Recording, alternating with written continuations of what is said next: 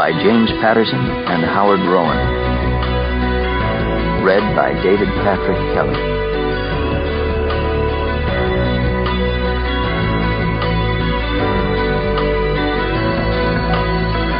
For Isabel Morris Patterson, J.P. To Elaine Glass, one of the bravest I know, H.R.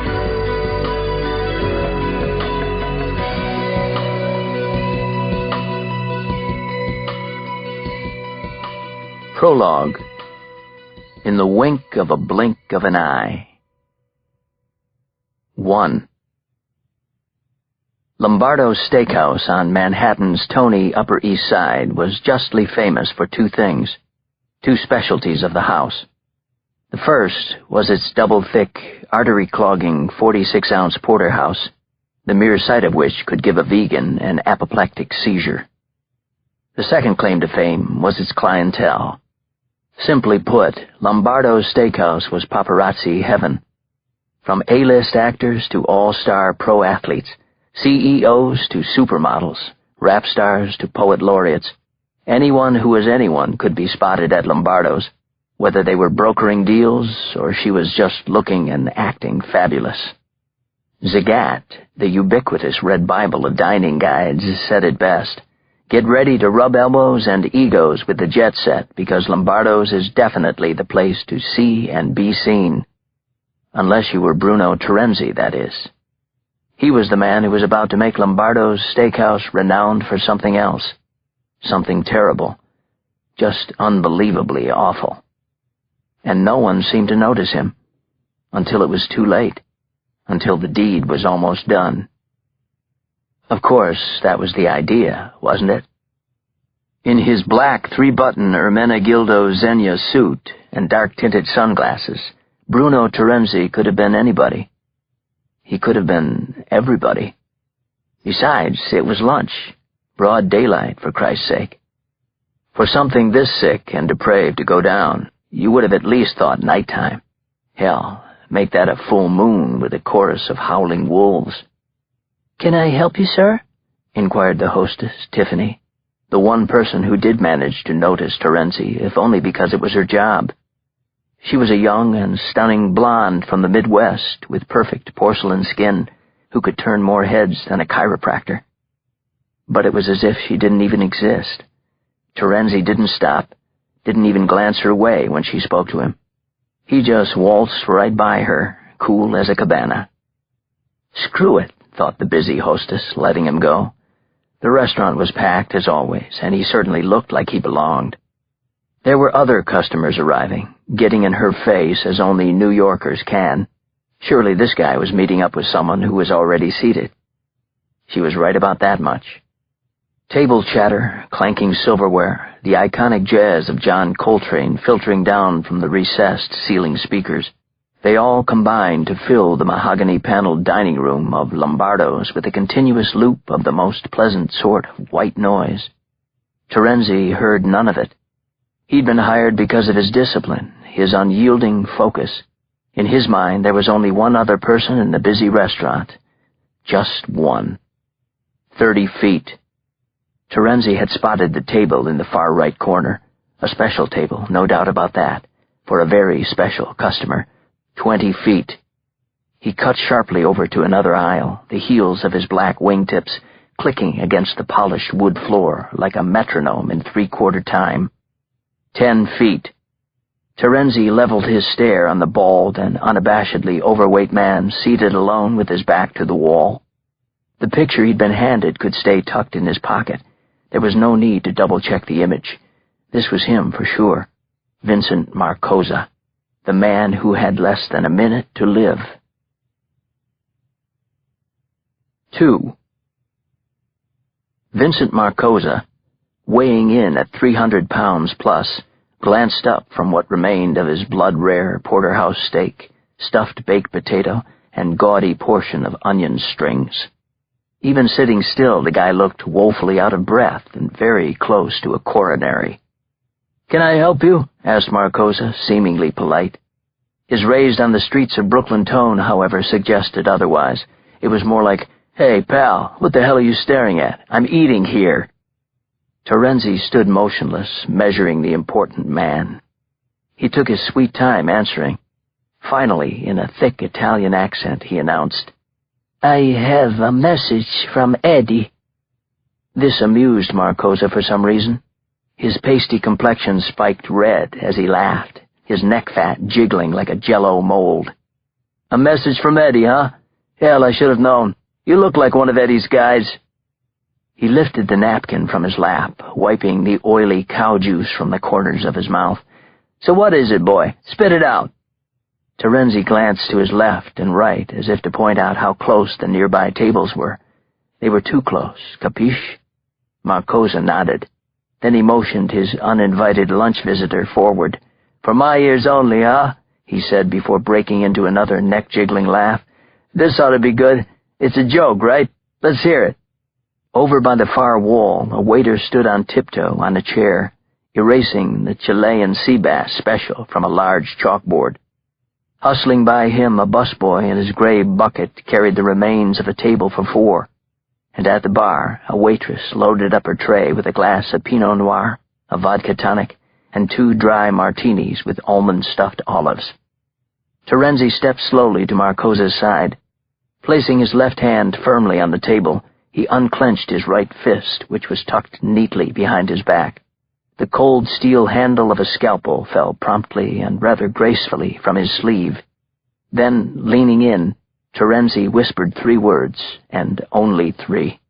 "Justice is blind." Marcosa squinted. Then he frowned. He was about to ask what the hell that was supposed to mean, but he never got the chance. 3. In a hellish blur, Bruno Terenzi whipped his arm around, plunging the scalpel deep into the puffy fold above Marcosa's left eye. With a good butcher's precision and hard speed, he cut clockwise around the orbital socket. 3, 6, 9, midnight. The blade moved so fast the blood didn't have time to bleed. "Arrgh!" was a pretty good approximation of the sound Marcosa made. He screamed in agony as the entire restaurant turned. Now everyone noticed Bruno Terenzi. He was the one carving the eye out of that fat man's face, like a pumpkin. Terenzi was outweighed by over 100 pounds, but it didn't matter. He'd positioned himself perfectly, his rigid chokehold keeping Marcosa's head dead still, while the rest of his body violently jerked and thrashed. What was premeditated murder, if not calculated leverage? Squish. Scooped out like a melon ball, Marcosa's left eye fell to the white linen tablecloth and rolled to a stop. Next came the right eye. Slice, slice, slice. Beautiful handiwork, to be sure. But the right eye didn't pop out like the left one. Instead, it dangled, held by the stubborn red vessel of the optic nerve. Terenzi smiled and flicked his wrist. He was almost finished here, so hold the applause. Snip. Marcosa's right eye, with a gooey tail of flesh and vein, careened off the bread plate and fell to the floor. Blood, finally catching up to the moment, now gushed from Marcosa's empty eye sockets. In medical terms, his ophthalmic artery had been severed from his internal carotid artery, the high-pressure main line to the brain. In layman's terms, it was just a god-awful, horrifying, and disgusting mess. A few tables away, a woman wearing everything Chanel fainted, passing out cold, while another threw up all over her tiramisu. As for Terenzi, he simply tucked the scalpel into the breast pocket of his Xenia suit, before heading toward the kitchen to exit through the back door, back into broad daylight. But before he did, he leaned down again to repeat his message into Marcosa's chubby ear, as he lay hunched over the table, dying a slow, mean death. Justice is blind. Part 1. A Job to Die For. Chapter 1. The words I will never be able to forget were, "Hold on tight, because this is going to be one hairy ride." In point of fact, those words not only described the next several minutes, but the next several days of my life. I had been lying fast asleep under nothing but the high, bright stars of an African night sky, with only a frayed, moth-eaten mat separating me from some of the poorest dirt on the planet, when suddenly my eyes popped open and my heart immediately skipped a beat. Make that a couple of beats. Holy shit, is that what I think it is? Gunfire? The answer to my question came the very next second as Dr. Alan Cole raced over to me in the darkness and grabbed my arm, shaking me hard. We'd been sleeping outside because our pup tents were like saunas. "Wake up, Nick. Get up, now," he said. "We're being attacked. I'm serious, man." I shot straight up and turned to him as the sound of more gunfire echoed in the air. Pop, pop, pop. It was getting closer. Whoever was shooting, they were getting closer and moving quickly. "John Jaweed, that's who it is, right?" I asked. "Yeah," said Alan. "I was afraid this could happen. Word got around that we're here." "So what do we do now?" "Follow me," he said, with a wave of his flashlight. "Quickly, Nick. Keep moving." I grabbed my pillow, otherwise known as my knapsack. From the corner of my eye, I spotted one of my notepads over by the stack of crates that had been functioning as my desk.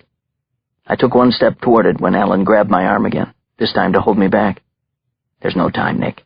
We've got to get the hell out of here," he warned. "Otherwise, we're both dead, and that's after they torture us." "Well, when you put it like that..." Lickety-split, I fell in line behind Alan as we raced past a few shanties of plywood and corrugated metal that were used as operating rooms at this makeshift hospital on the outskirts of the Zalinje district of Sudan. It dawned on me how in control the doctor seemed, even now. He wasn't screaming or shouting. Meanwhile, that's all I wanted to do. "For crying out loud, Nick, what's with you and the death wish? Did you really have to take this assignment? You knew this part of Darfur was still too dangerous for journalists. Even Courtney said so when she offered you the assignment. But that was the whole point of the article I was writing. The reason I knew I had to be here and see it with my own eyes. This part of Darfur was still too dangerous for doctors as well. Obviously. But that didn't stop Dr. Alan Cole from coming here, did it? No. The acclaimed thoracic surgeon had left his wife and 2 beautiful kids back in Maryland to be here for 4 months with the Humanitarian Relief Corps to save the lives of Sudanese civilians who would otherwise suffer and die without medical care. Now I was relying on Alan Cole to save my life, too. Pop, pop, pop, pop, pop, pop, pop, pop, pop. I kept running behind him in the hazy glow of his flashlight, ignoring the sting against my bare feet as I stepped on the sharp rocks and spiny twigs that littered the ground. Up ahead I could see some movement. The 2 female Sudanese nurses who worked full-time in the hospital. One was starting up a rickety old Jeep that Alan had pointed out to me when I'd first arrived days earlier. He'd called it the getaway car. I thought he was joking.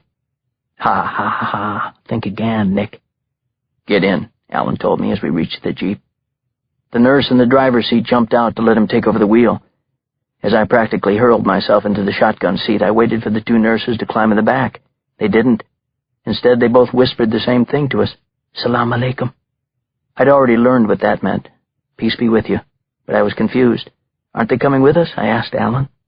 "No," he said, jerking the creaky gear shift out of park. "The Janjaweed don't want them. They want us, Americans, foreigners. We're interfering here." With that, he quickly thanked the nurses, telling the 2 he hoped to see them soon. "Wa alaikum salam," he added, "and peace upon you." Then Alan hit the gas like a sledgehammer, plastering me against the back of my seat. "Hold on tight," he told me over the rattle and roar of the engine, "because this is going to be one hairy ride." Chapter 2. A blast of the hot desert air nearly burned my face as we hit the road, or at least what passed for the road in this godforsaken part of the world. There was no pavement, only a beaten track of dirt that was now flying off our tires as we fishtailed back and forth, with Alan doing his damnedest to avoid the occasional citrus tree that had managed to survive the wretched heat and drought-like conditions here. Did I mention we had our headlights off? Welcome to the Ray Charles Grand Prix. "How we doing?" Alan shouted at the top of his voice. "Do they see us? Can you see them?" He and I were a mere foot apart from each other, but we still had to shout to be heard. I swear a fighter jet breaking the sound barrier was quieter than this Jeep's engine. "See us? How can they not hear us?" I shouted back. "I don't see anybody yet." I'd done a good bit of homework on the Janjaweed before arriving from the States. They were the proxy militia of the Arab Muslims in Khartoum, the Sudanese capital, and had long been fighting and killing the African Muslims in the countryside over, among other things, land allocation. The bloodshed had been relentless and mainly one-sided, hence the genocide we keep hearing about. But reading articles and a few books on the Janjaweed from the comfort of my couch in Manhattan was one thing. This was entirely another affair. I turned to look over my shoulder at the cloud of dirt and dust flying in our wake, making it hard to see anything. That's when I felt the air split open around me as a bullet whizzed by my ear. Jesus Christ, that was close.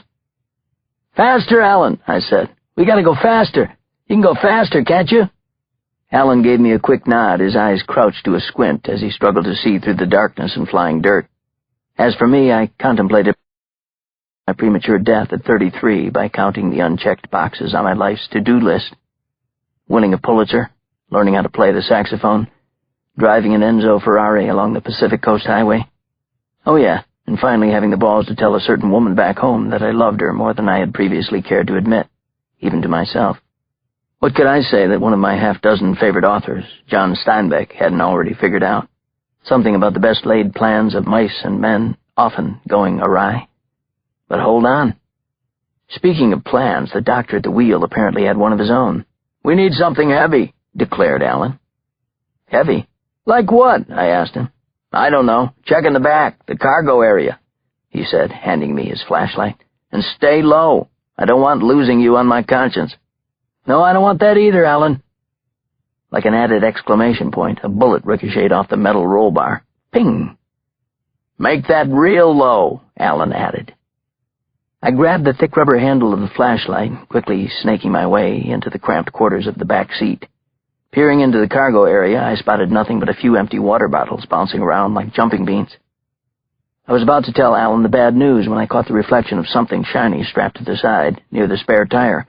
It was a lug wrench. Yes! But was it heavy enough? I had no idea, since I didn't know what it was needed for. I handed it up to Alan, who gave it a shake as if weighing it in his hands. "Good enough," he said. Then he flipped on the Jeep's headlights. "Now hold the wheel steady for me, all right? Very steady, Nick." I climbed back into the shotgun seat, reaching over for the steering wheel as Alan lifted his left foot and yanked off his running shoe. I could just make out the swoosh of the Nike label. "I'll be right back," he said. "Right back? Where the hell are you going, Doc? What are you doing now? Don't leave me, buddy." Chapter 3. Alan dove beneath the steering wheel, the lug wrench held like a baton in one hand, his running shoe in the other. I tried to see what he was doing. Of course, what I should have been doing was paying attention to what he asked me to do. Hold the wheel steady. Oh, shit, look out, look out! The Jeep suddenly swerved, the two left tires leaping a foot off the ground and nearly flipping us over. I could hear Alan's head slam against the driver's side door as I struggled to straighten the wheel. Ouch! "Sorry, Alan," I shouted. "You okay?" "Yeah, but throw me some light down here. I dropped the damn wrench." "Sorry, man." "No, you're doing fine. Just hold that steering wheel steady." I flipped the flashlight back on for him. The wrench had fallen behind the brake pedal. With his right foot still on the gas, Alan scooped up the tool and shoved it into his shoe. I still had no idea what he was doing. Then it hit me. Alan was weighing down the gas pedal, wasn't he? Sure enough, as I traded glances between him and the road, I saw Alan replace his foot with his weighted-down shoe. Using the laces like stitches, he looped them around the pedal, quickly tying them tight as he could under the circumstances. Just as fast, he came back up and yanked the belt from his pants, securing the steering wheel to a steel rod beneath his seat. We were officially on cruise control. Now what? Only I didn't really need to ask that question and get an answer. I just didn't want to believe what was happening. "Are you ready?" Alan asked. "You better be. We're out of here." "You're kidding me." "No, I'm dead serious. You see that boulder up ahead on the right? There's an embankment right after it," he said. "How do you know that?" "I was a Boy Scout, Nick, always prepared. All we have to do is tuck and roll, and they'll never see us. Trust me." I aimed the flashlight at the speedometer. We were pushing the needle at 80 miles an hour. "What's that, Doc?" "Tuck and roll." But there was no time to discuss or argue. That boulder and the embankment were a few seconds away. With another bullet whizzing by us, I took a deep breath and told Alan all he needed to hear. "Fucking A, let's do it!" I grabbed my knapsack and turned to grab the roll bar. Ping went another bullet, and another, ping, and then dozens of pops and pings. Gnashing my teeth to build my nerve, I could taste the swirling dirt deep in my mouth. In my 4 years at Northwestern as a journalism major, not once did I take a class called Tuck and Roll. Wish I had. Would have been much more useful than some of the things I learned about grammar and ethics. Geronimo! I jumped into the darkness, then slammed into the soil. Only it didn't feel like soil. It felt like concrete, the pain shooting through my body like an exploding bomb. I wanted to scream. Don't scream, Nick. They'll hear you. So much for my tucking skills. As for the rolling, I immediately had that down pat. As in down and down and down the embankment. When I finally stopped, dizzy to the point of vomiting, I turned and looked up. Continuing in hot pursuit of our jeep was another jeep of trigger-happy Janjaweed, surely thinking that they were closer than ever to killing a couple of trouble-making Americans. They'd catch on soon enough. Maybe another mile or two, but by then Alan and I would be like two needles in a haystack in the dead of night. They'd never find us. At least I hoped that was the case. "You okay?" came Alan's voice. He was maybe 10 feet away from me. "Yeah," I said. "You?" "Never better, man." I saw a familiar glow coming from Alan's hand. It was an Iridium satellite phone. I had the same one somewhere on me. "Who are you calling?" I asked. "Domino's Pizza," he joked. "You like pepperoni?" I laughed. Never did a laugh feel so good. "No, I'm calling for backup," he said. "It's time you and I got the hell out of Dodge. A dead surgeon and reporter won't do much for world peace and all that good stuff we care so much about, huh, Nick?" Chapter 4. Bruised, battered, banged up, but most important, alive, Alan and I were airlifted at daybreak by a UN World Food Program plane to Khartoum. The good doctor decided he'd stay a few more days there in the Sudanese capital to help out at another hospital. What a guy. And I sincerely mean that. "You're welcome to come with me," he offered, half-joking. "I need a muse." I smiled. "Nah, I think I've had enough wilderness adventure for a while. I think I have more than enough good material to write my article, Alan." "Don't make me out as a hero," he warned. "I'm not. I just write what I see, Alan. If that sounds heroic to some people, so be it." With that, I thanked him for the 20th time for saving my life. "Salam alaikum," I added. He shook my hand. "And peace upon you," he replied. Too bad that wouldn't be the case, though. No siree. By that afternoon, I was on a 4-hour flight over the Red Sea and Persian Gulf to the United Arab Emirates and the city of Dubai, home of the world's first cloned camel. The place is surreal, if you've never been. If you have, you know what I'm talking about. A few years back, I spent a week there visiting all its tourist attractions for a piece I called Disneyland on Drugs. Needless to say, the Dubai Tourism Board wasn't too keen on the title, but what did they expect? Their take on Space Mountain is an actual indoor ski mountain, Ski Dubai. Then there's the man-made archipelago of 300 islands created in the shape of a world map stretching 35 miles wide. It's a small world, after all, indeed. But I was only just passing through this time. In fact, after a quick nap at the adjacent Dubai International Hotel, by far the cleanest place you'll ever stay that charges by the hour, I was back on a plane en route to Paris to interview one of the European directors of the Humanitarian Relief Corps, my final bit of research for the article I was writing. At least I thought I was on my way to Paris. While I was literally online to board the flight, I felt the vibration of my Iridium phone. My editor, Courtney, was calling from New York. "How are you?" she asked. "Alive," I answered. It was definitely the word of the day. I quickly told her the story of my Mad Max escape from the Janjaweed militia. She almost couldn't believe it. Hell, I still couldn't either. "Are you sure you're okay?" she asked. "You sound a little nonplussed." "For you?" "All things considered, yes, I'm fine. I even learned something very important. I'm mortal. I'm really, really mortal." "So where are you off to now?" "Paris," I said. "Paris?" "Oui." "Je crois que non," said Courtney. Now, I only had 1 year of French back at St. Patrick's High School in Newburgh, New York, but I was pretty sure she'd just said, "I don't think so." "Why not?" I asked. It was a good question. Timely, too, because I was only 2 people away from handing over my boarding pass and heading to Paris, which is probably my favorite city in the world. Except for the people, of course. Not all of them, just the snots. "You need to come home," said Courtney. "Why? What's up?" "Something good, Nick. Something really good. You're going to love this one." That was enough to get me to take half a step out of line. Courtney Shepard had a few notable vices, but hyperbole wasn't one of them. "Okay," I said, "so blow me away." And sure enough, that's exactly what Courtney did. She almost knocked me right out of my shoes. Chapter 5. Let me tip my hand here. I know it's semi-ridiculous, but I am a huge baseball fan. Have been since I was a little kid back in the Hudson Valley, throwing apples at tree trunks for practice. To continue with the narrative, though, I cupped the phone tight against my ear, trying to hear every word as best I could. The airport was absolutely swarming, with most of the noise coming from the next gate over, where there were 100 men gathered, all with neatly trimmed black beards and crisp, white, flowing robes, otherwise known as dish-dashas.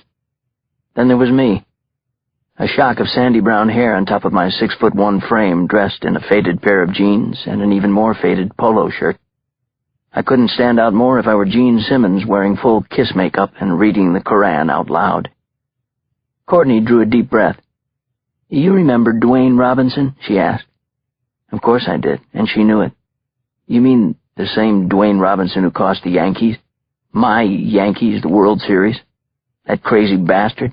That total enigma? 10 years ago and you still hold a nasty grudge. You are nuts about baseball, aren't you?" "Absolutely. It could be 100 years and I'd still never forget. Or forgive," I bristled. "What can I say? I've been a die-hard fan of the Bronx Bombers ever since my father drove us down from Newburgh and took me to my first game when I was 5. We sat in the upper deck, about 3 miles from the field, but I didn't care. Ever since then, I've just about bled Yankee pinstripes. And yes, I know it's nuts. On second thought, maybe this is a bad idea," said Courtney. "Go to Paris, Nick." "What do you mean by that? What are you getting at? Why are you pushing me off to Paris now?" She milked it for a few seconds. "He wants to do an interview with you." I had this bizarre feeling that that's what she was going to say, but I was still surprised to hear it. Very surprised. Dwayne Robinson had been the J.D. Salinger of the baseball world ever since he got banned from the game in spectacular fashion. His last statement to the working press was, "I'll never talk to any of you again." For the past decade, he'd been true to his word. Lucky for me, things change. This was huge. This would be the story of my career so far. It was also a dream come true.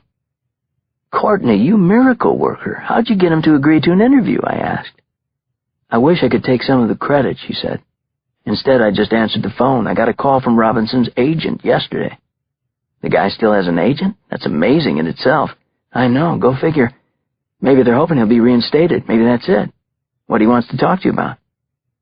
I wouldn't hold my breath, I said. "He's well into his 30s by now, hasn't pitched in years." "Still, that would explain his wanting to do the interview, right? He comes clean, sets the story straight. It would be his first step toward a comeback," she said. "Maybe not on the mound, but at least in the public eye. His legacy." "Yeah, so far it's worked wonders for Pete Rose," I joked. "Still, if that's the case, wouldn't he do a television interview?" The words were barely out of my mouth when I had the answer. Dwayne Robinson, the great black hope from Harlem and one-time ace southpaw of the Yankees pitching staff, suffered from, among many things, acute social anxiety disorder.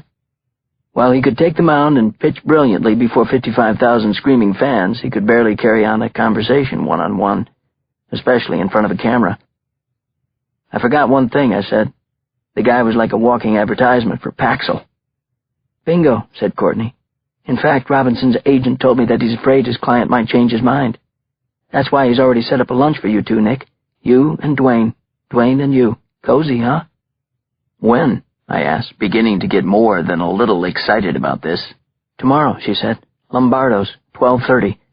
"Courtney, I'm in Dubai." "Hopefully not for long, Nick. You have an important lunch tomorrow, in New York." As if on cue, the gate attendant approached me. He looked just like Niles Crane from the show Frasier. Weird. "Excuse me, sir, will you be joining us to Paris?" he asked with a slight smirk. "The gate is closing right now." I looked around. Everyone was on the plane already. Everyone but me, that is. "Nick, are you there?" asked Courtney. "I need to know if you can do this. Tell me you're in." Now it was my turn to milk it for a few seconds. "Nick! Nick! Are you there? Nick! Damn you! Stop playing silly games." "Oh, I'm in," I said finally. "I'm in." Way over my head, as I'd find out. "I never had a doubt," said Courtney. "You bleed Yankee pinstripes, isn't that right, Nick?" Chapter 6. 2 flights, 8 time zones, and 20 exceedingly long hours later, I was finally wheels down at JFK at a little before 11 the next morning. Walking off the plane, I felt like a zombie. I probably looked and smelled like one, too. There was only one message waiting for me as I ditched the satellite phone for my iPhone. It was Courtney, of course. "Lombardo's 12:30, she reminded. "And don't be late. This is the big one, Nick. You'll probably get a book deal out of it and a film, so don't blow it, guy." "Thanks, boss." There are a couple of things I think you need to know about Courtney Shepard at this point. First, at the relatively young age of 34, she's the editor-in-chief of Citizen magazine, the same magazine that in only 2 short years of existence has defied the odds and done what so many other upstarts will never do, turn a profit. On the heels of editor stints at both Vanity Fair and The Atlantic, Courtney made a formula for success at Citizen by taking those 2 magazines' seemingly divergent sensibilities and combining them into one. Smart move. But then again, she's a smart woman. A very pretty one, too. And not particularly impressed with her looks, either. Which brings me to another thing you need to know about Courtney Shepard.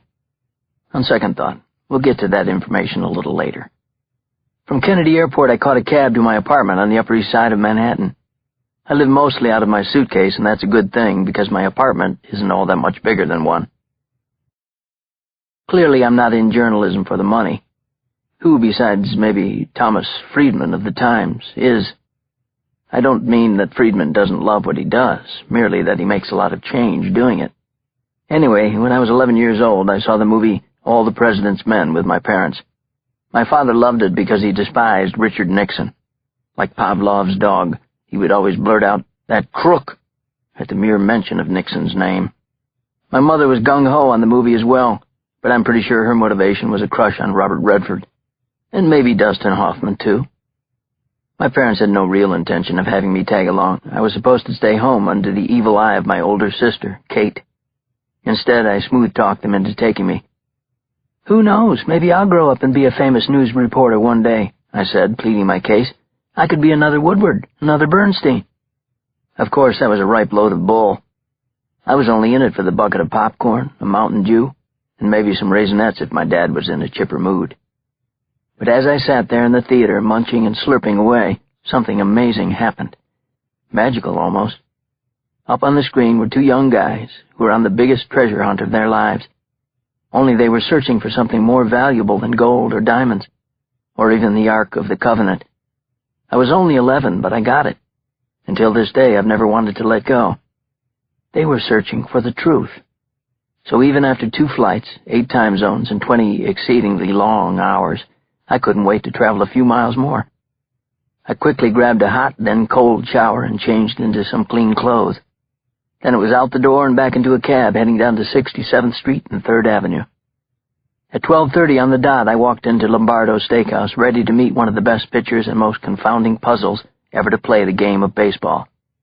And if I handled everything just right, I'd have the story that 100 other writers around New York would kill for. Dwayne Robinson. What really happened that night you were supposed to pitch the 7th game of the World Series? Why didn't you show up at the ballpark? How could you break so many hearts, including my own? Chapter 7. "Just 1 second, sir," I was told after giving the hostess at Lombardo's my name. "I'll be right back to help you. 1 second." As she disappeared into the dining room, I leaned forward over her podium to catch a glimpse of the reservation book. When you eat out as much as I do, you get pretty good at reading your name upside down. Sure enough, there was Robinson/Daniels on a line for 12:30. After it was a star. The star treatment, perhaps? Not for me, of course. Maybe for Citizen magazine. Seconds later, the hostess returned. "We have a nice quiet table reserved for you, Mr. Daniels. Follow me." If you insist. She happened to be a very pretty blonde, and as my father's father, Charles Daniels, used to say right up until his dying day, If there's one thing I have a weakness for, it's pretty blondes. That's followed very closely by pretty brunettes and pretty redheads. We arrived at a table along the back wall. "What's your name?" I asked, sitting down. "Tiffany," she answered. "Like the pretty blue box?" She smiled, her eyes shining like gems. "Exactly." "That was for you, Grandpa Charles. Hope you were watching and getting a laugh." Tiffany turned, leaving me on my own, and that's how I remained for the next 10 minutes, then 20, then half an hour. What was this all about? Thankfully, of all the restaurants in which to be stuck waiting for someone, Lombardo's Steakhouse ranked near the top thanks to its truly sublime people-watching.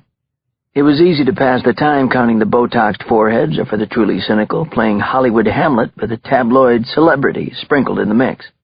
Rehab or not rehab? That is the question.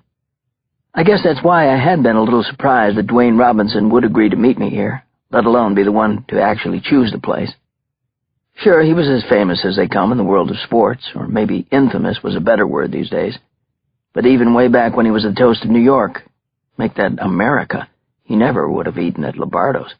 That's how bad his anxiety disorder was. So maybe he's cured now.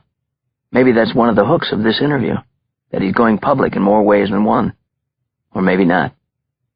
As I glanced at my watch again, I wondered if perhaps nothing had changed about him, and my flying halfway around the planet with barely a minute to spare was all for naught. Dwayne Robinson was now an hour late. What's the deal? Where the hell is he? What an asshole this guy is. I rang Courtney, who called me right back after getting in touch with his agent. The agent was equally as baffled, especially since he had confirmed the interview with Dwayne earlier in the morning. Now he couldn't reach him. "I'm so sorry, Nick," said Courtney. "You and me both. Well, at least Robinson hasn't lost anything over the years. He's still a no-show. What a chump." After another 15 minutes, I finally gave up waiting. Dwayne Robinson was officially MIA. Just like when he was scheduled to pitch that 7th and deciding game of the World Series and flat-out disappeared. All of a sudden, I felt like the kid who confronted shoeless Joe Jackson on the steps of the Chicago courthouse during the Black Sox scandal of 1919. "Say it ain't so, Dwayne. Say it ain't so." But it was so. And Robinson wasn't the chump. That would be me. Chapter 8. Call me lazy and shiftless, but on the heels of being chased by a gang of bloodthirsty, trigger-happy militiamen, leaping from a speeding Jeep and flying a gazillion miles for a career-making interview that didn't happen, I decided to play hooky the next day. I didn't trek into my office at Citizen magazine, nor did I plan to work out of my apartment, something I do from time to time with decent results.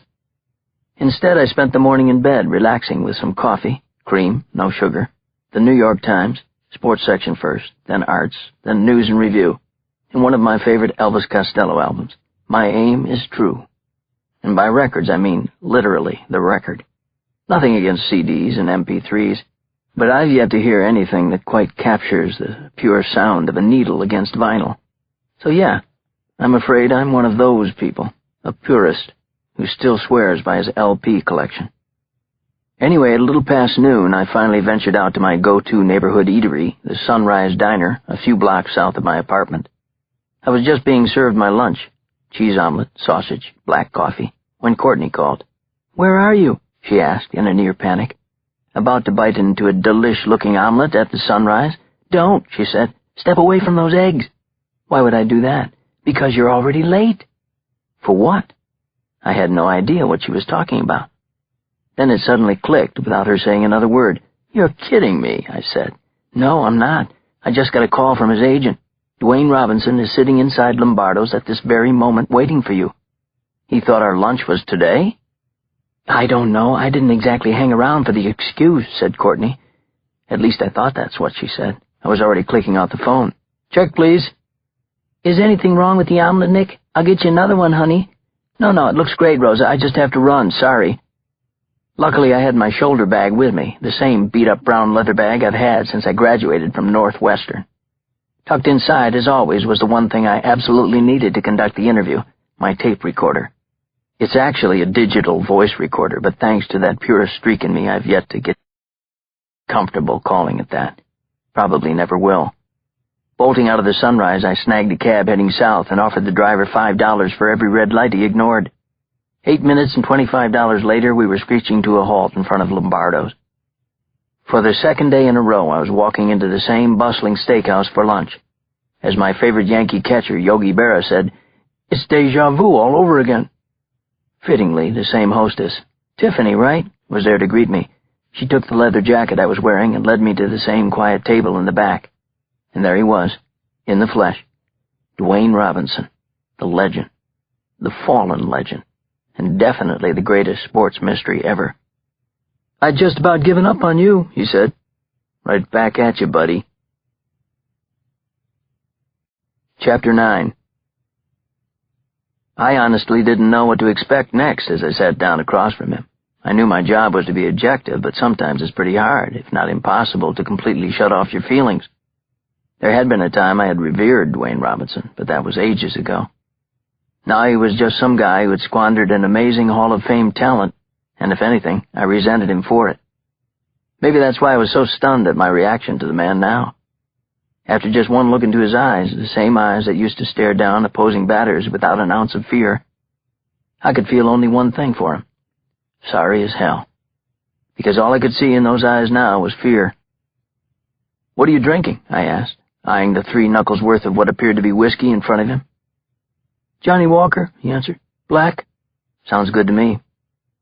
Rumors of Dwayne Robinson's drug use had begun by his 3rd year of 20-win seasons in the majors. Mind you, this was back when the worry wasn't all about performance-enhancing drugs. Supposedly he was doing cocaine and sometimes heroin. Ironically, when you shoot those two together, it's called a speedball. But if the persistent rumors were true, the 2-time Cy Young Award winner wasn't letting it affect his performance on the field. And whatever erratic behavior he displayed elsewhere was explained away by his social anxiety disorder. Then came the famous break-in. With the World Series between the Yankees and the Los Angeles Dodgers tied at 3 games apiece, Dwayne was scheduled to take the mound in the Bronx for the decisive Game 7. He had already won 2 games in the series, allowing only a single run. In other words, he seemed unhittable and therefore unbeatable. Only this time, he never showed up for the game. He disappeared for something over 72 hours. Hell, it would have been longer had the super in his Manhattan luxury high-rise, a die-hard Yankees fan no less, not used his master key to enter the star's penthouse apartment. Inside, he found Dwayne Robinson lying naked on the floor, barely conscious. According to insider stories, the irate super actually kicked the star a couple of times. From a hospital bed at Mount Sinai, Dwayne told the police that 2 men had forced their way into his apartment and drugged him, probably to increase their odds on a huge bet they'd made on the game. So that's why his blood tested positive for a near-lethal dose of heroin, because of the break-in. Naturally, it became one of the biggest stories in sports. No, make that one of the biggest news stories, period. After Watergate, it was the 2nd most famous break-in in history, I quipped at the time, writing for Esquire. Of course, the difference was that Watergate had actually happened. While Dwayne Robinson had his supporters, the prevailing sentiment was that he was lying, that no matter how vehemently he denied it, the ugly truth was that he had overdosed on his own. The fact that the 2 thugs whose descriptions he provided to the police were never found didn't exactly bolster his case. Within a year, Robinson was banned for life from the game of baseball. His wife left him, taking their 2 young children and eventually winning full custody of them. If you thought about it, and I did, it was the worst bad dream imaginable. Everything he lived for was gone. It had all disappeared, just like him. Until now, this very moment, the first interview in a decade. I reached down and slid my tape recorder out of the brown leather bag on the floor. Placing it in the center of the table, I hit record. My hand was actually shaking a little. "So how's this work?" asked Dwayne cautiously as he leaned forward in his white button-down shirt, his enormous elbows settling gently on our table. "Where do you want me to begin?" That part was easy. "What really happened that night, Dwayne? After all these years, are you finally ready to tell a different story? The real story? Solve the mystery for us? Solve it for me." But before I could ask my first question, I heard a terrific scream, one of the most wretched, guttural, god-awful sounds I'd ever heard. And it was coming from the next table over. We couldn't be any closer. Chapter 10. My head snapped sharply to the left, my eyes tracing the horrible sound to its source. As soon as I saw what was happening, I wished that I hadn't. But it was too late, and I couldn't turn away. I couldn't do anything, actually. It was over so fast, I couldn't even get out of my chair to help. 2 men, 1 knife, both eyes. A chorus of shouts and screams flooded the restaurant as the man wielding the knife let go of the other man's head, the blood spouting from his eye sockets as he collapsed onto the table. A little spark was triggered in the back of my brain. I know him. I recognize him. Not the man with the knife, not the killer. He didn't look familiar. He didn't even look human. He moved lightning fast, and yet there wasn't a trace of emotion coming from him. He coolly tucked away the knife in his jacket, then bent down to whisper something in his victim's ear. I couldn't hear it, but he definitely whispered in the dying man's ear. For the first time, I glanced over at Dwayne, who looked exactly as I felt, in complete shock. I could tell he hadn't heard the killer's whisper as well. What came next, though? Everyone in Lombardo's clearly heard. The killer began walking toward the door to the kitchen when a man behind him shouted, "Freeze!" I turned to see 2 men with guns drawn. Cops? If they were out of uniform. "I said freeze!" the one repeated. From 20 feet away, they had the killer dead in their sights. At least that's the way it looked. Plates, silverware, and entire tables went crashing as people scrambled for their lives to get out of the way of whatever might happen next. The killer stopped, turning to the 2 men and their guns. Sunglasses blocked his eyes. He said nothing. He barely moved. "Put your hands up, slowly," the second man barked. They certainly sounded like cops. The killer just smiled. It was a sick, twisted grin that seemed tailor-made to the crime he'd just committed. His hands, however, remained at his side. "Put your fucking hands up," came the second warning. My eyes pinballed back and forth between the killer and the 2 men. It was a standoff so far, but something had to give, or someone, and everything, including the barrels of 2 guns, was pointing at the killer. Suddenly his hands jolted up, but not before first taking a detour. As fast as you can say Travis Bickle, the killer reached into his jacket, removing 2 guns of his own. "You talking to me? Are you talking to me? Who the fuck do you think you're talking to?" Dwayne's reflexes were still there, and he dove to the floor. I was right behind him, closing my eyes as sheer pandemonium broke out above our heads. There were countless gunshots, people screaming, people dying. Finally, when it all stopped, when all I could hear were the horrified sobs and gasps of everyone down on the floor around me, I opened my eyes again, and I nearly threw up. There, in a pool of blood on the polished hardwood floor of the restaurant, was one freshly carved-out eyeball staring up at me. Chapter 11. My legs were rubbery and my stomach rolled as I slowly stood, gazing at a sea of overturned tables and chairs, smashed plates, scattered silverware and food. Shocked and bewildered, everyone was asking everyone else the same question. "Are you okay?" The answers were quickly drowned out by the piercing sound of sirens. I barely had time to grab my tape recorder as the New York police descended on the restaurant, blocking off all the exits and corralling us like sheep in the bar area. Soon everyone was asking a different question. Haven't we been through enough already? A few ambitious cops fanned out among us, quickly trying to get as much information as they could before turning the investigation over to the detectives. What they didn't want to get in return was lip and blowback from a high-class clientele that just wanted to get the hell out of there. "Tough shit," I actually overheard one officer say to some red-faced stuffed shirt complaining that he had to be at an important board meeting all the way downtown. The officer's anger made all the more sense as word got around fast that the 2 men who confronted the killer had indeed been off-duty cops. Their precinct, the 19th, was nearby, and they had been grabbing a quick beer and hamburger at the bar after working the graveyard shift together. Now they were dead. How could that be? I had been there, and it almost hadn't seemed possible. They had had the guy covered like white on rice. Clearly the killer knew what he was doing, and that was the King Kong of understatements. As fast as lightning, he'd taken down 2 of New York City's finest, and not with lucky shots, either. I'm talking about dead center to their foreheads, twice over. The cops never knew what hit them. Then, poof, the killer was gone. He had apparently escaped unscathed through the kitchen and out a back door. All told, he left behind 3 dead, 4 wounded, and dozens who were really, really shaken up about what they had just, unfortunately, witnessed. Few more so than Dwayne Robinson, who now stood by my side. I almost felt like his bodyguard at this point, or his sports agent, Someone there to take care of him. Here, drink this, I said, handing him some Johnny Walker Black that I grabbed from behind the bar. Technically, I was looting.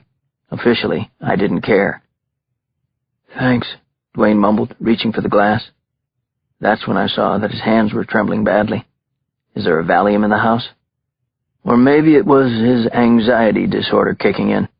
He had that look, like the restaurant walls were caving in on him. Better make that 2 Valium.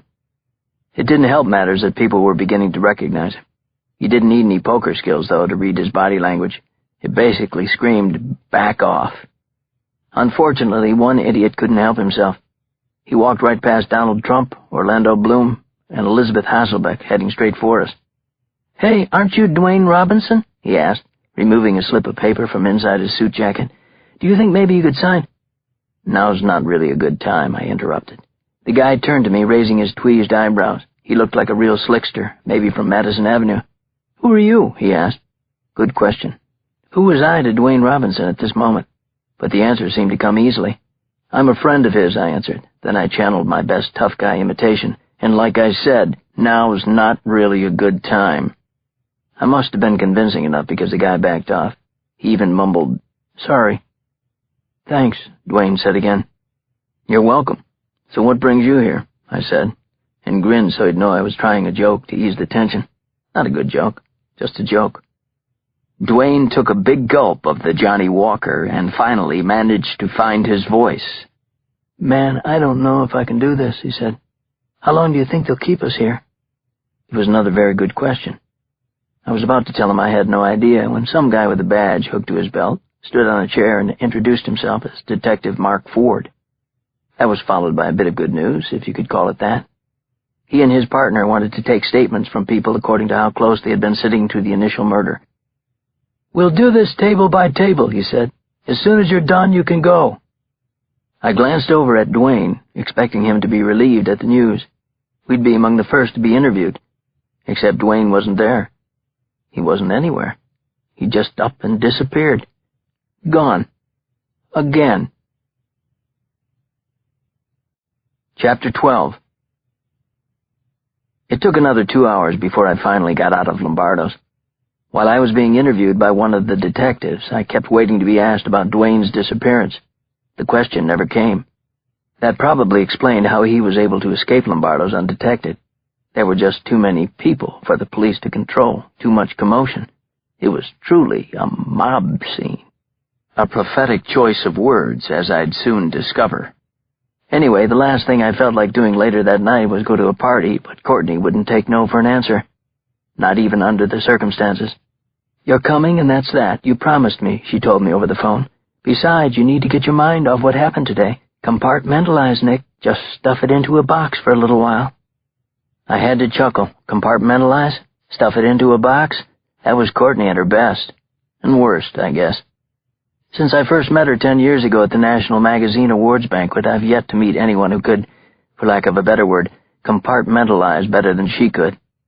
Like any normal person, she was shocked and horrified to hear what had happened at Lombardo's that afternoon. But she was also a born and bred New Yorker and knew the importance of being able to get on with your life, no matter what had happened to you. It wasn't just talk with Courtney either. Her younger brother had worked in the South Tower of the World Trade Center, 97th floor, and she had really loved him too.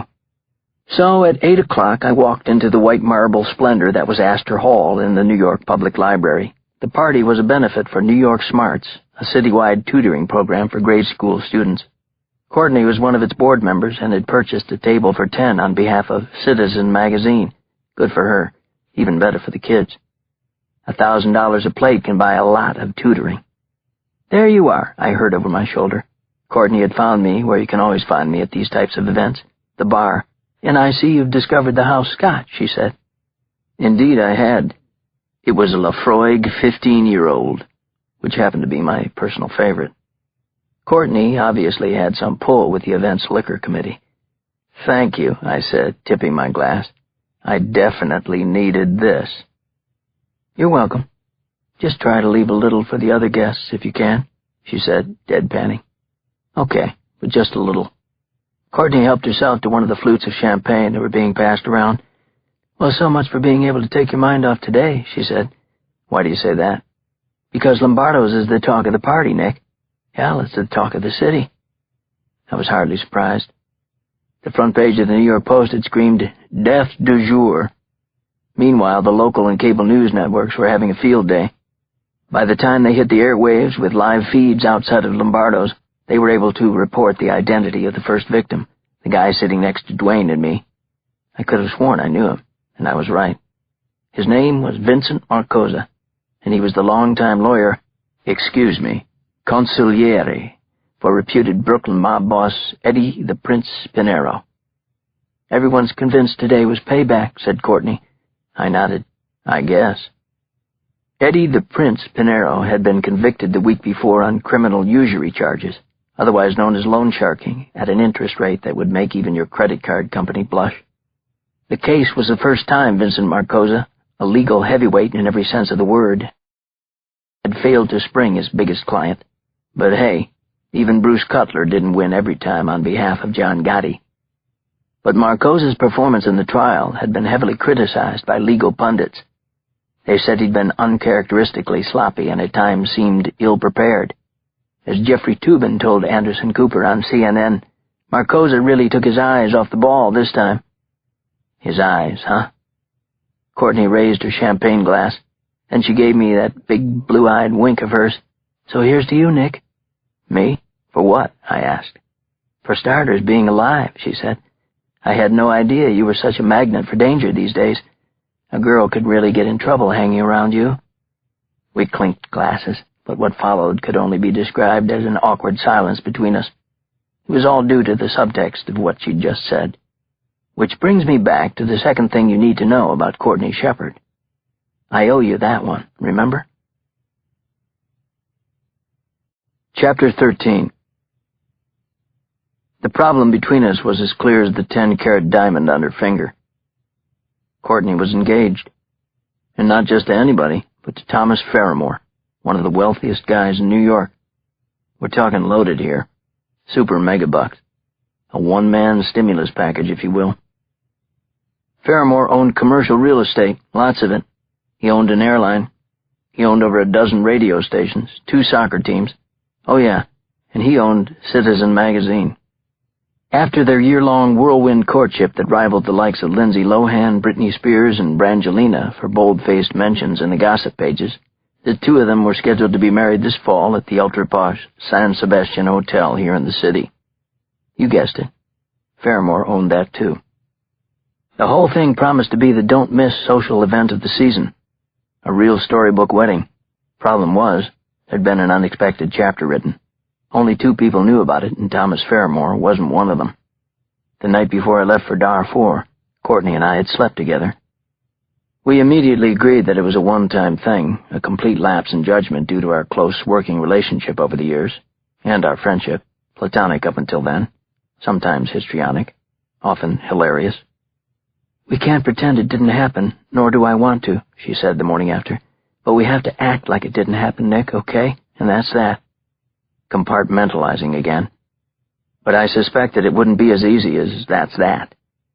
Sure enough, after a little toast to me, it was suddenly the big white elephant in the big white marble room of Astor Hall. We couldn't ignore it, not until we at least had discussed it some more. As much as we might have tried, there was no way to stuff that elephant into a box. More important, I didn't want to. For better or worse, Courtney needed to know how I felt about her, and maybe it had taken getting shot at in Africa for me to fully understand that. So I took a swig of my Lafroig 15-year-old scotch, followed by a deep breath. Here goes, well, everything, I was thinking. I turned to her. She was wearing a long black dress with a jewel neckline, her auburn hair elegantly pulled back behind her ears. Beautiful, and so sweet. "Courtney, there's something I need to—" "Uh-oh," she interrupted. "Uh-oh?" But she wasn't reading tea leaves. This had nothing to do with what I was about to say to her. Instead, Courtney was peering over my right shoulder. She'd seen someone, hadn't she? "We've got big trouble at 12 o'clock, she announced. Chapter 14. "Hello, Nick," I heard coming up behind me. I turned to see Brenda Evans, the very blonde, very attractive on-air stock market analyst for WFN, the World Financial Network, based here in New York. Her nickname, mainly among men, was the Bull and Bear Babe. I, however, knew Brenda by a different moniker, my ex-girlfriend. "Hello, Brenda," I said. Those 2 words were the first I'd spoken to her since she'd broken up with me a little less than a year ago. My next 5 words were a complete lie. "It's good to see you." "You too, Nick," she said. She was probably lying through those brilliantly white teeth of hers, but I couldn't be sure. That's how good she was. As Brenda and Courtney quickly exchanged air kisses and pretended they liked each other, I realized Brenda wasn't alone. With her was David Soren, the all-powerful Manhattan district attorney, not to mention one of People magazine's 25 most eligible bachelors. "Hi," he said to me, not waiting for Brenda to introduce us. "I'm David Soren." "Of course you are," I said jokingly. Geez, he had shiny white teeth, too. Beyond the cover of People, I'd seen him on the news at least 100 times, usually standing on the steps of the Manhattan Criminal Courthouse, touting the latest conviction of some bad guy. Now, with any luck, Soren would be a complete prick in person, so I could immediately hate him. "And you're Nick Daniels," he said as we shook hands firmly. "I'm a big fan of your writing. In fact, I think you got robbed last year on the Pulitzer." So much for hating the guy. "Well, as we runners-up say, it was an honor just to be nominated, but thanks," I said. "Don't let him fool you. He cried for 3 days straight," said Courtney, chiming in with one of her patented wisecracks. She began to introduce herself, but it was another case of someone who needed no introduction. "Yes, hello, Courtney," said Soren, giving her the extra-friendly 2-handed grasp direct from the Bill Clinton playbook. "I've been wanting to meet you for quite some time. I'm glad our paths have finally crossed." Courtney wasn't born yesterday. "You're not just saying that so Citizen Magazine will run a big puff piece on you after you announce your candidacy for mayor next week, right?" she said. Soren wasn't born yesterday either. "Of course I am. Let me know if it works," he answered with a wink. "In the meantime, congratulations on your recent engagement. Is Mr. Fairmore here?" "No, he's actually traveling on business," said Courtney. "He's in Europe, home next week." Brenda promptly took back the reins of the conversation, another thing she was always good at. "So, Nick, I understand you had quite the eventful afternoon," she said. "That must have been terrible. I'm sorry you had to see it." I was about to ask how she knew I had been at Lombardo's when I remembered that this was Brenda Evans, the dogged reporter. Her sources extended well beyond her Wall Street turf. "Yes, it was terrible," I said. "I'm sorry I was there, too." I didn't really have anything more I wanted to add. Thankfully, Courtney saved me. She turned to Soren and instantly made like the investigative reporter she used to be. "David, I'm sure you've heard all the speculation about Eddie Pinheiro being responsible for Marcosa's murder, right?" she asked. "What's your take on it?" As leading questions went, this one was a major gimme. Soren, like a young Rudy Giuliani, albeit better looking and with a full head of thick hair straight out of a men's shampoo commercial, had made cleaning up organized crime one of his highest priorities as Manhattan DA. "At this point," said Soren, "most of my thoughts are with the families of those 2 officers who were gunned down." He paused and drew a deep breath. "That said, I can assure you of this. We'll nail whoever committed those murders. And if it turns out that Pinheiro was connected, I'll be swinging the hammer on him myself, and I'll be swinging it hard." "Whoa, easy there, Popeye." I could see the veins in Soren's neck pop through his skin as he finished that last sentence. It was more than mere conviction. It bordered on vengeance. It also brought the conversation to a screeching halt. All that remained were the obligatory parting pleasantries. "So good to see you again. Yes, we really should try to get together sometime, blah, blah, blah." And that was that. I was done talking to Brenda and her new boyfriend for the evening. At least, that's what I thought.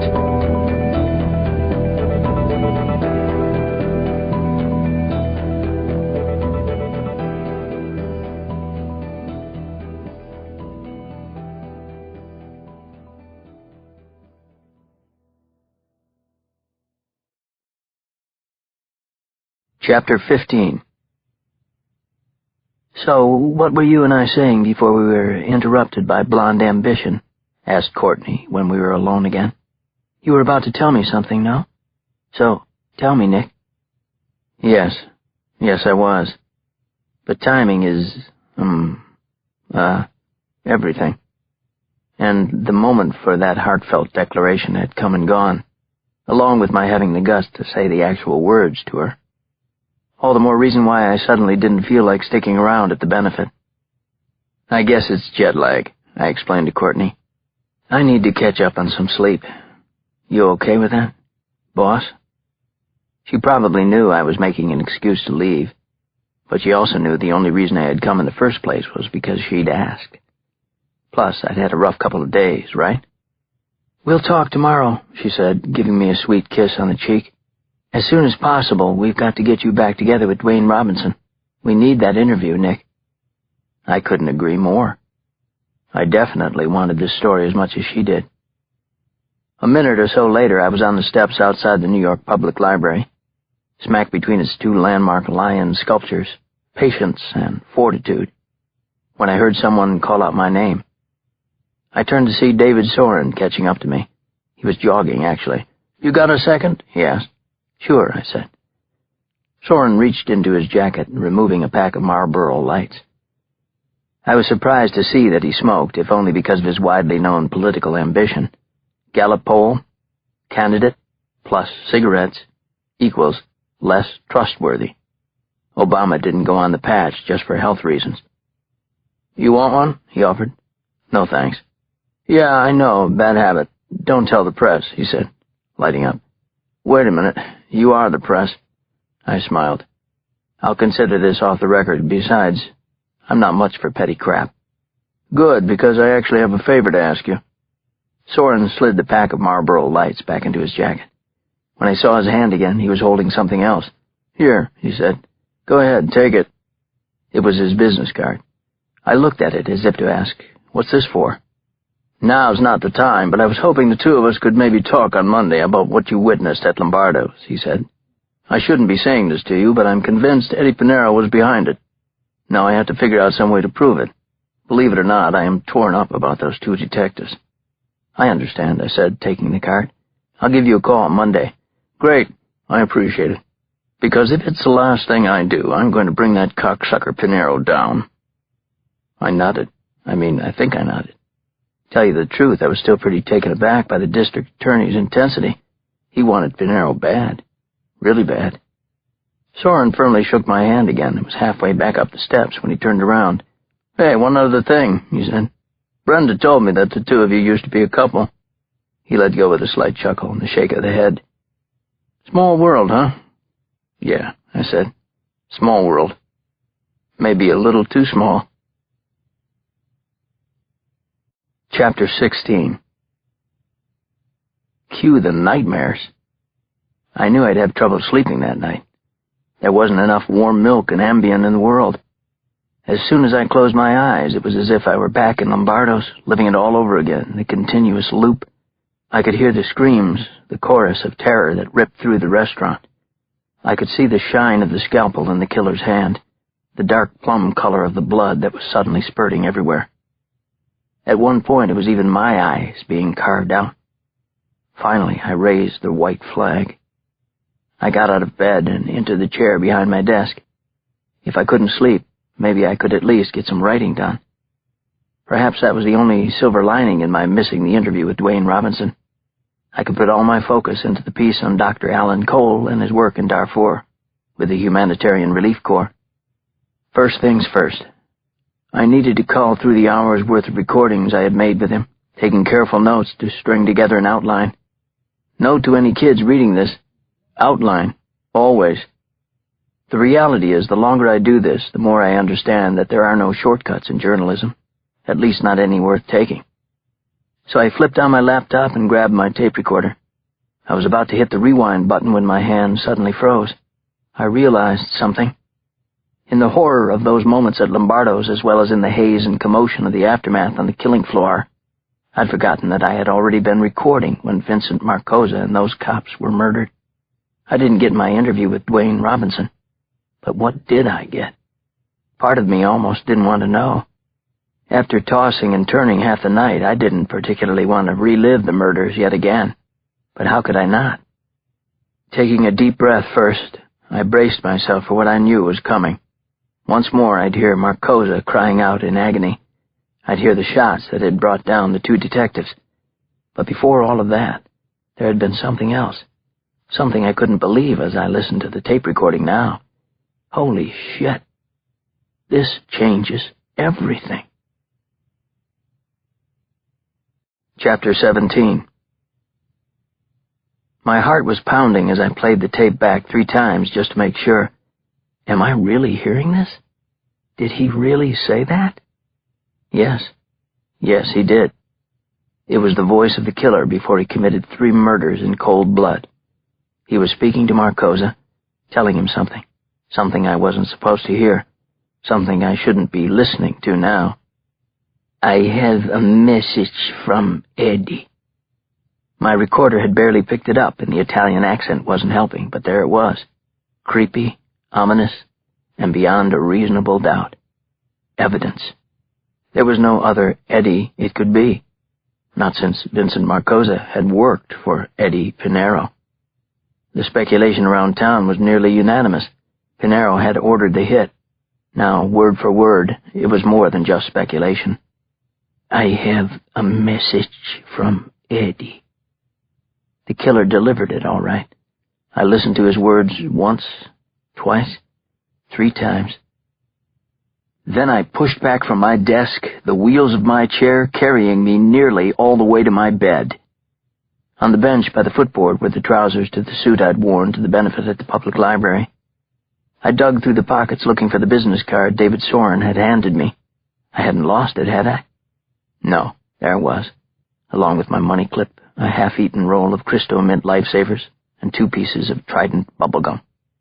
Right below Soren's office number was another number for his cell. I looked up, checking the clock on my bedside table. It was almost 3 a.m. Don't be crazy, Nick. You can't call Soren now. Wait until morning. On the 4th ring, he answered. Chapter 18. Hello? David, it's Nick Daniels, I said. Sorry to call so late. It took him a few seconds to respond. Oh, hey, Nick, he said in a whisper. What's up? Is everything okay? I knew why he was whispering. He wasn't alone. Sure enough, I heard another whisper in the background. Nick Daniels, at this hour? It was Brenda. Don't sweat it. I felt like telling him. You're in bed with my ex-girlfriend, I get it. You weren't playing boggle. Instead, I pretended I hadn't heard her and quickly explained why I was calling him in the middle of the night. I'm pretty sure the sound I heard next was his shooting up in bed like a nuclear missile. Are you serious? He asked. Dead serious, I answered. I just listened to the tape several times. I expected his next question to be a breathless, can you play it for me over the phone? Or maybe even, how fast can you meet me? Who cared what time it was? This was the guy who only hours before had looked me straight in the face and declared, if it's the last thing I do, I'm going to bring that cocksucker Pinero down. Thanks to my tape recorder, I was all but doing it for him. I had what he desperately wanted and needed to drop the hammer on the biggest mobster in New York. That's why I was so surprised by what David Soren said next. Chapter 19. I walked into the 19th Precinct on East 67th Street at a little after 9 the next morning and was greeted by Detective Mark Ford, who led me back to his desk. It sat in the middle of a slew of other desks in a large open area that reminded me of every police drama I had ever seen on television, albeit without the ridiculous extras of gum-chewing hookers in fishnet stockings and belligerent drunks handcuffed to benches. Then again, maybe Saturday mornings were just a little slow around here in the real world. Have a seat, Detective Ford told me, pointing to a metal chair that rode side-saddle to a file cabinet. Thanks, I said. My butt was still hanging in the air, though, when he cut straight to the chase. So do you have it? He asked. Did you bring it with you, Mr. Daniels? What, no small talk first? No chit-chatting? Of course not. From the moment Detective Ford had taken my statement at Lombardo's, I knew that everything about this guy was direct and to the point. His short, cropped gray hair, his rolled-up sleeves, the way his sentences were all about finding the quickest route to either a period or a question mark. Yeah, I have it, I said. But there's something I want to talk to you about first. Something I need to know. "Oh, great," said his expression. It was as if I'd just told him some god-awful, horrible news, such as the TV show Cop Rock was returning to the air. All Detective Ford wanted to do was listen to the recording, and here I was telling him, not so fast. Just like David Soren had told me. As happy as the Manhattan DA had been to learn about my recording, he didn't want to hear it himself. At least not yet. Not until certain protocols had been met, he had explained. "I can't be seen playing detective, you know what I mean?" he told me. I did, even though that's precisely what he had been doing with me on the steps of the New York Public Library. So now here I was, sitting in front of Detective Ford, following protocol. There was just one problem. "So what is it? Tell me," said Detective Ford. "What do you need to know?" I cleared my throat. Twice, actually. "It's just that, well, I'm a little concerned about—" He cut me off with a raised palm. "Let me guess. You're scared shitless that Eddie Pinero will want to carve your eyes out, too. That it?" Maybe scared shitless was a touch extreme, but I wasn't about to quibble over semantics. I just would have preferred to slip the recording to David Soren as an anonymous source and then get far, far away from this murder case, police protocols, and anything else that might eventually pop up. "Will Eddie Pinero know I'm the guy supplying this?" I asked. "Seriously, Detective, I'd like a straight answer." Ford quickly folded his arms. "Here's the deal. For the time being, Pinero can't even know this recording exists. If it is what you say it is, then the first time he'll hear it will be after he's indicted," he shrugged. "Now, can he find out that you're the Good Samaritan who came forward with it? Sure, I won't bullshit you on that. Will he want to kill you because of it? I highly doubt it. Killing you would serve no purpose. How could it?" I nodded as Detective Ford leaned back, the legs to his chair squeaking loudly as they scraped against the linoleum floor. If I had to guess, that had been the most uninterrupted string of sentences the guy had put together in a long, long time. If killing me would serve no purpose, then what was the purpose of killing Vincent Marcosa? I asked. It would seem to be no different. Simple revenge. I stared at the detective, waiting for him to alleviate my fears, to give me some great and compelling explanation as to why I had nothing to worry about. But that clearly wasn't his style. "Look, Mr. Daniels, it's like this," he said. "Eddie Pinero is a sick and twisted motherfucker who kills with little provocation and even less remorse. Personally, I don't think you have anything to worry about. Then again, Vincent Marcosa probably thought the same thing. So it's your call. Now, are you going to give me the recording or not?" Chapter 20. Oh man, oh man, oh man. Dwayne Robinson sat alone in the darkness of his tiny one-bedroom apartment on the Upper West Side. The place was barely furnished, almost as empty as the bottle of Johnny Walker Black tipped over by his feet. He was mumbling to himself, thinking that he missed his kids so much, it felt as if his heart had been carved out of his chest. For years now, their mother had Keisha and Jamal out in California, as far away from him as possible. But even if they lived next door, he knew he'd probably be too ashamed to see them. He hadn't paid child support for over a year. The last time he did, the check bounced, and he was ashamed about that too. There was nothing more to hock. His 2 Cy Young awards were long gone. So were the old Yankee jerseys. On eBay, the highest bid for one of his signed baseballs was $18.50. His rookie baseball card had no bids at all. Again, the phone rang. It had been ringing all afternoon and into the night. Not once did he answer or even check the caller ID. He didn't need to. He knew who it was. He was sure that writer, Nick Daniels, was a decent guy, and that's what made it worse. Dwayne pleaded with himself. "Just call him back and tell him you're okay. Just lie, like you always do." But he couldn't even do that much.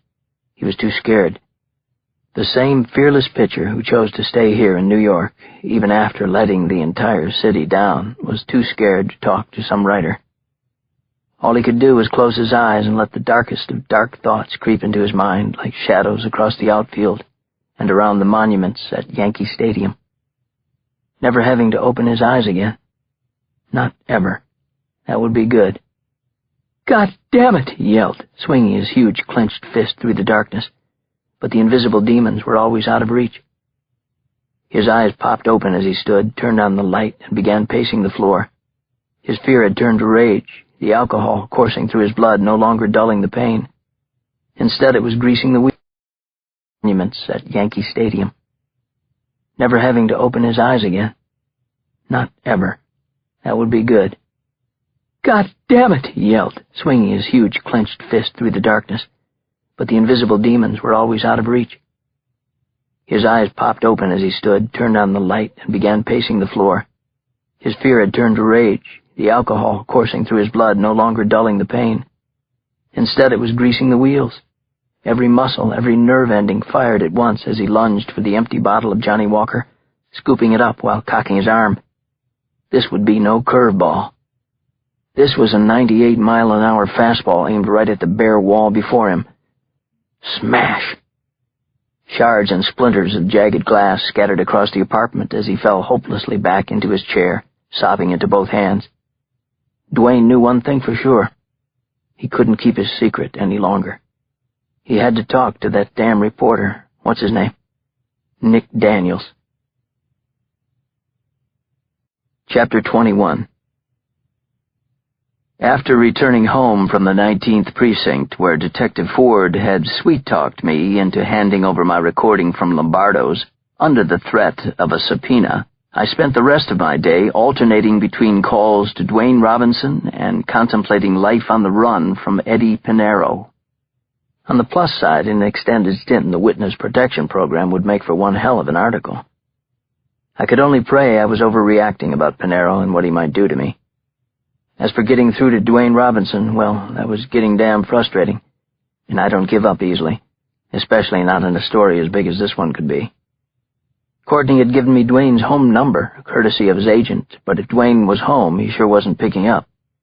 The guy didn't even have an answering machine, so I couldn't leave a message, something like, "Call me, you self-centered son of a bitch. It's time to grow up, Dwayne." I just kept trying and trying every hour on the hour for the rest of the day, half the night, too.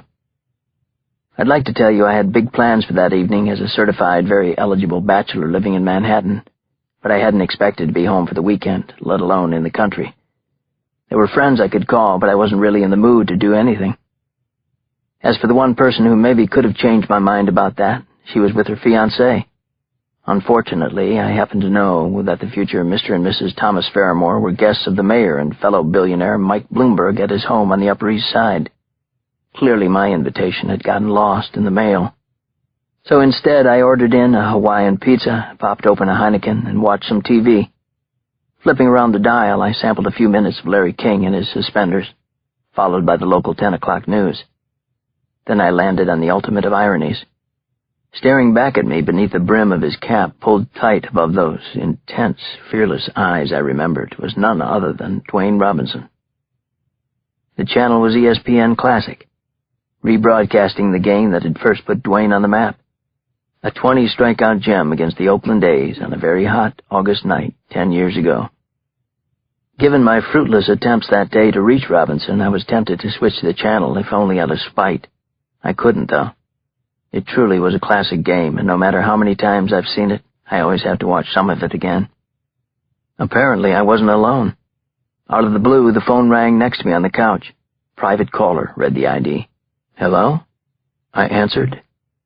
There was no response, but I could tell someone was there, and it was more than just a gut feeling. Through the phone, I could hear the same game I was watching. "Dwayne?" I asked. "That you?" It was my first thought. I mean, if I ever struck out 20 people, I'd be watching a replay of the game, too, every chance I got. But if it was Robinson, he wasn't answering. I tried again. "That was an amazing night for you against Oakland. One for the history books. You'll never forget it, right?" After another silence, there finally came a voice. His voice. "Yes," said Dwayne. "It was a special night. Almost seems like it wasn't really me. Or that this isn't me. I'm not exactly sure, Mr. Daniels." I drew a deep breath and exhaled. "It's good to hear from you," I said. I was a little worried. "Yeah, I know you were trying to call. I'm sorry, No apologies necessary. I wanted to make sure you were all right, that's all. You are all right, aren't you?" He sure didn't sound like it. I could tell he'd been drinking or doing something, but he wasn't slurring his words. He sounded more depressed than drunk. He left my question hanging. "Dwayne, you still there?" I asked. I'm here. He paused. It felt like a lifetime. Listen, there's something I need to talk to you about. Sure, absolutely, I said. Just tell me where. Not now. Tomorrow. No, not tomorrow. Right now, I wanted to yell.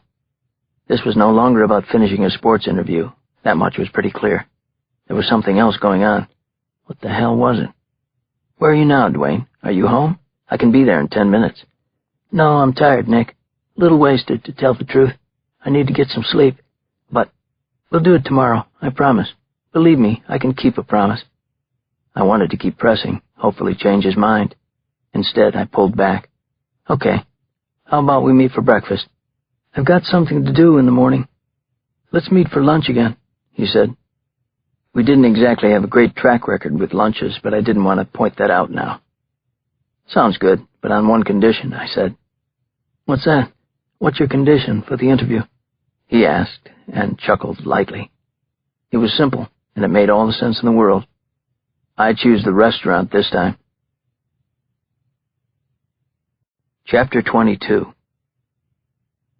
It was a little before noon when I walked into Jimmy D's pub 3 blocks south of my apartment. Any self-respecting writer has a local bar that doubles as his second home. I read that in Pete Hamill's memoir, so it must be true, right? A couple of doors from Jimmy's, I gave $1 to a panhandler I know named Reuben. Reuben's a homeless man, nearly blind, unemployable. A quirk of mine is that I leave the house every morning with 10 singles. I give them out on the streets until they're gone. My father used to do the same thing with 5 singles when we would visit New York together. He didn't think it was a big deal, and neither do I. Hey, Nick, I heard from behind the bar as I grabbed a stool inside Jimmy's. It wasn't quite a chorus of people shouting, Norm, on cheers, but it was welcome just the same. Hey, Jimmy. Jimmy Dowd was the owner as well as his own daytime bartender. He poured a mean shot and could draw a clean pint of Guinness. I had no idea how his mixed drinks were because I'd never had one, let alone seen him make any. Jimmy's was a pub for those who had only one decision to make with their liquor, straight up or on the rocks. But I was holding off on either, at least until Dwayne Robinson arrived for our meeting. Jimmy nodded when I told him as much, and the two of us chatted for a few minutes about the Yankees' upcoming series against the Red Sox at Fenway. We'll take 2 of 3, predicted Jimmy. As long as we pitch around Big Papi. Slumping or not, he always kills us. There were a lot of reasons why I liked hanging out at Jimmy D's, not the least of which was Jimmy himself. He was a Vietnam vet who had made some money in stocks and decided to fulfill his lifelong dream of owning a pub. There was also the fact that 3 years ago, Jimmy had saved my life one night. But that's a story for another time. The story now was Dwayne Robinson. I checked my watch. He was due any minute. Knowing that Jimmy, a Bronx native, shared the same passion for the Bombers that I did, I told him who I was waiting on. No shit, really? He said, tossing back his head of jet-black hair with a surprised look. Then he summed up an entire city's feeling with 4 words. He broke my heart. We started comparing favorite Dwayne Robinson pitching performances. With lots to choose from, it wasn't long before I lost track of the time. When was he supposed to meet you? Jimmy finally asked, glancing at his watch. Noon, I answered, doing the same. Shit, it was 12:30. Here we go again. I reached for my cell phone and dialed Robinson's apartment. By the 6th ring, I was about to hang up. That's when I heard the beep of an incoming call. I hit the flash button to switch over to the other line, not bothering to check caller ID. I was sure it was Dwayne. It was Courtney. I dispensed with hello and cut to the chase, my frustration leading the way like a bulldozer. He didn't show, I said. Dwayne Robinson screwed me again. I know, said Courtney. I know. Are you near a television? She asked. I motioned for Jimmy to turn on the TV. What channel? I asked her. Take your pick, Courtney said. I'm watching ESPN. She didn't say another word. Chapter 23. ESPN, I shouted to Jimmy. He punched the remote, the picture came up, and within a few seconds my heart sank down into the floorboards. A reporter was talking, the street scene behind him not giving too much away. I could see a cop car, a bunch of people milling about. But it was all summed up on the bottom of the screen in plain English. Dwayne Robinson is dead. The reporter was rambling on, but it was as if I'd gone deaf. Jimmy said something to me, and I couldn't process his words either. I just kept staring at the TV screen in shock, getting numb all over. The picture changed as a few words from the reporter finally began to sift into my ears. Jump. Building. Apparent suicide. Mystery man. Now mystery death. I snapped out of it to watch the TV screen fill with a shaky image from what looked like a handheld recorder. There was a hardwood floor, a hallway, and the pink slippers of the woman running with the camera. She was heading for a sliding glass door off her living room. Word for word, I could hear the reporter's voiceover. What you're about to see is dramatic home video shot by one of Dwayne Robinson's neighbors right after she apparently heard the crash outside her apartment window. I must warn our viewing audience that this footage is very unsettling. The handheld camera finally stopped jumping around, the focus tightening from blurry to clear. Dwayne's neighbor was shooting from her terrace high above the street below. Dwayne Robinson's 6'4" body was sprawled face down on the roof of a white van, the impact creating a crater of twisted and bent metal around him. I went partially deaf again as the shot returned to the reporter standing on what was clearly the same street where Dwayne had lived, and died. "Guess he's not coming," Jimmy muttered, sounding as shaken up as I felt. "The poor son of a bitch. He blew us off again, huh, Nick?" Part 2. The Setup Man. Chapter 24. Bruno Terenzi opened the door to his room at the San Sebastian Hotel overlooking Central Park and gave a head-to-toe gaze at the 5'10" blonde standing before him in the hallway. She was wearing a shiny red cocktail dress with matching high heels and strands of gold jewelry. "What's your name?" he asked. "Your real name?" "Anastasia," she answered. Her Russian accent was almost as thick as his Italian.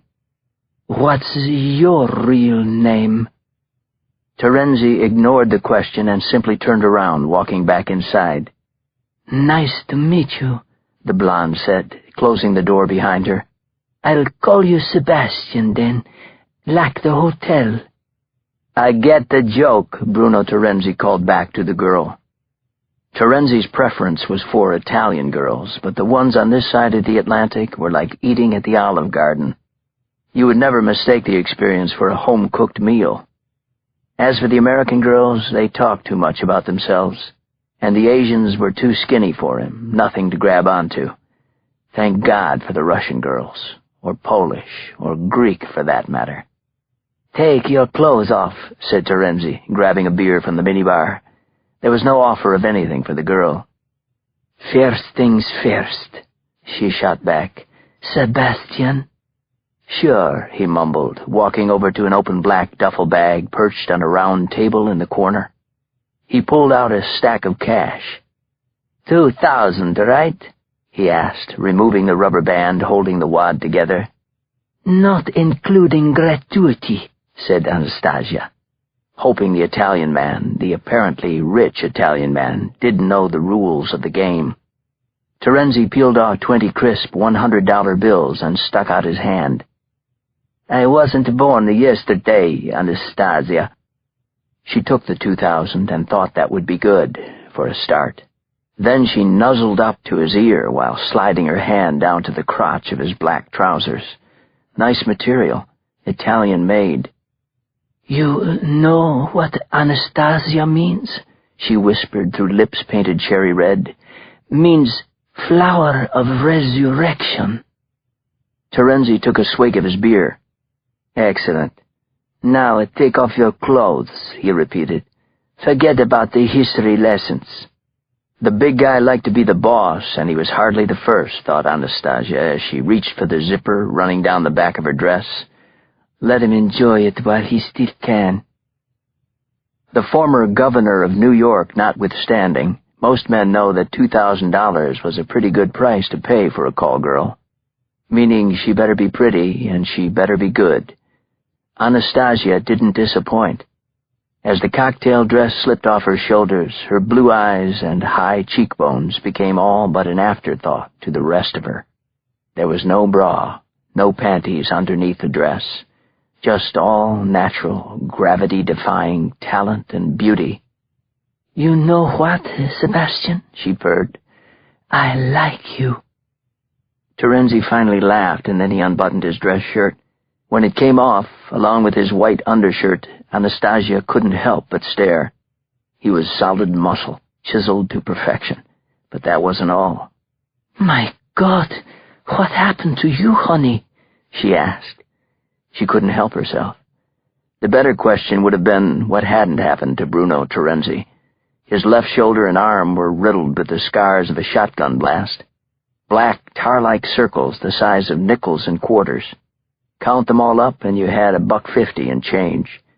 His other shoulder bore the scar of a severe burn, a 6-inch patch of leathery skin that had the texture of beef jerky left out to bake in the sun for a month. There was more. On one side of his stomach were 2 stab wounds. The scars bubbled up from the flesh, very hard to look at. Terenzi glanced down at himself, but said nothing. Certainly no explanation. All he did was remove his trousers and underwear and climb onto the bed.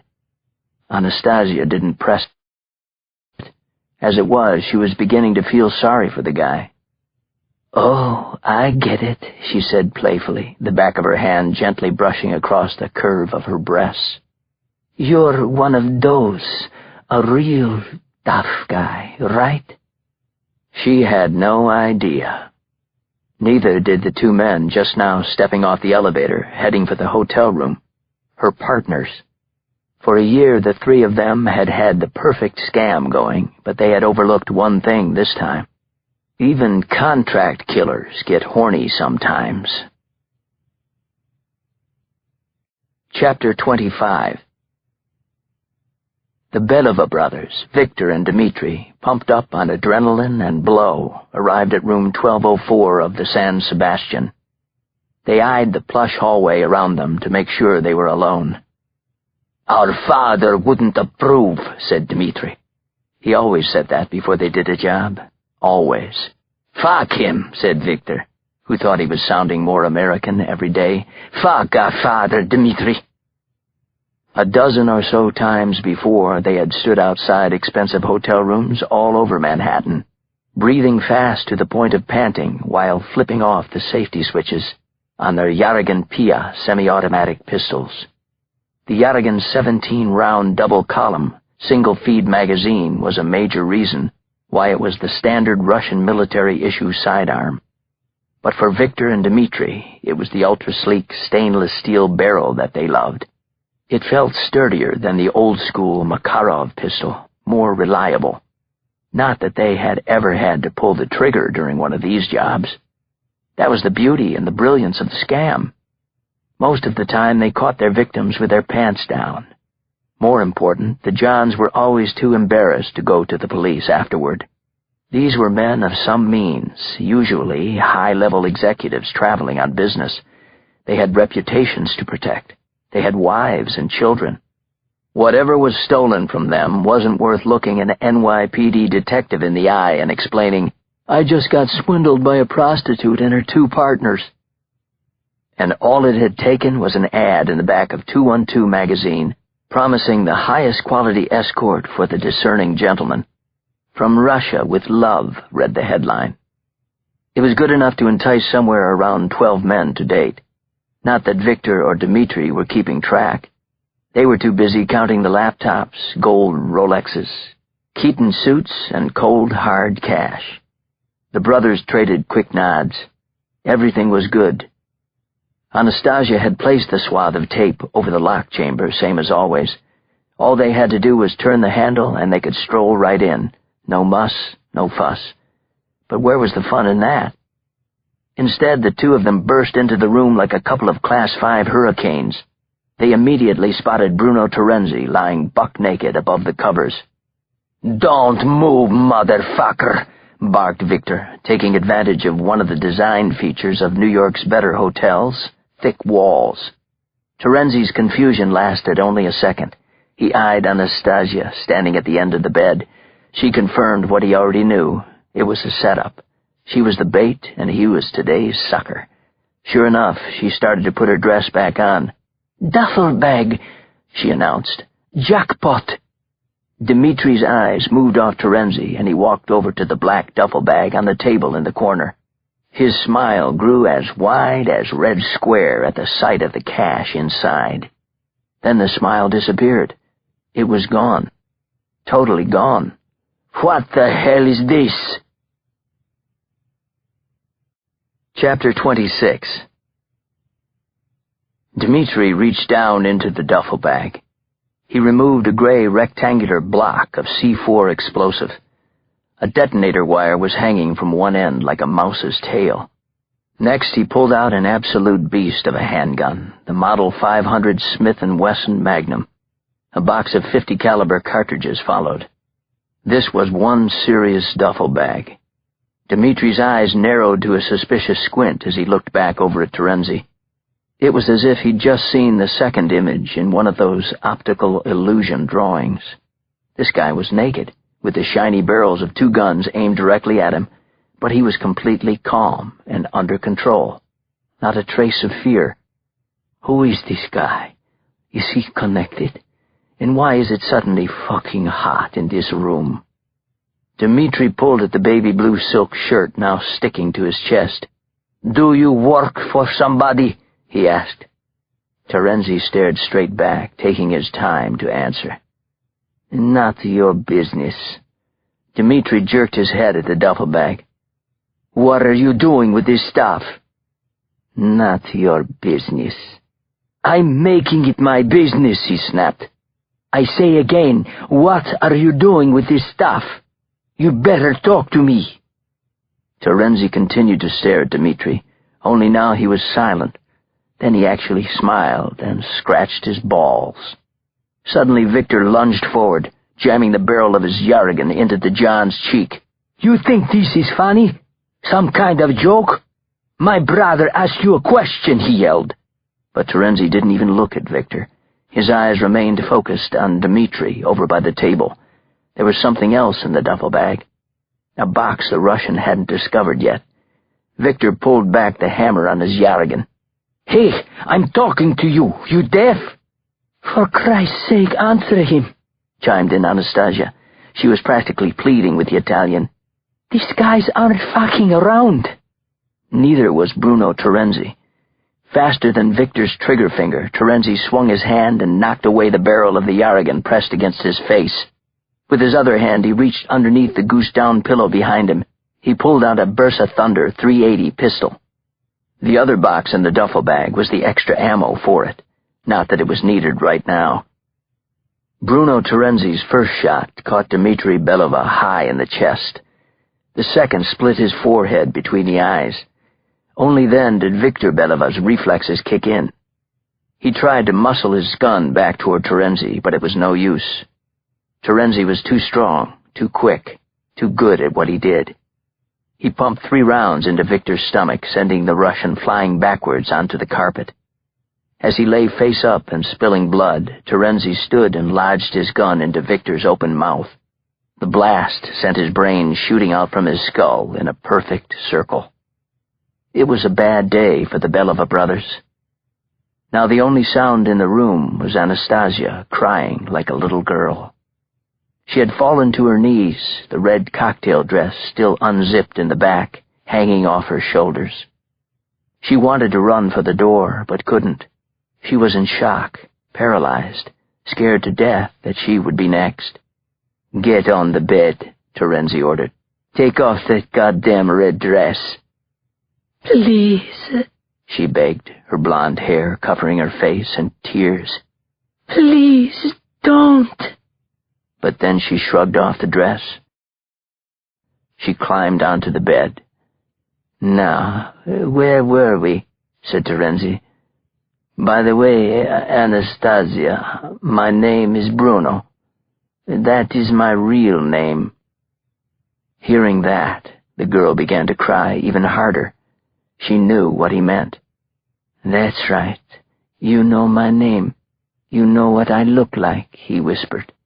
You might as well enjoy your last time in the sack. Chapter 27. Dwayne Robinson's unspeakably sad funeral unfolded under a rain so heavy that had it been a baseball game, it would have surely been postponed. There was no church service. Instead, we all gathered graveside with a non-denominational minister at the sprawling Woodlawn Cemetery in the Bronx, final resting place for Joseph Pulitzer, Miles Davis, and Fiorello LaGuardia, among so many others. The turnout was sparse, although bigger than I thought it might be. Many of Dwayne's ex-teammates were actually there, former Yankees and heroes of mine, whom on any other day I would have been thrilled to see in person, just not on this day. Also on hand was Dwayne's ex-wife, who had left him the same week that he'd been banned from baseball. She was a former Miss Delaware. Alongside her were their 2 children, now approaching their teens. I remembered reading that she had petitioned for full custody of them during the divorce and won without much of a fight from Dwayne. For a man unaccustomed to losing on the mound, once off it, he had clearly known when he'd been beat. "Let us pray," said the minister at the front of Dwayne's mahogany casket. Hanging toward the back, hunched under an umbrella like everyone else, I felt strange being there. Technically, I'd only met Dwayne once. Then again, I was one of the last people to speak to him. Maybe even the very last. Who knew? Certainly not anyone standing around me. As the service broke, the chatter was all about the man they once knew. It was as if the poor soul who had reportedly jumped to his death from the terrace of his high-rise apartment had been a complete stranger to just about everyone at his funeral. "Once he was banned from the game, it's as if Dwayne stopped living," I overheard someone say. Now he'd just made it official. What wasn't official yet was the autopsy, but in the intense media frenzy following Dwayne's death, a leaked toxicology report showed he was high on heroin. Space shuttle high. That probably explained why he hadn't left behind a suicide note. One mystery down, perhaps. Another still unresolved. What the hell had Dwayne wanted to tell me? Weirdly, I felt as though I was also hiding some kind of secret. Courtney was the only other person who knew about the late phone call Dwayne had made to me the night he killed himself. But as secrets go, mine was minor league. Dwayne's was a whole lot bigger, and he'd just taken it to the grave. I walked back to my car, an old Saab 9000 Turbo, my one extravagance, if you can call it that, in a city dominated by subways, taxis, and crosswalks. Closing up my umbrella and sliding behind the wheel, I kept replaying that last conversation with Dwayne in my head. I wondered if I was overlooking something, if there was an important clue I wasn't catching. Nothing came to mind yet, or maybe my memory was a poor substitute for a tape recorder. What I wouldn't give to have a recording of that last phone call with him. I was about to turn the key in the ignition when my phone rang. I glanced at the caller ID. Now, I'm not a big believer in the notion that nothing happens by accident, but for sheer timing, this was stretching the boundaries of coincidence. It was spooky, actually. The caller ID said, Lombardo's Steakhouse. Chapter 28. "Hi, I'm looking for Tiffany," I said to the man with the reservation book standing behind the podium at Lombardo's. I thought I recognized him, but it took me a few seconds to be sure. Of course, he was the manager. I remembered seeing Detective Ford interviewing him on the afternoon of the murders. "She'll be right back. She's seating someone," he said, barely looking up at me. He was an average height and build, his tone sprinkled with an air of superiority that presumably came with the job. "Are you the man with the jacket?" he asked. Actually, I was the man without the jacket, although not for long. Before I could answer, I heard a voice over the manager's shoulder. "You made it," she said. She remembered me. I certainly remembered her. "Tiffany," I said, extending my hand. "Like the pretty blue box." She smiled. Great smile, too. "Hi, Mr. Daniel," she said. "Please, it's Nick." I followed Tiffany to the coat check room opposite the bar area. "Your jacket's over here," she said, with a glance back at me. "We kept it nice and safe for you." I nodded. "Listen, I appreciate your calling me. I didn't even realize I'd left it here." "Pretty understandable, given the confusion that day." She stopped on a dime, turning to me. "Confusion. That word doesn't really capture it, does it?" "I'm afraid not." Tiffany shook her head. "You know, I was going to quit this job the next day. Go back to Indiana, where I'm from. I even discussed it with Jason." "Jason?" "The guy you talked to at the desk, the manager." What did he tell you? That this was New York and I should just suck it up, and I would if I belonged here. What a sweetheart. I know. Tell me about it, she said. Then again, look around at the crowd of ghouls. I don't know whether to be amazed or really depressed. I could see what you meant. Lombardo's steakhouse was even more crowded than usual, if that was possible. Call it the perverse logic of hipness, especially in Manhattan, and I would guess L.A. After serving as the backdrop to 3 vicious murders, the joint actually gained in popularity. Tiffany continued on to the coat check room, grabbing my jacket. Here you go, she said. It is yours, right? Yep, that's it all right. A leather car coat I had gotten for a near steal years back at a Barney's outlet sale. As I folded it over my forearm, something occurred to me. Tiffany, how did you know this was mine? It was a good question, I thought. It's not as if I had my name sewn inside the collar like some kid at summer camp. I went through the pockets. Hope you don't mind, she answered. I found one of those e-tickets for a flight you recently took to Paris. It had your name and a phone number listed. That's how I... She stopped. What is it? I asked. Tiffany's jaw dropped. I could practically see the wheels churning behind her dark brown eyes. Oh, my God, she blurted. You were here at the baseball pitcher that day, weren't you? The poor man who just killed himself. Yes, Dwayne Robinson, I said. It still hurt just to say his name. I just came from his funeral, actually. Very sad. She shook her head slowly. I couldn't believe it when I saw it on the news. You remember him, huh?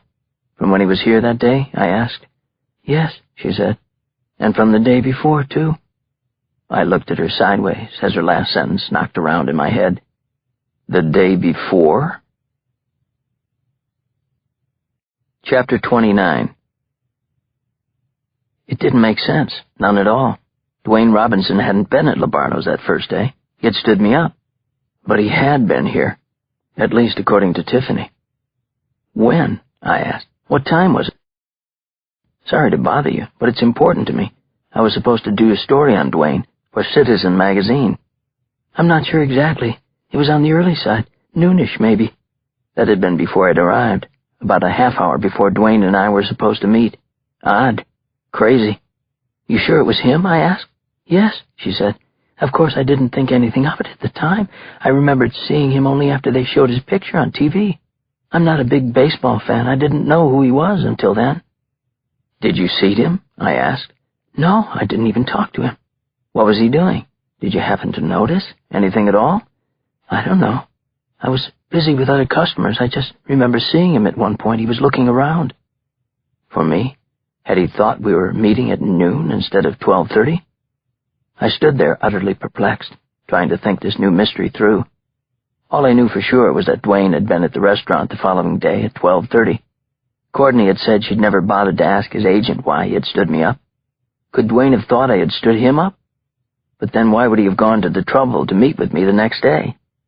For the past dozen years, asking questions was second nature to me. It's how I did my job. I ask questions. I get answers. I find out what I need to know. Boom, boom, boom. Simple as that. Especially when I'm really into a story. But this was different. The more questions I asked Tiffany, the less I understood about what had happened. I'm sorry to keep pressing, but is there anything else you can remember? I asked. Anything at all? She turned her head away, thinking for a moment. Not really. Except... Except what? Well, he did seem really nervous. You mean like he was pacing? Nothing quite so obvious, she said. It was more his eyes. He was a big guy, but he looked almost scared to be here. I literally smacked my forehead as a Latin expression from my school days at St. Pat's came rushing back to me. Entia non sut multiplicanda praeter necessitatem. I was always so at Latin, yet this mouthful I've somehow never forgotten. It's the basis for what's commonly referred to as Occam's razor. Translated, the phrase roughly means, entities should not be multiplied more than necessary. In other words, all things being equal, the simplest solution is the best. And what was I simply forgetting about Dwayne Robinson? His anxiety disorder, of course. It made total sense now. He had arrived early to meet me for lunch that first time. He looked scared, according to Tiffany. That's because he was. He was nervous about doing the interview, and perhaps just nervous to be in the crowded restaurant, period. People could see him. Some of them would definitely recognize Dwayne Robinson. so he got cold feet and left. I thanked Tiffany for my jacket and her time and help. I thought she'd thrown me a curveball about Dwayne Robinson, but as I walked out of Lombardo's, I was convinced I had it all figured out. Entia non sut multiplicanda praeter necessitatem. Unfortunately, what I didn't know at the time, what I couldn't know, was that I actually had it all wrong, because as theories go, Occam's razor isn't foolproof. Sometimes the simplest solution isn't the best. Like I said, I wasn't terribly good at Latin.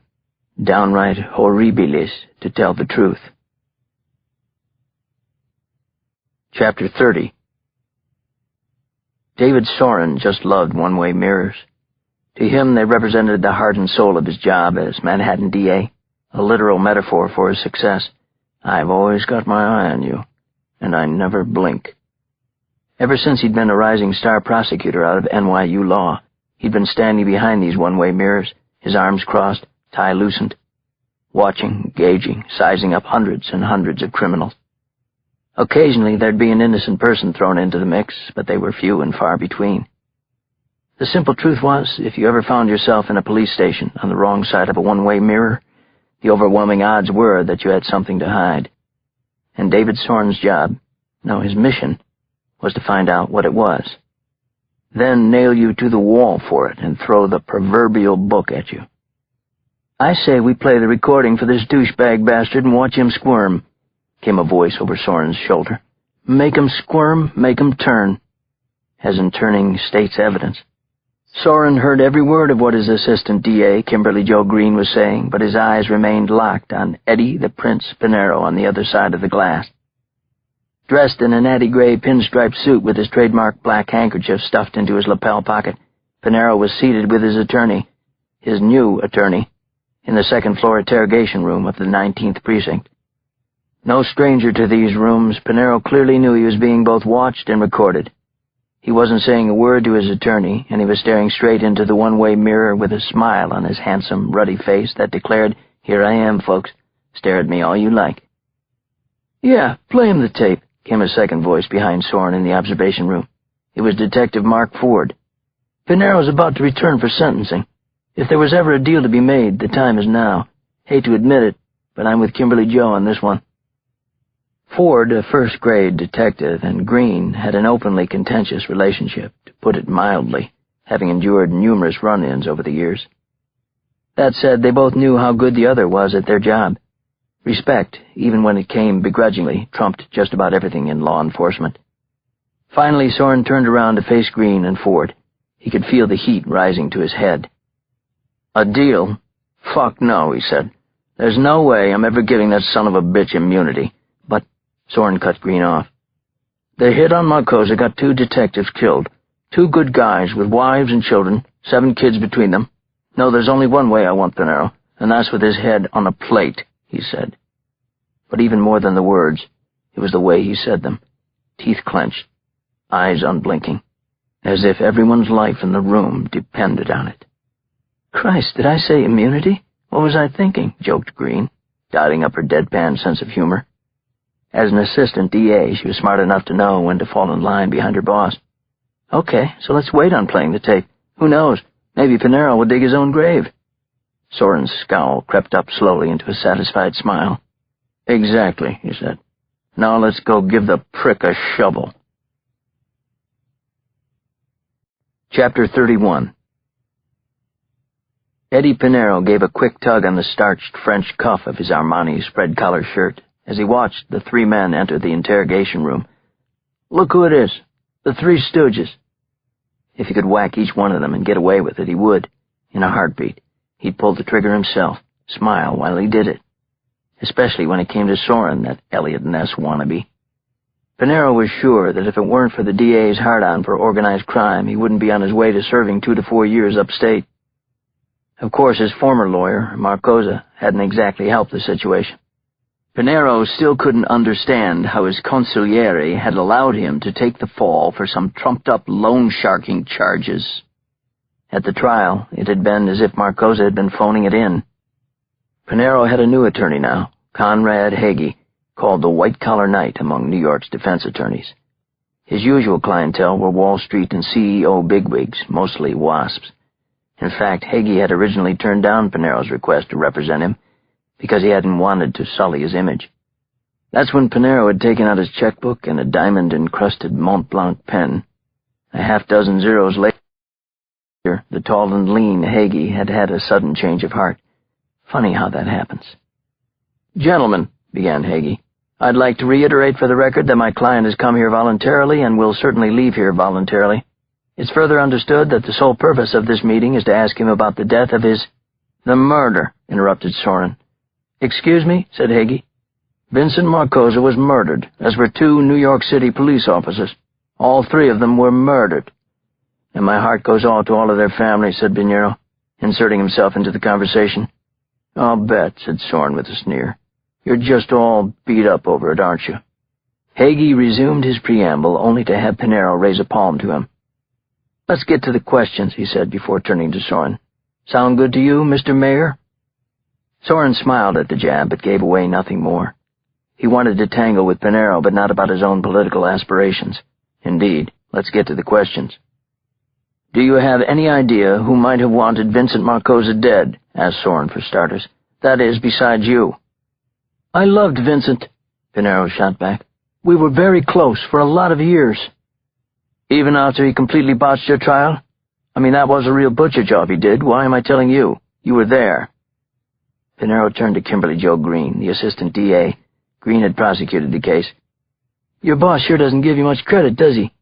Green didn't take the bait. She simply waited for Soren to continue, and he did. "Here's the thing, Mr. Pinero. If Marcosa was so close to you, who would have been crazy enough to kill him and disappoint you so greatly?" asked Soren. "That's a damn good question. I guess I'll have to keep watching the news to find out," answered Pinero. "Which reminds me, how's that little news reporter of yours, Brenda Evans, doing? Nice little piece you've got there, if I do say so myself." He leaned forward on the metal table, his arms crossed.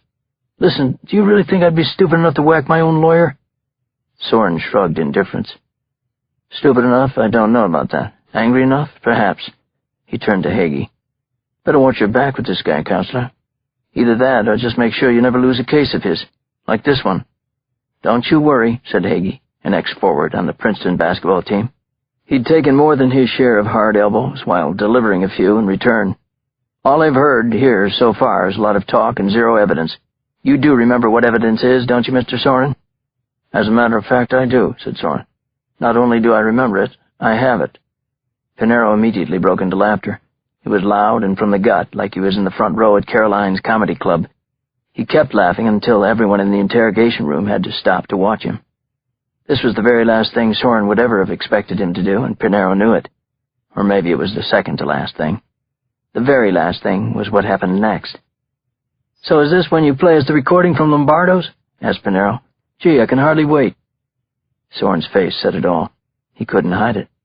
How the hell does he know about the recording? Pinero tugged on the cuff of his shirt again, leaning back in his chair with a self-satisfied grin that stretched straight back to his porcelain-capped molars. "What's the matter now, Soren?" he asked. "Cat got your tongue?" Chapter 32. "I'll take one dog with the works," I said. Culinary snobs will tell you that ordering a hot dog on the streets of New York is like playing Russian roulette with your gastrointestinal tract. Maybe so. But what better way to find out if you can stomach this city or not? I've never gotten sick once. Well, maybe once. But that had been on the Staten Island ferry. It was a little past noon now, and I'd just come from the Daily News headquarters on West 33rd Street, where I was picking up my latest fix of Yankees tickets from my buddy, Tra, at the paper. Years back, I had helped him get a job there as a sports reporter. Ever since, he's been regularly landing me in the first row behind the Yankees dugout right near where Rudy Giuliani always sits. That's my kind of quid pro quo. "Here you go," said my hot dog man from behind his cart. Clearly he took pride in his work, as he bestowed upon me a perfectly layered masterpiece of onions, ketchup, mustard, and sauerkraut. I took it on faith that somewhere beneath it all was the actual hot dog. Not that it really mattered by this point. I was starving, having worked straight through breakfast. This was my first bite of food all day, and as I began walking east on 33rd Street, I couldn't wait to dig in. That's when I heard a guy's voice over my shoulder. "Hey, aren't you Nick Daniels?" It's pretty rare that I get recognized out on the street. It happens maybe once or twice a year, mainly because my picture appears every week in the contributing writers section of Citizen magazine. I'd be lying if I said these little encounters didn't stroke my ego a bit, but unfortunately this guy's timing couldn't have been worse. I spun around, hot dog in hand, praying that whoever the guy was, he didn't want to talk my ear off about some article I'd written. Turns out he barely wanted to talk at all. Standing before me was a stone wall of a guy wearing dark wraparound sunglasses and a New York Knicks sweatshirt. At least I thought it was the Knicks. The orange and blue logo had faded more than the team itself during these past few years, ever since that James Dolan guy took over and ruined everything. "Yeah, I'm Nick Daniels," I said to the guy. "How you doing? What's up?" "Get the fuck in the car," was his response. "Huh? What?" He jerked his head at a beat-up black van parked alongside the curb. The side door was already open. As if to give me a little encouragement, he lifted the side of his sweatshirt to reveal a pistol tucked between his jeans and a bulging gut. I froze. Is this really happening? Right here in broad daylight? Hell yes, it really was. In case there was any doubt, the guy swiped the hot dog out of my hand. The onions, ketchup, mustard, and sauerkraut landed splat on the sidewalk. And just like that, there was one more ugly, sticky mess in the middle of Manhattan. Me. I was going for a ride. Chapter 33. So this is it, I couldn't help thinking. This is how I'd die. What a joke.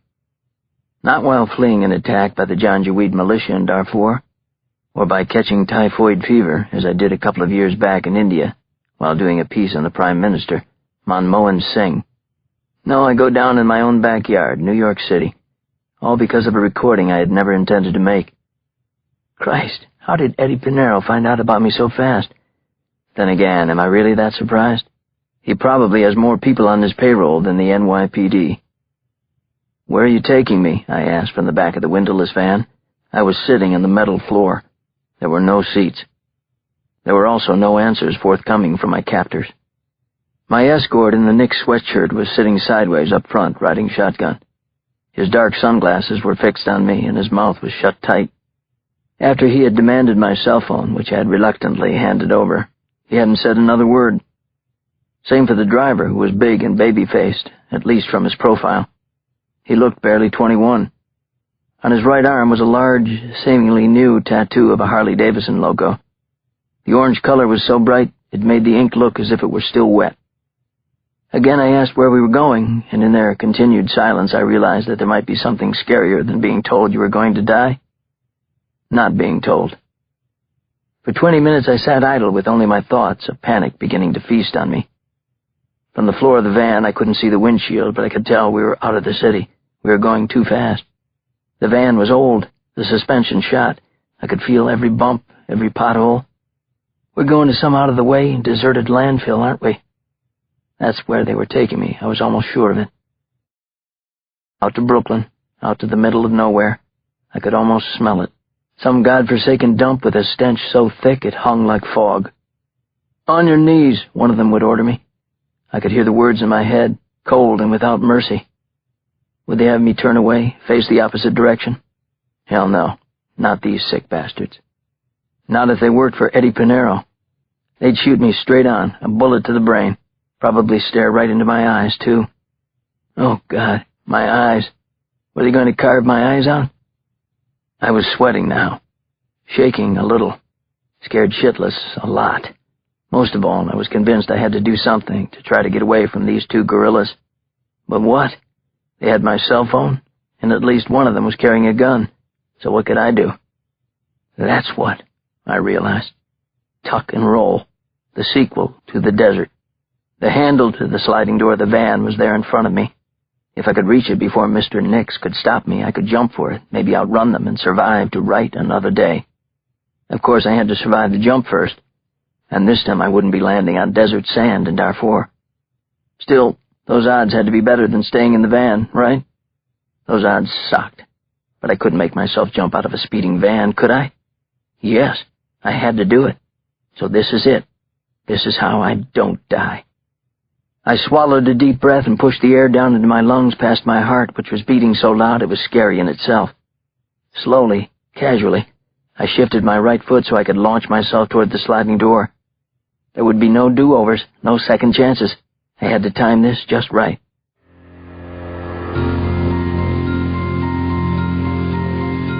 On 3, Nick, okay? You can do this. You've done it before. I counted backwards to myself, the adrenaline pumping through every vein in my body. 3, 2, 1...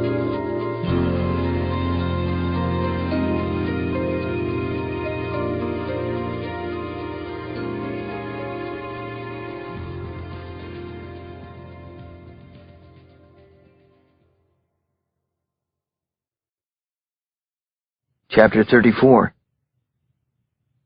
Stop! The van suddenly made a sharp hairpin turn, the tires screeching and then skidding on what sounded like a slipstream of gravel. Mr. Harley-Davidson at the wheel didn't just hit the brakes, he pummeled them into submission. Newton's third law of motion did the rest. I tumbled face forward in the back of the van, my head smacking the metal floor. But instead of twinkling stars and Tweety birds, it was a blast of sunshine I encountered next, as the sliding door of the van opened with a rusty grind. Then out of the sunshine he stepped, a greeting party of one. Eddie, the Prince, Pinero. He motioned for me to exit the van. As I did, he extended a hand to help. A helping hand? That doesn't mesh. What's going on here? The here, as I quickly saw, was the driveway of what I presumed to be his home. Check that. Estate was more like it, with its lush gardens and a water view contained behind wrought iron fencing, monstrous stone walls, and a show of armed guards. The property reminded me of a cross between the Kennedy and Corleone compounds. "Thanks for making the trip out to see me, Mr. Daniels," said Pinero. "I appreciate it." "You say that like I had a choice," I said, immediately regretting it. But Pinero actually seemed amused. He smiled anyway. "Hope I didn't give you the wrong impression. I just wanted to speak with you in private," he said. "Can I get you a drink? A Lafroig, perhaps? 15-year? He knew what I drank. What else did he know about me? "Okay, sure," I said. "Lafroig would be good." Pinero nodded at Mr. Nix, who disappeared inside the enormous Tudor home that boasted a magnificent wraparound porch. A few minutes later, I was sipping a generous pour of Lafroig from an etched crystal tumbler initialed EP. For the first time since I got into the van, I allowed myself to think that I might actually live to see tomorrow. Still, I was far from comfortable. I wasn't here with Pinero to discuss the weather or the series finale of The Sopranos. Did Tony get whacked or not? What do you think? "Come, Nick, let's walk. Bring a drink," said Pinero. "I need to talk with you. Don't worry, you're not going to get hurt. You're with me. You're perfectly safe now." Chapter 35. I took another sip of scotch, only to notice that Pinero hadn't joined me in the drink. I also noticed he wasn't wearing one of his natty suits with the trademark black handkerchief. As for what he was wearing, it was impossible not to notice that. I followed Pinero in his royal blue Fila tracksuit to the water's edge, the choppy waves of the Rockaway Inlet lapping against the breakwater of his property. He lit a cigarette and pulled a deep drag. Slowly he exhaled into the breeze. "So, Nick, there must have been some frightening scene that day at Lombardo's," he began with a slight nod. "It's not every man who witnesses murder that close. Unnerving, isn't it?"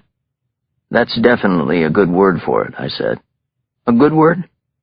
I'll take that as a compliment, you being a big-time writer. So you were there to interview Dwayne Robinson?" "Yes." He shook his head ruefully. "Sad story. All that talent, wasted. What a shame." I didn't say anything to that. I was too consumed with trying to figure out where this conversation was heading. Pinero was obviously aware of the recording and how it implicated him. Instead of serving a little time for loan sharking, he was looking at a murder conviction. So what did he want to talk to me about? That's when I decided to try to cut through the bullshit and just ask him, "Mr. Pinero, exactly why am I here?" The man they called the Prince took another long drag of his cigarette, his eyes never leaving mine. I don't even think he blinked. Then he calmly explained. He didn't want to kill me. He wanted to help me, or at least warn me. "Nick, I've been set up," he said, "and that means you've been set up too. I would like you to help me figure out who screwed us both. Let's help each other, Nick." Chapter 36. My first logical assumption was that slick Eddie Pinero was full of good old-fashioned grade-A bullshit. He was, after all, the high-profile head of an organized crime family, not exactly a poster boy for the straight and narrow. Clearly he was appealing to my journalistic instincts, hoping that he might pique my interest so I'd dig a whole lot deeper into what had happened at Lombardo's. If he couldn't prove his own innocence, maybe I could. All in all, it was incredibly transparent. The problem was, it worked on me. Or at the very least, it got me thinking. The guy had his goons basically kidnap me, but I wasn't heading straight to the police. What was I going to do? Press charges? Instead, like metal to a magnet, I found myself right back at Lombardo's Steakhouse later that same day. I still hadn't eaten, but a nice porterhouse was the last thing on my mind. No, the rumbling in my gut was the feeling that something wasn't quite right about my originally being there to interview Dwayne Robinson. Or I should say, everything was too right. Too convenient. That's why I'd come back to see my new good friend, Tiffany. As it happened, I caught her with one foot out the door. It was 3:30. Lunch was over. The dining room was all but empty. "You got a second?" I asked. "I'm really sorry to bother you again. I'm relentless, I know." "Sure, what is it?" Only there was nothing sure about her response. She seemed anxious at the sight of me, even glancing over her shoulder to see if anyone was looking at us. "Hey, are you okay?" I asked her. "Huh?" she said, turning back to me. "Oh, yeah, I'm fine." I wasn't exactly sold on that, but I pressed on. "I was hoping you could check something for me," I said. "You mentioned that the day before Vincent Marcosa was murdered, Dwayne Robinson came in but never sat down. I was wondering, did Marcosa eat lunch here that day?" "Probably," she answered quickly. "He practically ate lunch here every day, sometimes dinner too. Mr. Marcosa was a big customer." "Is there a way you can check for sure, about the day before the shootings? Maybe in your reservation book?" Again, she seemed distracted. It was as if the question had caught her off guard. "What gives, Tiffany?" After another glance over her shoulder, she motioned for me to follow her. We walked over to the reservation book. "That was Thursday, right?" she asked. I nodded and watched as she flipped back a few pages, the ruby-red nail polish on her index finger scrolling down the list of reservations for that day.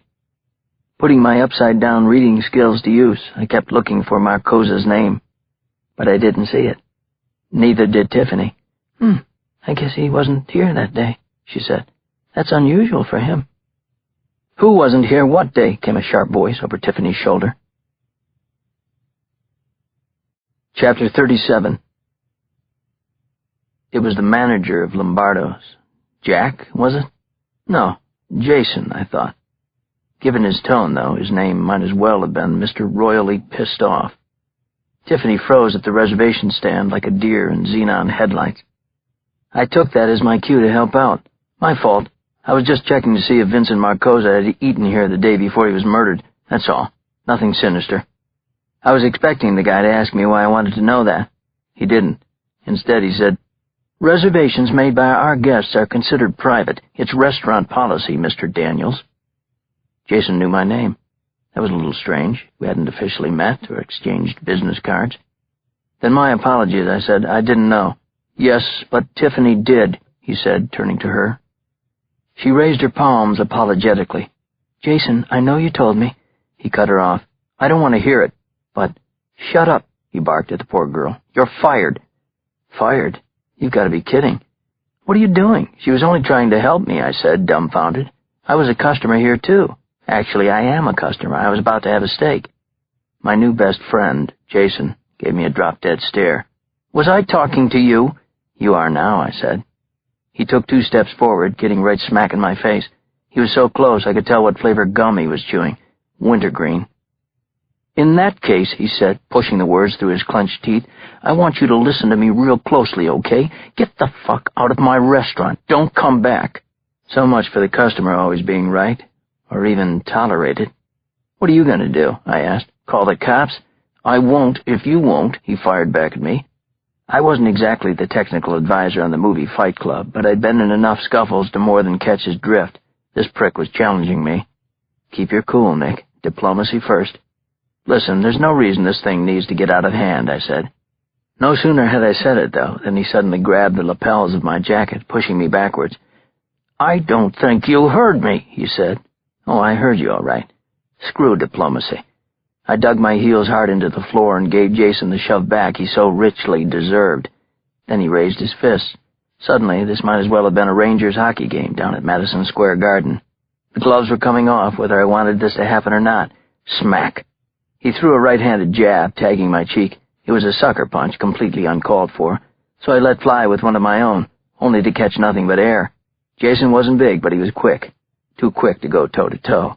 Time to improvise. "Nick, be careful," Tiffany called from the sidelines. Well, that was my plan for sure. Dropping my head, I charged him straight on and wrapped my arms around his waist. We went hurtling into the dining room, his feet barely skimming the floor as I kept pushing and pushing him like a football tackling sled. Then crash. "Table for two, please. Make that 2 tables.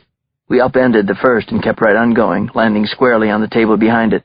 Plates and silverware went flying above our heads as we hit the floor, barrel rolling back and forth while trading punches. I gave a whole lot better than I got now, too. A good right to Jason's jaw, another right on the cleft of his chin. "You asked for this," I yelled in his face. "You wouldn't let it go." Hey, this was even better than a hockey fight. If we were on the ice, the refs would have broken it up by now. But no, Jason and I were just getting warmed up. Chapter 38. "Boy, you're having some kind of week," said Courtney, gently dabbing at the dried blood below my nose with a damp paper towel. "Keep this up, and they'll have to name an action figure after you." We were sitting together on the couch in my office at Citizen magazine. Me, the patient. Courtney, the concerned and quite beautiful nurse. With a surprisingly soft touch, too, and she was wearing Chanel. As it turned out, some referees did break up the fight. The sous chef and the dishwasher heard all the commotion and came running out of the kitchen. Otherwise, I'm fairly sure I would have won big time on points. That's my story, and I'm sticking to it. At least for the guys at Jimmy D's pub. Courtney was another deal. There was no way I jeopardized this sudden warm and affectionate outpouring of sympathy. I'm not that stupid. Besides, I'm in love with her. Deeply and hopelessly, I suppose. I guess I've always been more of a lover than a fighter, I said with an eye roll.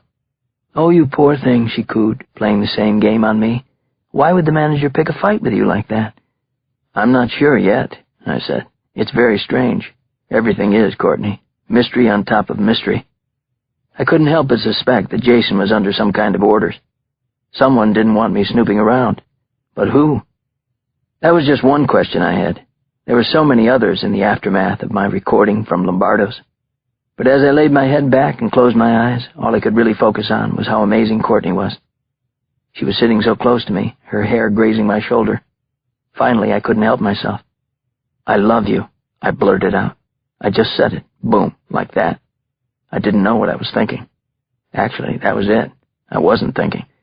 For a second, there was some hope that she would answer, "I love you too." But in the next second, that hope was beaten down. Worse than Jason at the restaurant. It was as if I had suddenly become contagious with Ebola or the swine flu. Courtney sprang up from the couch, practically darting to the other side of my office. She was shaking her head. No, no, she said. "Don't say that, Nick. I wish you hadn't said that. I really wish you hadn't." "Why, Courtney? Tell me why." "Oh, for heaven's sake, Nick, because I'm engaged." "But you don't love him." "You're wrong, Nick. I do love him. I love Tom very much, I do." It hurt to hear her say that. Worse than any of the punches I'd just taken. But I wasn't about to stop now. She meant too much to me.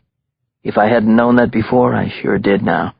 "I don't believe you," I said. "I'm sorry, but I don't, Courtney." "You need to, Nick."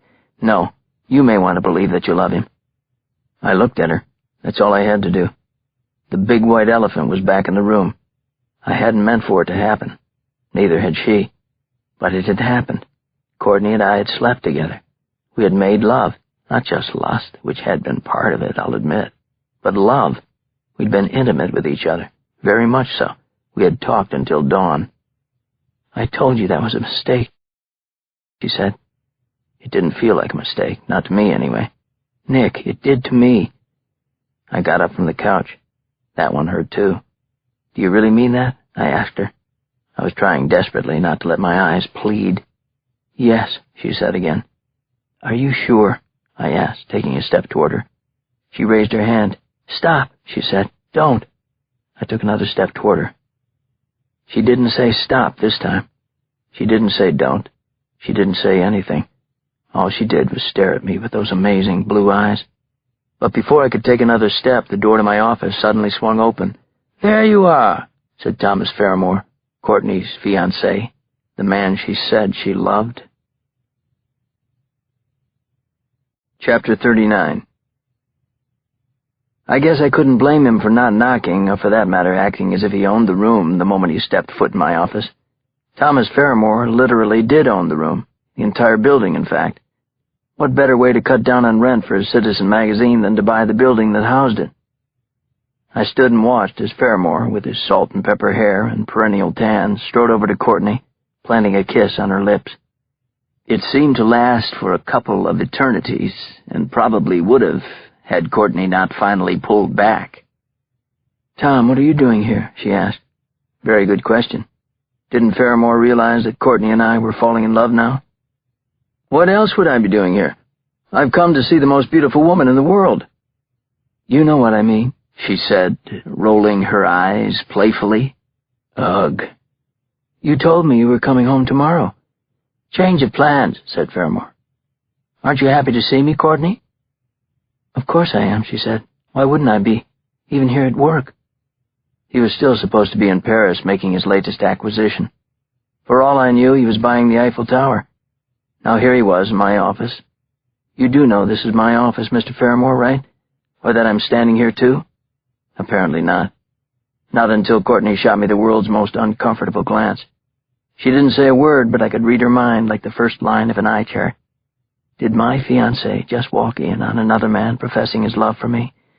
Yeah, he sure as hell did. "Sorry, Nick, I didn't see you standing there," said Fairmore, before his eyes immediately collapsed into a squint. "Holy shit, what happened to your face?"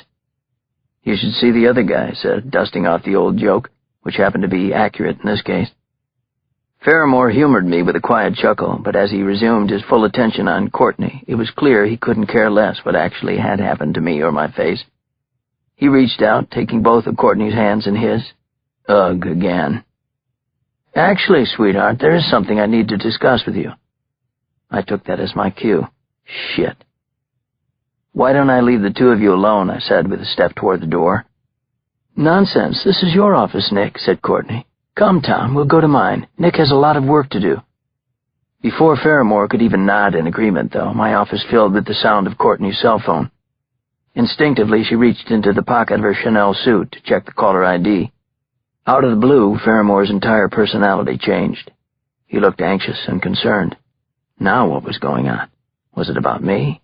Or Courtney and me? "Who is it?" he asked Courtney.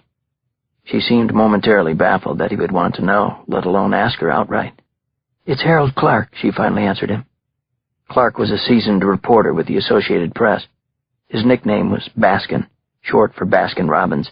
In other words, he was known for his scoops. "Don't answer it," Fairmore practically shouted at her. "Why not?" asked Courtney. "What's going on, Tom?"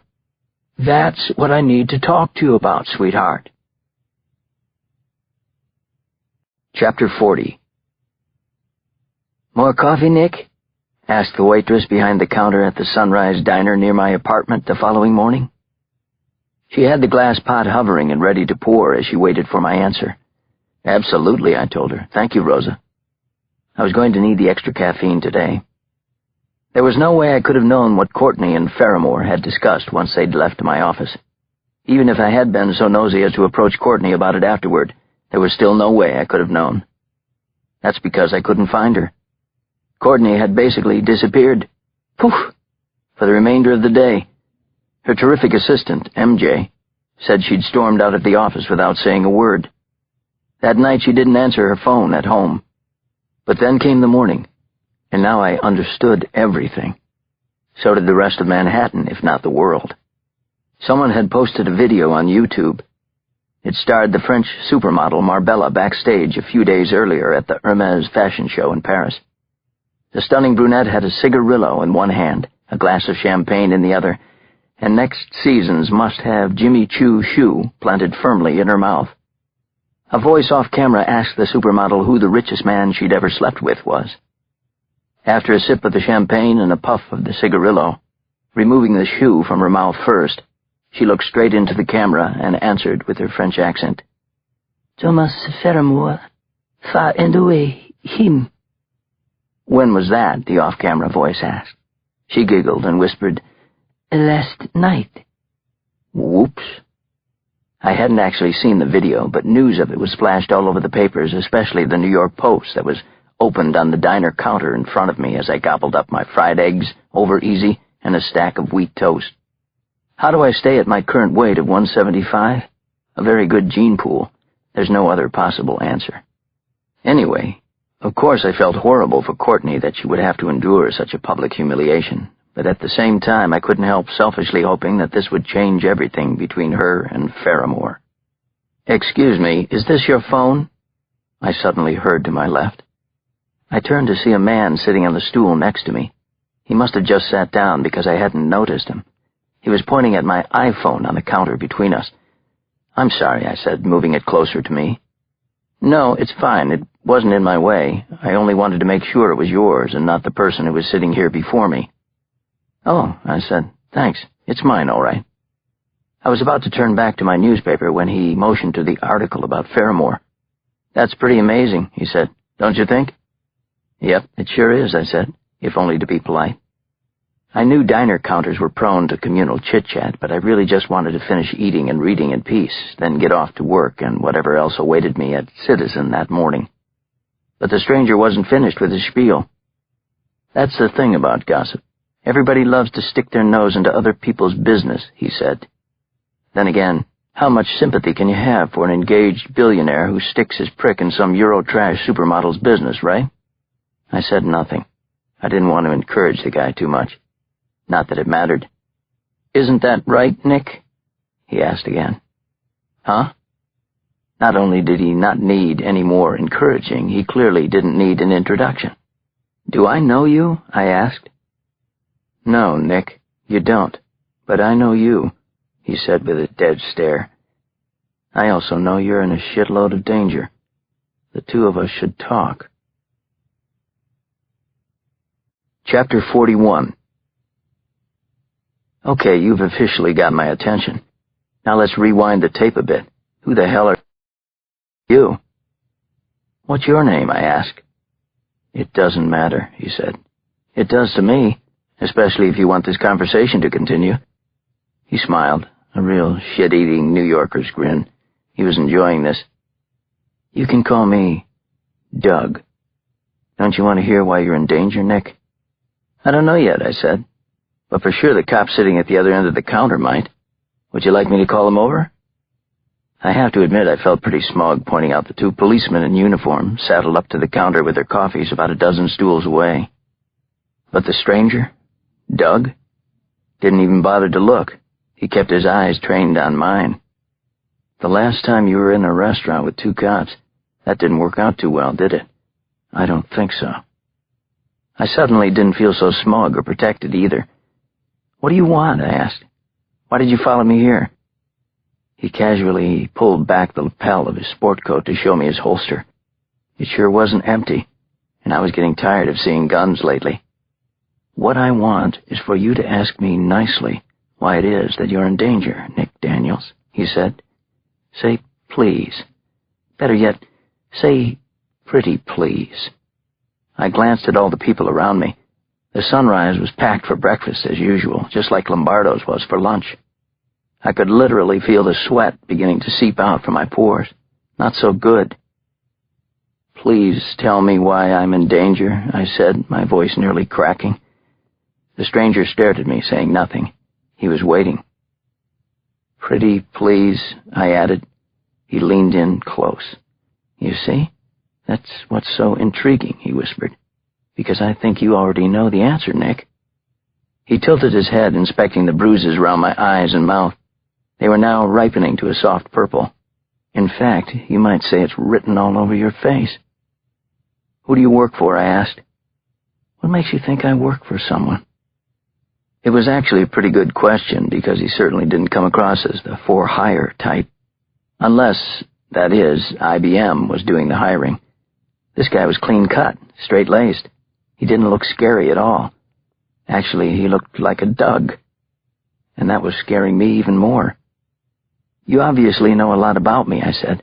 "What is it that you want me to do? Tell me what you want." "Now we're making some progress.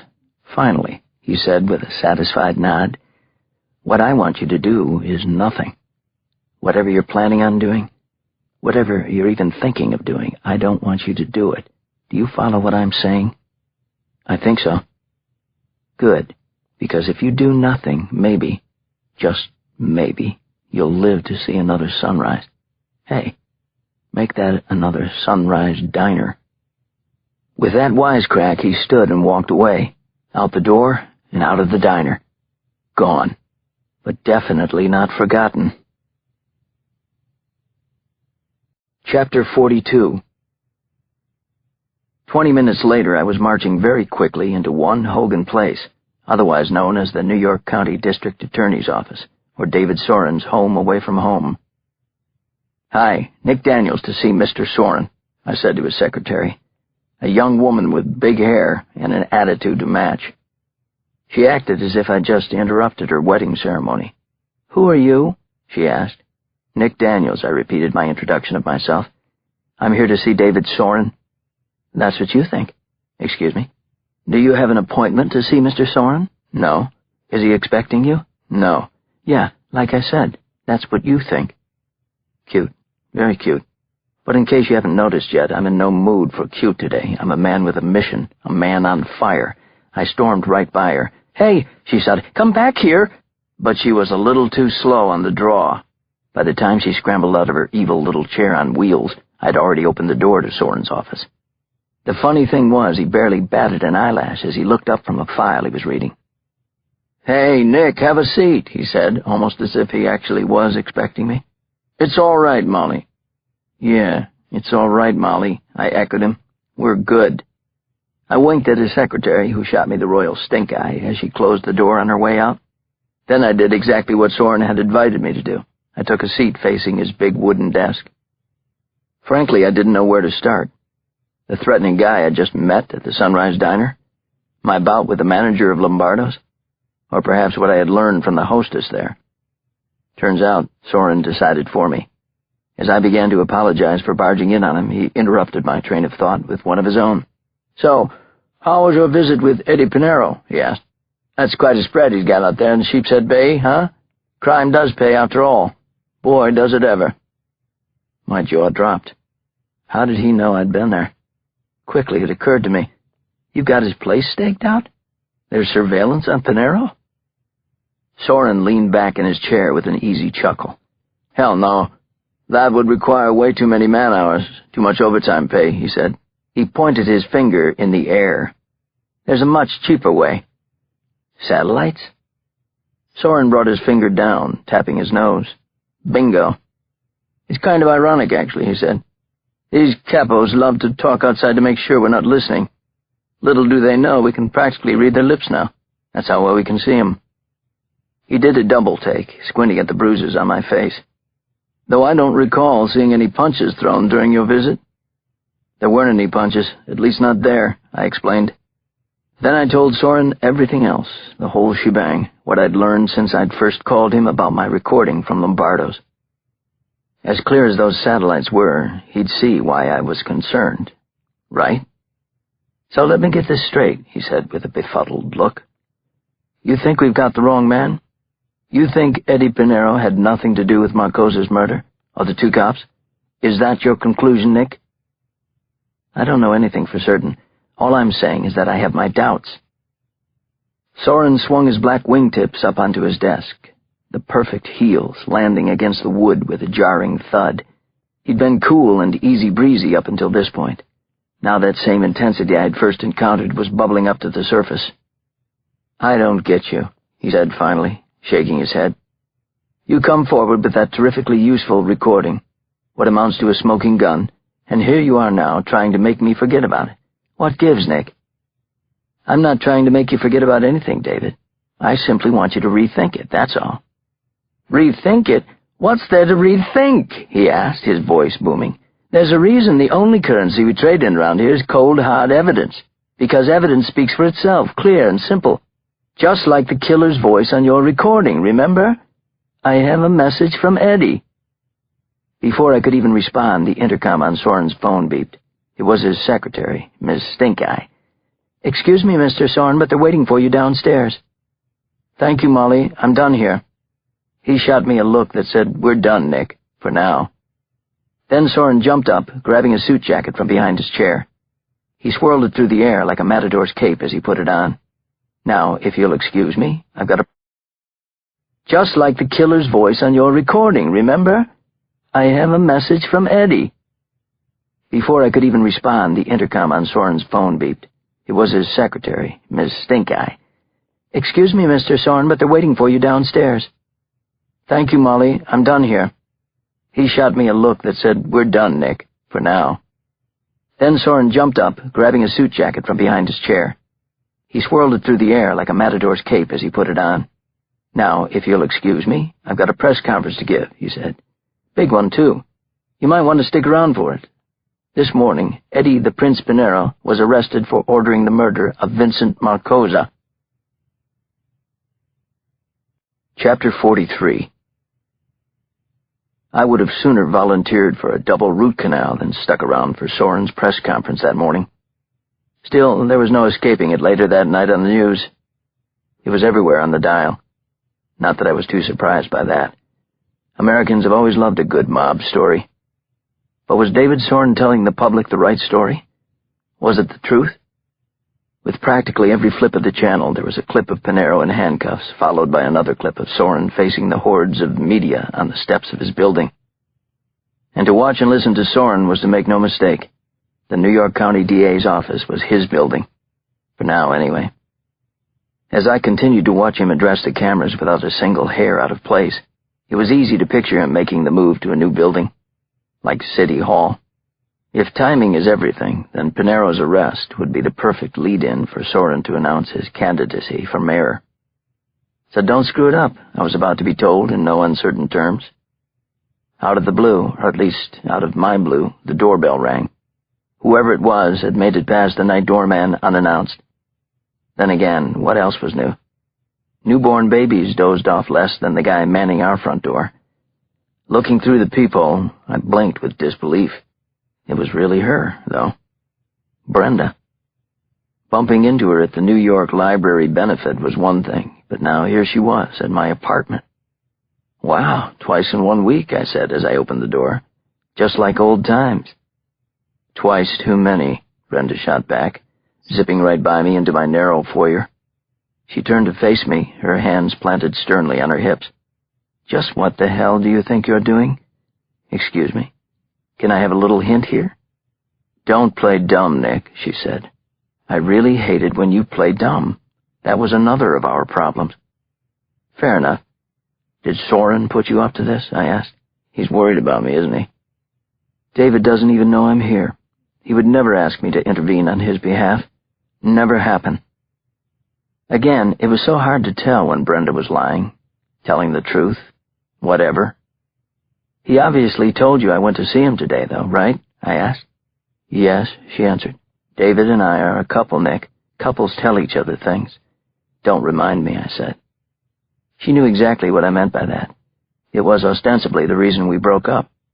Long, painful story made short, I had done an important interview with Bill Gates in which he went on record for the first time about his planned retirement from Microsoft. That night I told Brenda, everyone knows that pillow talk never leaves the bedroom, right? Especially when both of you had made promises to that effect. Apparently Brenda had had her fingers crossed. The very next day she reported it on air. "According to a reliable source," she began the story. It was a real coup for her at the network, a feather in her cap, and a dagger right through my heart. I knew right then and there that I could never trust Brenda Evans again. Not that she would ever give me the satisfaction of telling her that. No chance. 10 minutes after her broadcast, I received a Dear John email from her. That's right. She was breaking up with me. With an email. Her reason why? I wasn't as driven as her, and she needed someone who was, and that was that. "Are you doing this because of what happened between us?" she was asking me now. "Because if you're trying to get even, it's not fair to David." "What is it exactly you think I'm doing?" I felt compelled to ask. "I know you, Nick. I know how you play your hunches. You're relentless even when you're dead wrong, not even warm." "I think what I discussed with your new boyfriend was a little more than a hunch. I may very well be right. There's evidence, and it's mounting. But what if you're wrong? Have you considered for 1 second how making waves about Pinero's guilt would reflect on David and his political future? I shook my head and smirked. Wow, you've already got your dress picked out for the inauguration, don't you? If looks could kill, this story would end right here. Fortunately, they can't. This isn't about me, Nick. That's where you're 100% wrong. It's always about you, Brenda, and it always will be. That touched a nerve, to put it mildly. Her face immediately flushed bright red, her hands balling into fists. Apparently it was time for her to wake the neighbors. "Fuck you!" she yelled. "Do you hear me? Fuck you! You're such a loser, Nick." She then marched out of my apartment, making a beeline for the elevator. She hit the down button so hard I was sure she broke a nail. "Does this mean I'm not getting a Christmas card?" I asked from my doorway. It was a glib comment, but I couldn't help it. She was bringing out the worst in me, and she always did. The elevator opened and Brenda stepped inside, but not before having the last word, a proverbial kick to the groin. She really did know how to hurt a guy, especially me. "By the way," she said, "my new boyfriend, he's way better than you in bed." Ouch. Chapter 44. I walked into the cavernous main concourse of Grand Central Station the next morning, weaving my way through the buzzing crowd of tourists and visiting weekend suburbanites. I must say that I love this building and can't thank Jacqueline Onassis enough for saving it once upon a time. Out of nowhere, I bumped shoulders with a young man who had a knapsack strung over one shoulder. As we traded polite, if not clipped, apologies and went our separate ways, I couldn't help noticing his T-shirt. In big block lettering, it said, "Save Darfur." Naturally, I couldn't help thinking of Dr. Alan Cole and wondering how he was doing, and where he might be doing it. Hopefully, he'd soon be back home safely. Of course, that would make only one of us. With everything that's happened since I returned home from Darfur, I almost longed for the relative peace and quiet of being chased and shot at by the Janjaweed militia. Maybe that's why I was so looking forward to this day and what I would be doing soon. Pure and simple, there'd be no talk of murder, no mention of the mob, no discussion of the mysterious stranger who'd told me to mind my own business and do nothing. That would all take a back seat to a pair of box seats at Yankee Stadium, myself in one, and the center of my current universe in the other. That would be my niece, Elizabeth. Her passport says she's 14, but you'd never know it. Bright and articulate beyond her years, she also happens to be the bravest kid I know. No, scratch that. She's the bravest anybody I know.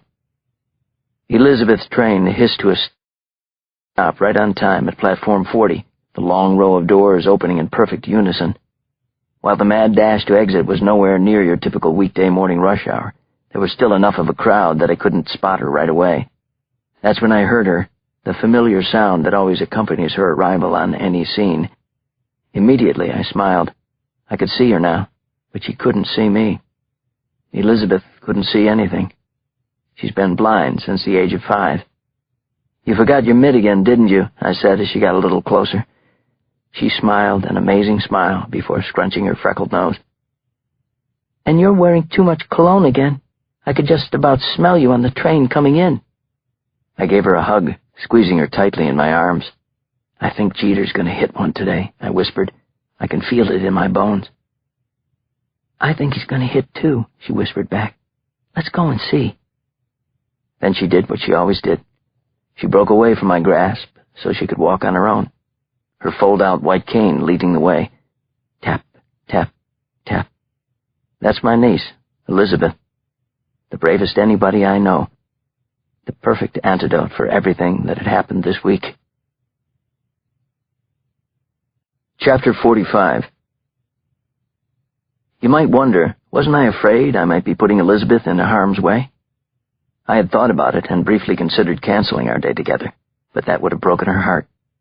And the Mafia had always put women and children out of bounds. That was the code. So it was Elizabeth and me, and we were already drawing some attention, as we always do. I understood the double takes. I could even put up with the excessive staring. After all, whoever heard of bringing a blind girl to a baseball game? But they didn't get it, not any of them. It was as if they were the ones who were blind. Don't you see? Anybody? Baseball is the crack of the bat and the roar of the crowd, the smell of cut grass and hot dogs, the crunch of peanut shells at your feet.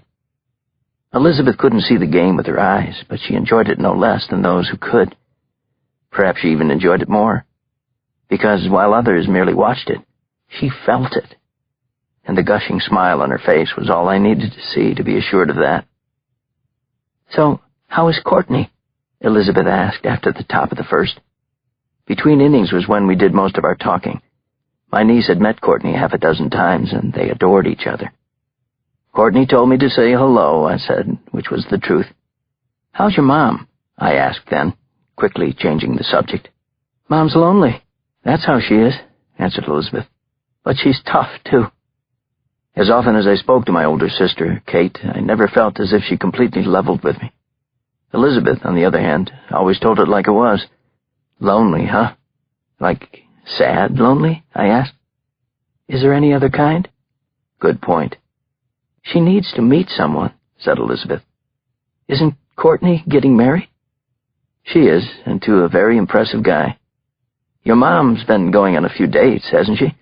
"Yeah, few and far between." I laughed out loud. "It takes time, Lizzie." "Okay, but it's been like 4 years since he died, Nick. That's enough time." 4.5, to be exact. That's when my sister's husband, Carl, had suffered a fatal heart attack while on business in London. He had been only 42. How on earth does that happen? Why? On whose orders? Kate had called me to break the news. She'd also asked that I come out to their home in Weston, Connecticut, so I could help break the news to Elizabeth. She couldn't bear to do it alone. The girl was 9 years old and blind, and suddenly she was also fatherless, and her mom had a huge hole in her heart. I'll never forget what Elizabeth asked me that hot August afternoon as I held her hand on her living room couch. She was wearing a yellow sundress, her frazzled blonde hair tucked back in rows of barrettes. "Will I be able to see my daddy in heaven?" she wanted to know. My eyes welled up. I could barely hold back the tears. "Yes," I told her. "You'll see him every day." "Do you promise?" "I do." I squeezed her little hand, and she squeezed back, and all I could remember thinking was one thing. If there is indeed a God up there, he better not make a liar out of me.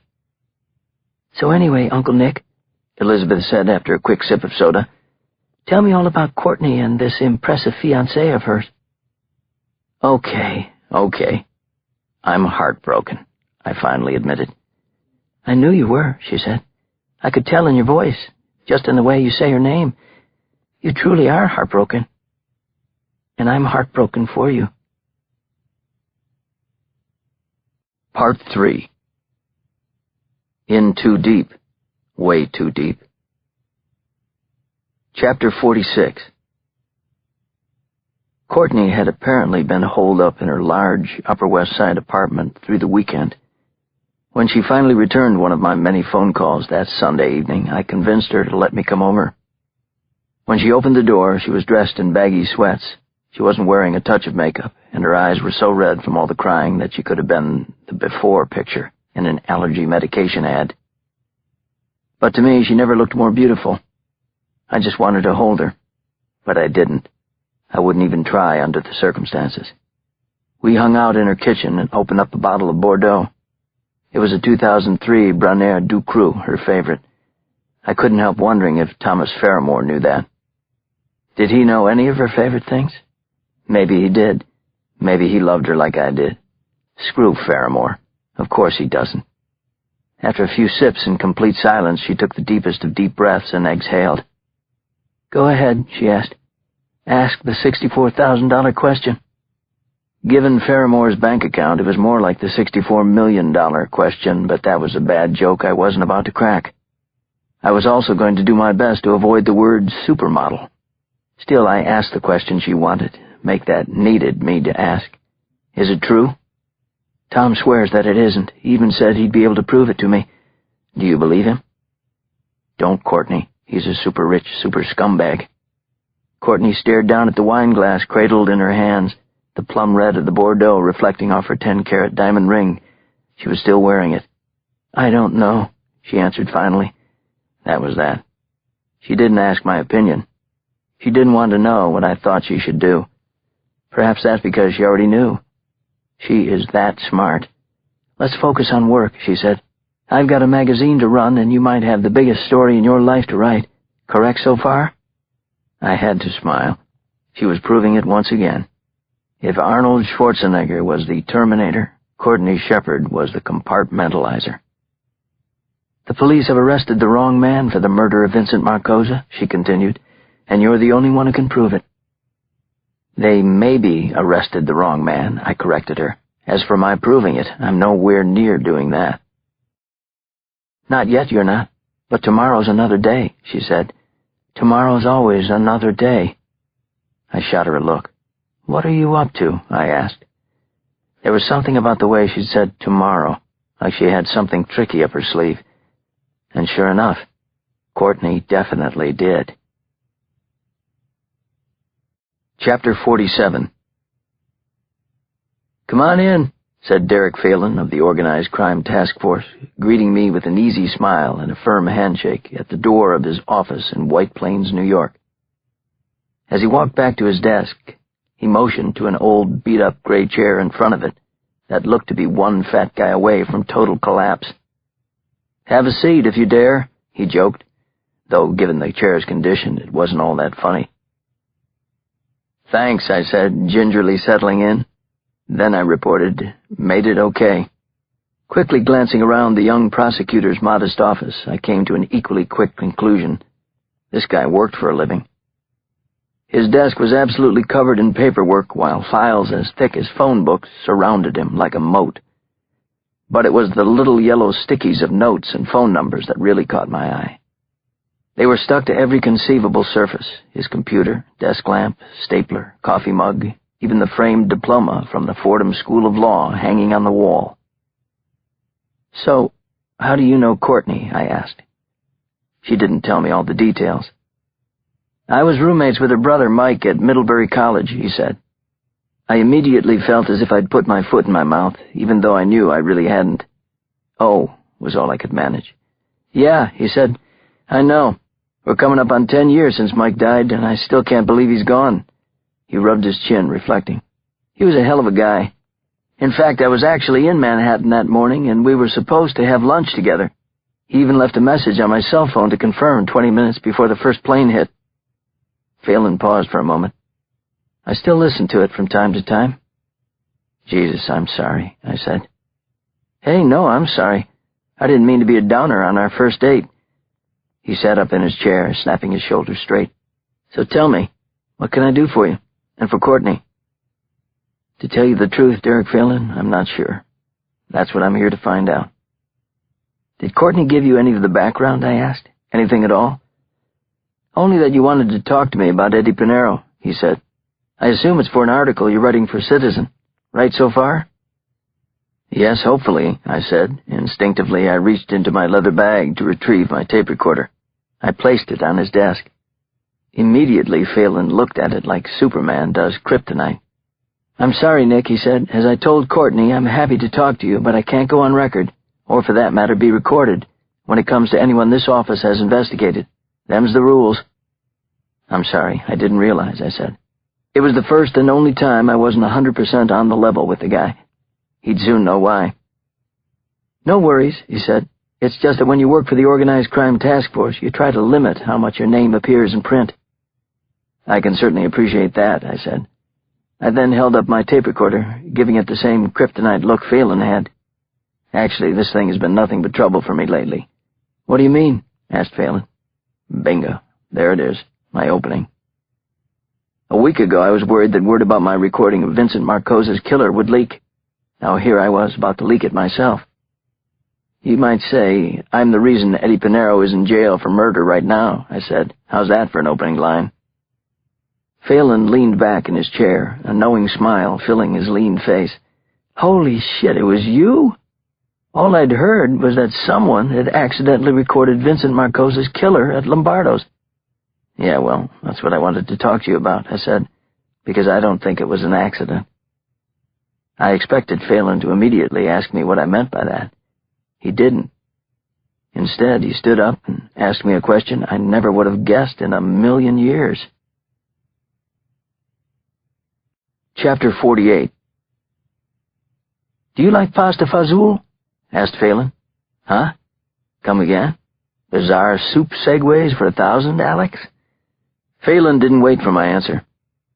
"I know this place right across the street that serves the best pasta fazool you'll ever have. Best in White Plains, anyway.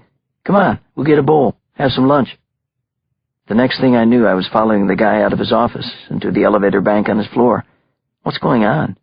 I was thinking as we walked, kind of fast, actually. I was no psychic, but this much I could figure out. Derek Phelan didn't want to be in his office when we discussed Eddie Pinero's involvement, or rather non-involvement, in Vincent Marcose's murder. He had his reasons, I'm sure. Hopefully he'd explain them to me over lunch. Bring on the pasta fazool. Not quite yet, though. No sooner did the elevator arrive than we were stopped by a man's voice coming from down the hall. He was calling out Phelan's name. Immediately, Phelan muttered something under his breath. "What did you say?" I asked. "Huh? Oh, nothing," he answered. "I was just saying we'll catch the next elevator." But I was almost positive that wasn't what he'd said. In fact, I was pretty sure he'd muttered only 2 words. Holy shit. As if he couldn't believe something. Like what?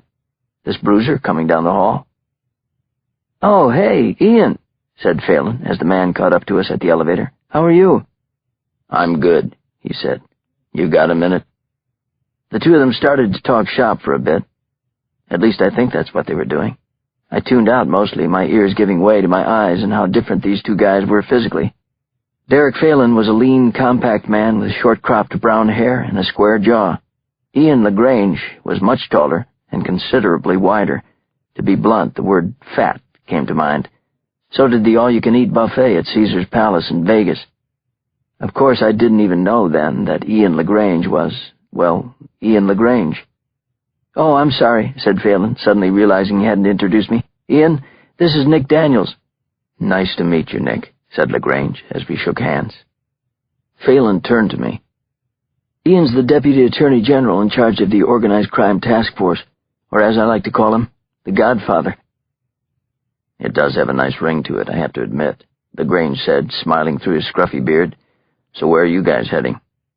"We're getting a quick bite to eat," said Phelan, "just across the street." LaGrange glanced down. "You're wearing your vest?" he asked. "Derek?" "We're only going across the street," Phelan repeated. "Yeah, and Lincoln was just going to the theater. Go put it on." Phelan shot LaGrange an exasperated look that reminded me of a teenage son catching heat from his father. "Vest?" I asked. "Bulletproof vest," said Phelan before turning around for his office. "I'll be right back." Wait a minute. The guy needed a bulletproof vest to go out in public? More important, where was mine? "Hey, we could always order in," I called after him. It sounded funny, but I wasn't really joking. "Don't worry, it's just office policy," said LaGrange, trying to reassure me.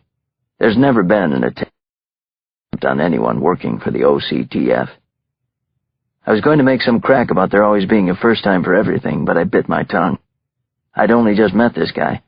I didn't know his sense of humor, or for that matter anything else about him, except his size. "So what line of work are you in, Nick?" he asked, very cool and casual-like. "Uh-oh. Careful now." "I'm a writer," I said. "No kidding. What do you write?" "Articles, mostly. I work for Citizen magazine. You heard of it?" "Sure have. Is that why you're here to see Derek?" he asked. "To do an article?" There was no outright concern in his voice, but I knew subtext when I heard it. No way he was asking just to make idle conversation in the hallway. And I wasn't about to give an answer that could get Phelan in any kind of trouble. "No. Derek's actually helping me out with some background on a novel I'm writing," I said. "Verisimilitude and all that." "No kidding. We help out on the Alex Cross books sometimes." "Never read them," I said. I watched closely as LaGrange nodded, relieved when he quickly changed the subject. He asked which restaurant we were going to. "Actually, I don't know," I told him. He seemed to believe me. And as far as I could tell, LaGrange didn't know that I was lying about why I was in his building to see Phelan. He had bought the novel line. At least that's what I thought. Only it turned out Ian LaGrange knew exactly what I was up to. The real surprise, however, was how the big man knew. As Phelan had said himself, holy shit, and then some. Chapter 49. Derek Phelan returned to his office after lunch with Nick Daniels and did very little but stare up at the grid of white ceiling tiles above his desk. He stared at the ceiling for a good 20 minutes straight. The prosecutor had a lot to digest, and it certainly wasn't the pasta fazool. It wasn't even the very interesting story he'd just heard from Nick Daniels. Knock, knock, came a voice at his door. Instinctively, Phelan looked to see who it was, but he really didn't need to. He knew it was Ian LaGrange, and not because of his boss's all-too-familiar baritone. No, he expected the Godfather to be dropping by sooner or later. Probably sooner. "Hey, Ian, what's up?" "Not much," said LaGrange. "How was your lunch with the writer, the novelist?" Phelan rolled his eyes up toward the ceiling tiles. "Don't ask. All I can say is that's the last time I do a favor for a friend." "Why, what do you mean?" "That guy I introduced you to at the elevator is a writer for Citizen magazine. As a favor to his editor, I agreed to give him some research, a little help for a novel he's working on. Only it turns out there's no novel." "I don't follow," said LaGrange. "What was he here for, then?" "It was a ruse," said Phelan. "What the guy actually wanted to do was sell me on this crazy idea that it wasn't Eddie Pinero who ordered the hit on Vincent Marcosa. What kind of bullshit is that?" "You're kidding me." "I wish I were. The guy's a real conspiracy nut. It was like having lunch with Oliver Stone." LaGrange laughed. "So if Eddie Pinero didn't order the hit on Marcosa, who did, in his opinion?" "That's the thing. He didn't know." "Gee, and let me guess. He wanted your help in finding out." "Exactly," said Phelan. "So what did you tell him?"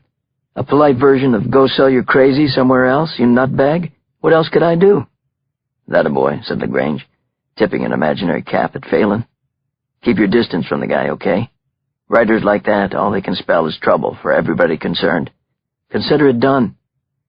As LaGrange strolled off, Phelan leaned back in his chair, his eyes finding their way back up to the white ceiling tiles. Slowly, he exhaled. He'd been holding his breath the entire time, hoping that LaGrange would believe him. It hadn't been easy. Hell no. Ian LaGrange, the Godfather, didn't get to where he was by being anybody's fool. Bluffing him was like tap dancing to ZZ Top on a tightrope. But it was nothing compared to what Phelan was going to do next. Chapter 50. "I can't freaking believe I'm doing this," Phelan muttered to himself as he slowly walked down the deserted and dark hallway of the OCTF offices at close to midnight that same evening.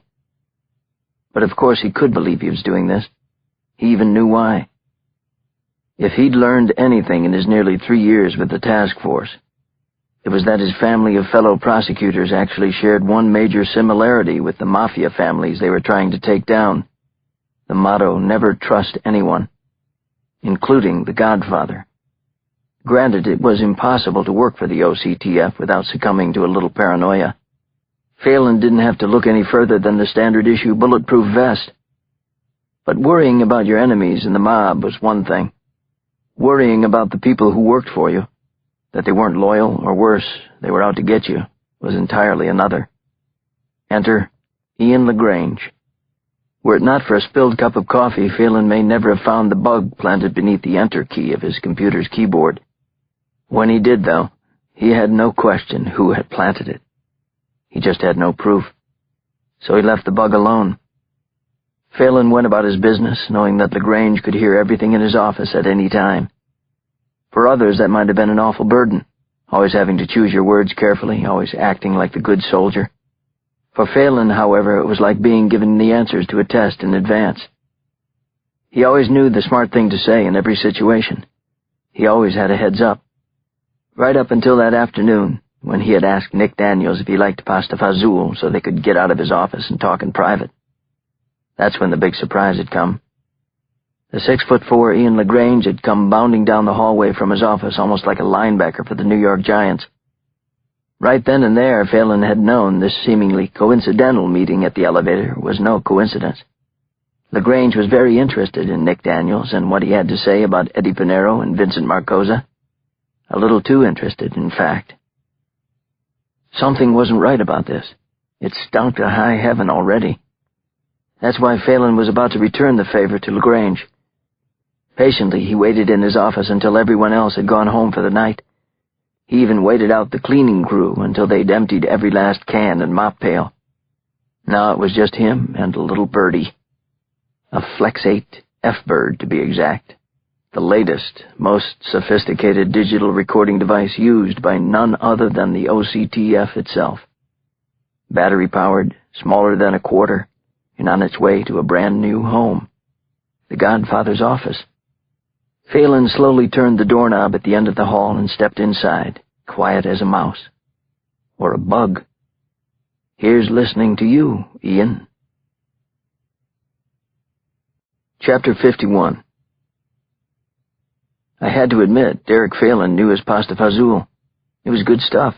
Very good. Reminded me of my favorite Italian restaurant in the world, Il Cenacolo, back in my hometown of Newburgh. But even better than Phelan's pasta fazool was what came with it. And I'm not talking about a piece of Italian bread. It was my next move. Thanks for the jump start, Courtney. Phelan had listened calmly to everything I said at lunch, asking a logical question here and there, but mostly listening. He wasn't about to print up any free Eddie Pinero t-shirts, but he didn't look at me as if I were crazy either. What he did do was take a pen from his pocket and write a phone number on the napkin. "I know a guy out in Greenwich who might be able to help you," he said, pushing the napkin toward me. "Call him and make an appointment." "What's his name?" I asked. "Hoodie Brown." "Hoodie?" "You'll see when you meet him. Tell him you're a friend of mine, that's all." "What does he do?" "You'll see," Phelan said again. I shrugged my shoulders. Okie dokie. The following afternoon, I was on a Metro North train out to Greenwich, Connecticut for a 2 o'clock appointment with someone named Hoodie Brown. When I'd told him on the phone Derek Phelan sent me, it was as if I'd delivered the secret password at the door of an underground nightclub. I was in. "Follow me," said the receptionist at his office. Greenwich was the capital of the hedge fund world, but what I was doing in the lobby of one such company, I had no idea. DAC Investments? Why would Phelan send me to a trader? He hadn't. The receptionist, a tall, slender brunette who looked as if she'd stepped off the set of a Vogue magazine shoot, led me past a long, bustling trading floor to a quiet office tucked away in the back of the building. That's where I met Hoodie Brown. The name made sense immediately. Not only was the man who shook my hand wearing a hooded sweatshirt, gray with the Caltech insignia, he actually had the hood pulled over his head, a la the Unabomber. Hell, this guy even looked a little like the Unabomber. "So, who's the PIQ?" he asked, settling in behind his desk. I noticed there was no place for me to sit. No chair, no couch, nada for visitors. "PIQ?" I asked. "Person in question," he explained. "Who are we investigating?" "Oh." "Dwayne Robinson," I said. "The pitcher for—" "I know who he is," said Hoodie. "Or was. Specifically, I'm looking to see if he has any ties to organized crime," I added. Hoodie nodded and began tapping away on one of the 3 keyboards lined up on his desk. At least twice as many computer screens stared back at him. "Are you a private investigator?" I asked. He didn't answer. He didn't even acknowledge that I'd asked him a question. "We'll pull up all domestic bank statements and any police records to start," he said, barely above a whisper. "Then we'll see if he has an FBI file. It shouldn't take too long." My jaw literally dropped. An FBI file? It shouldn't take too long? "How are you able to do this?" I asked incredulously. 120 gigabyte fiber optic connection speeds, he answered. "No, I mean—" "I know what you meant, friend. The answer is you don't want to know. You may think you do, but trust me, you don't." "If you say so, Hoodie, whoever you are." I suddenly felt like a little kid swimming into the deep end for the very first time. Maybe I'd be fine. Or maybe I was in way, way over my head. And to be honest, I knew the answer to that one. Worse, I still wasn't wearing a bulletproof vest like Derek Phelan had. Chapter 52. I stood there quietly in Hoodie Brown's office, watching and waiting, respectful. nearly shivering, too. The damn room felt like a meat locker. It was kept so cold. Hoodie, of course, was dressed appropriately. I sure wasn't. Thankfully, the guy was right, and the wait wasn't too long. After another few minutes, Hoodie looked up from his slew of computers for the first time. "Do you know Sam Tagaletto?" he asked. The name didn't mean anything to me. "No," I said. "Never heard of him." "Apparently Dwayne Robinson did. About a month ago, he wrote him 2 checks over the span of a week. Both were for $50,000. I didn't think Dwayne had that kind of money anymore. I'm almost sure of it. "He didn't," said Hoodie. "Both checks bounced." "Red flag, anyone?" "So who's Sam Tagaletto?" I asked. "Definitely not a Boy Scout, that's for sure. He's been arrested twice for illegal bookmaking, among other things, once in Florida and most recently here in New York," he said. "How recent?" "A year ago. He got 6 months probation." "Anything about his having ties to the mob?" I asked. Hoodie cocked his head in my direction. "You mean other than his being a bookie?" "Yeah, I know, but I'm looking for actual names. Maybe somebody I have heard of." "Give me another minute on that," said Hoodie. He went back to the keyboard, his fingers tapping away almost as fast as my mind was racing. "Think, Nick. What does all this mean? What could it mean?" Dwayne Robinson had owed a bookie a big chunk of change and couldn't pay it off.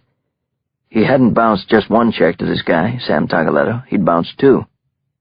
Maybe that's why Dwayne had killed himself, or had gotten thrown out of a window by somebody, because he'd owed money to a bookie and had showed disrespect. But there had to be more to it than that. It was now officially impossible to believe that my being at the table next to Vincent Marcosa had been a coincidence. But if it indeed had been a setup like Pinero told me, then who had set it up?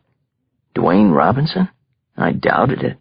Dwayne had been a former Major League pitcher, not a former brain surgeon. Or had it been someone else, and that's what Dwayne had wanted to tell me? All I knew was that it was time to get to know a certain Sam Tagaletto a little better, presuming I could find him. "Do you have a current address for this guy?" I finally asked Hoodie. "Tagaletto?" He was already 2 steps ahead of me. I'd no sooner finished the question when the purr of a printer filled the room. Hoodie handed me not only Tagaletto's last known address, but also his latest mugshots. "Anything else I can do for you?" he asked. "Yeah, you can tell me what the hell you're doing working for a hedge fund firm. On second thought, never mind. I probably don't want to know that either." "No, that's more than enough," I answered. "Thanks a lot, man." I shook Hoodie's hand, thanked him again, and was about to show myself out the door. "Oh, one more thing," he said. "It goes without saying, but I'll say it anyway. This meeting never took place." I nodded. "What meeting?"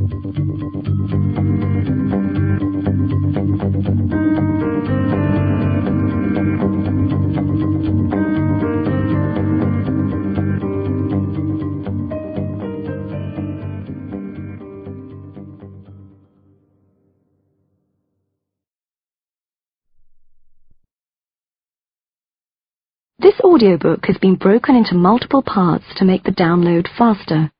You have reached the end of a part, but not the end of the complete audiobook, so please check your library for the next part of this audiobook.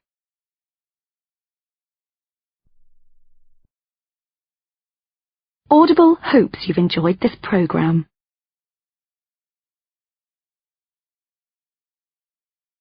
This is Audible. Don't Blink by James Patterson and Howard Rowan. Chapter 53.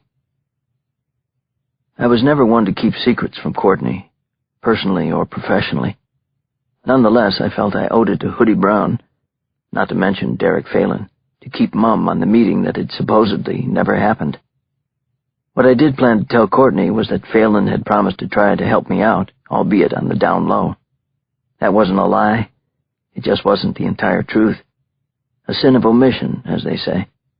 Or as one of my journalism professors at Northwestern used to put it, the truth may set you free, but it's the little white lie that will save your ass. Now if Courtney would only return my call. There was no answer on her cell, and when I rang her secretary, MJ told me Courtney had left the office without saying where she was going.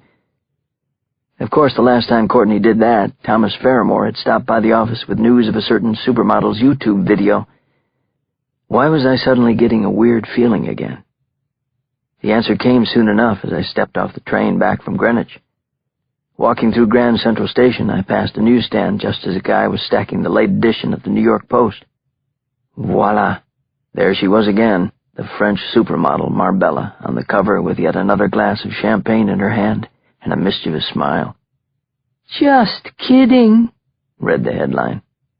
50 cents later, I was standing off to the side, my head buried among the pages. Apparently, Marbella had given an interview to a French television station claiming, au contraire, that she'd never actually slept with Thomas Fairmore. It had all been a bad joke, she insisted, and she deeply regretted any problems it may have caused the billionaire or his lovely fiancée in America. Yeah, right. Color me sold, sweetheart. But there was more. And on the believability scale, it was actually a bit more convincing, or at least creative.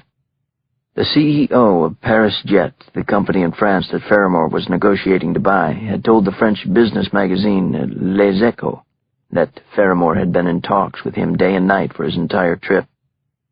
Trust me, Mr. Fairmore had no time for any funny business or hanky-panky business, read the money quote. I closed the Post and tucked it beneath my arm, walking toward the Lexington Avenue exit to hail a taxi. I could feel the whoosh of commuters rushing by me for their trains and the vibration of their footsteps against the wide marble floor. But what I really felt was numb, confused, and more than a little lost. For sure, Courtney hadn't been scooped by the Post. She had to be up to speed on this latest twist and turn in her marital saga. Fairmore probably even made sure of it. Why wouldn't he? It was Alibi City. But was she buying it? The verdict rang in my pocket no more than a minute later. Courtney was finally calling me back. I saw the story. Do you know what you're going to do now? I asked her. "I do," she answered. Chapter 54. It wasn't the words themselves, but the way Courtney said them, as if she were already standing at the altar with Thomas Fairmore. "I do." I immediately fell silent on the phone. There was no need for Courtney to officially break the news. It was broken, just like my heart. "I need you to understand, Nick," she said. "I'm marrying Tom, but I need you to be there for me." I was there for you, I said. "I know you were. Promise me you won't stop now. Do you promise?" What could I say? As much as I loved her, she had always been my friend first, before anything else. "Please," she said, pressing me. "Do you promise? I need to hear the actual words, Nick." I took a deep breath and swallowed it, along with my pride. "I do," I said. Of course, little did I know how fast I'd have to make good on that promise. A few hours later, with the sun setting over Manhattan, I arrived downtown at the North Cove Marina to climb aboard Sweet Revenge, Thomas Fairmore's 180-foot Trinity megayacht. I've seen much smaller houses. Actually, I grew up in one. In a word, wow. At the bow stood the bar, and at the stern was the live jazz band, a really good combo. In between was a veritable who's who of publishing, fashion, and what remained of the decimated ranks of the banking and Wall Street elite. You get one guess as to where I headed first, and it wasn't to shake Thomas Fairmore's hand.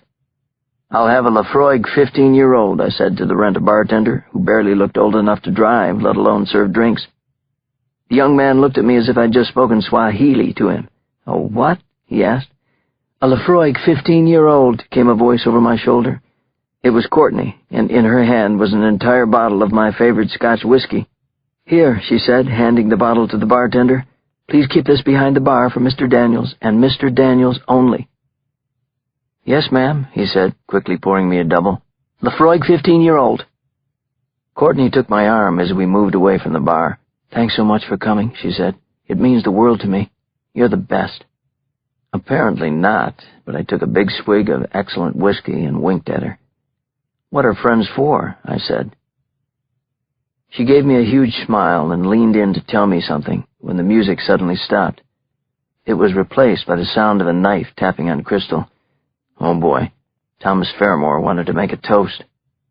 Once again he had come between Courtney and me. I guess I'd better get used to it. "Come on up here, sweetheart," he bellowed, standing up straight and proud on the captain's deck. He was wearing a faux white naval jacket replete with shoulder boards and a sleeve insignia. 2 blonde women flanked him, both very pretty, and I figured they were his PR team. Was this guy for real? I couldn't understand what Courtney saw in him, not even when I tried extra hard. As she made her way to join him, Fairmore thanked everyone for coming on such short notice to this wonderful celebration of love. That brought a rousing cheer from the entire crowd. Minus me, of course. I had one hand in my pocket, and I was wiggling my middle finger at him. Fairmore took no offense and continued, "Courtney and I wanted to make it very clear this evening that no rumor, no unfounded gossip, no nonsense whatsoever will ever get the better of us. We can ride out any storm that comes our way." Fairmore turned to face Courtney, pulling her tightly into his arms. As the 2 of them kissed, he thrust his hand high in triumph. An even louder cheer erupted from the crowd of his friends, or whoever these hordes of overdressed people were.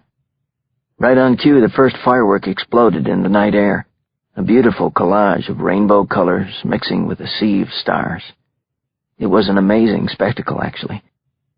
But the real spectacle that night was yet to come, and of course, I would be part of it. Chapter 55. I'd spent the afternoon with Hoodie. Now here I was with Houdini. Thomas Fairmore had just pulled off the impossible, a trick for the ages.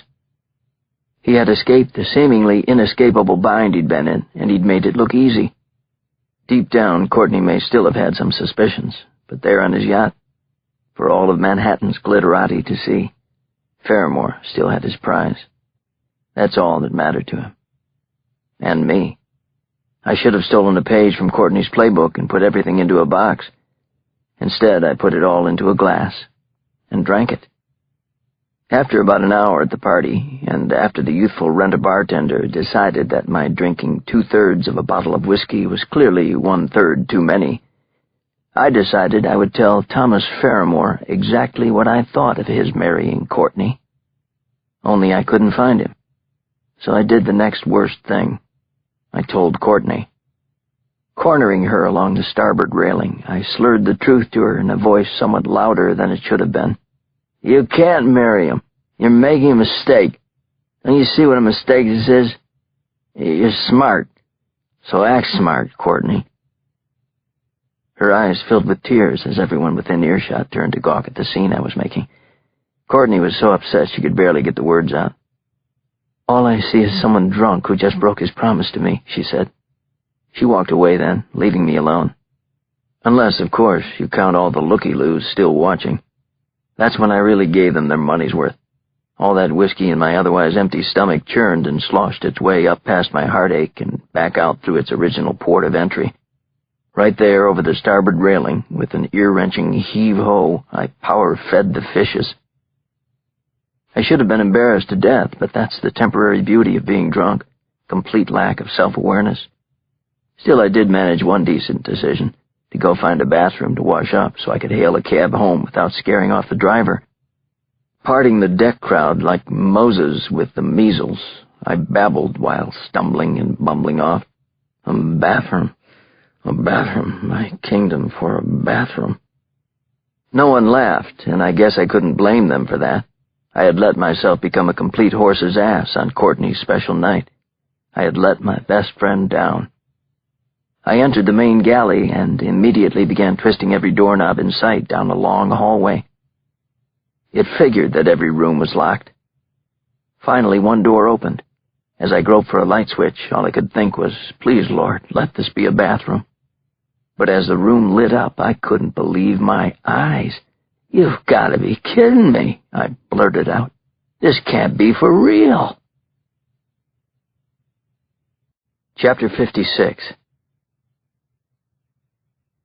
It was like the game of Clue, only the sex addict edition. Thomas Fairmore, in the supply room, with his pants down around his ankles. In front of him was a young and very pretty blonde on her knees. Needless to say, she wasn't praying. I wasn't sure, but I thought she was one of the PR ladies who had been with him on the deck. Panic flashed across Faramore's face, but amazingly it vanished almost as fast as it had arrived.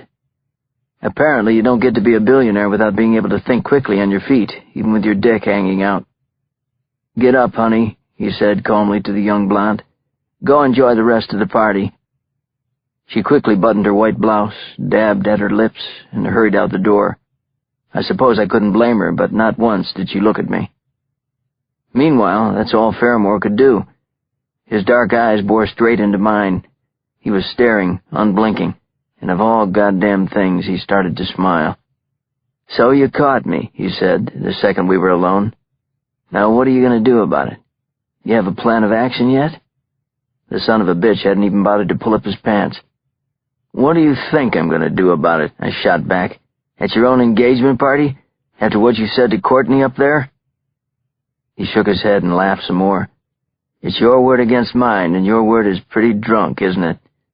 "Not so drunk that I'm blind, pal. I saw what I saw." In fact, I suddenly felt as if I'd downed a dozen cups of coffee. Not quite sober as a judge, but the thoughts and words were forming just fine. "Do you even love Courtney?" I asked. "Does that even matter?" "It does to me." He laughed again. "Yes, I know it does," he said. "You love her madly, right?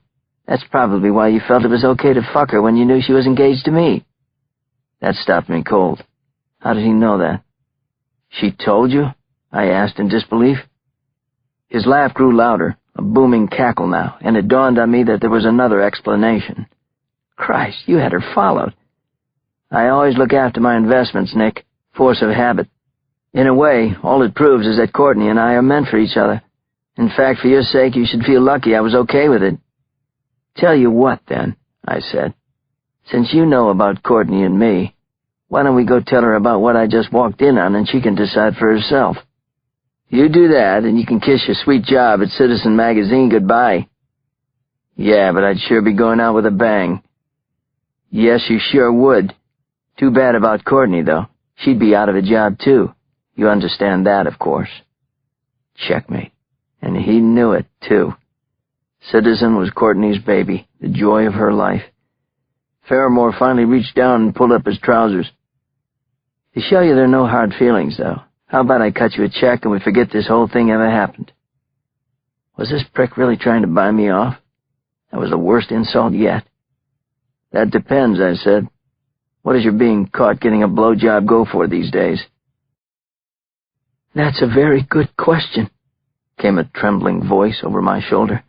"What does it go for, Tom?" Chapter 57. I spun around to see Courtney leaning against the doorway, her arms folded tightly, as if she was hugging herself for comfort. Her eyes were shooting so many sharpened daggers at Faramore, I practically had to duck.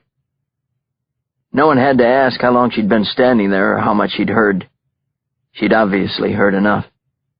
But there were no tears like she had had with me out on the deck. She wasn't sad now. She was angry.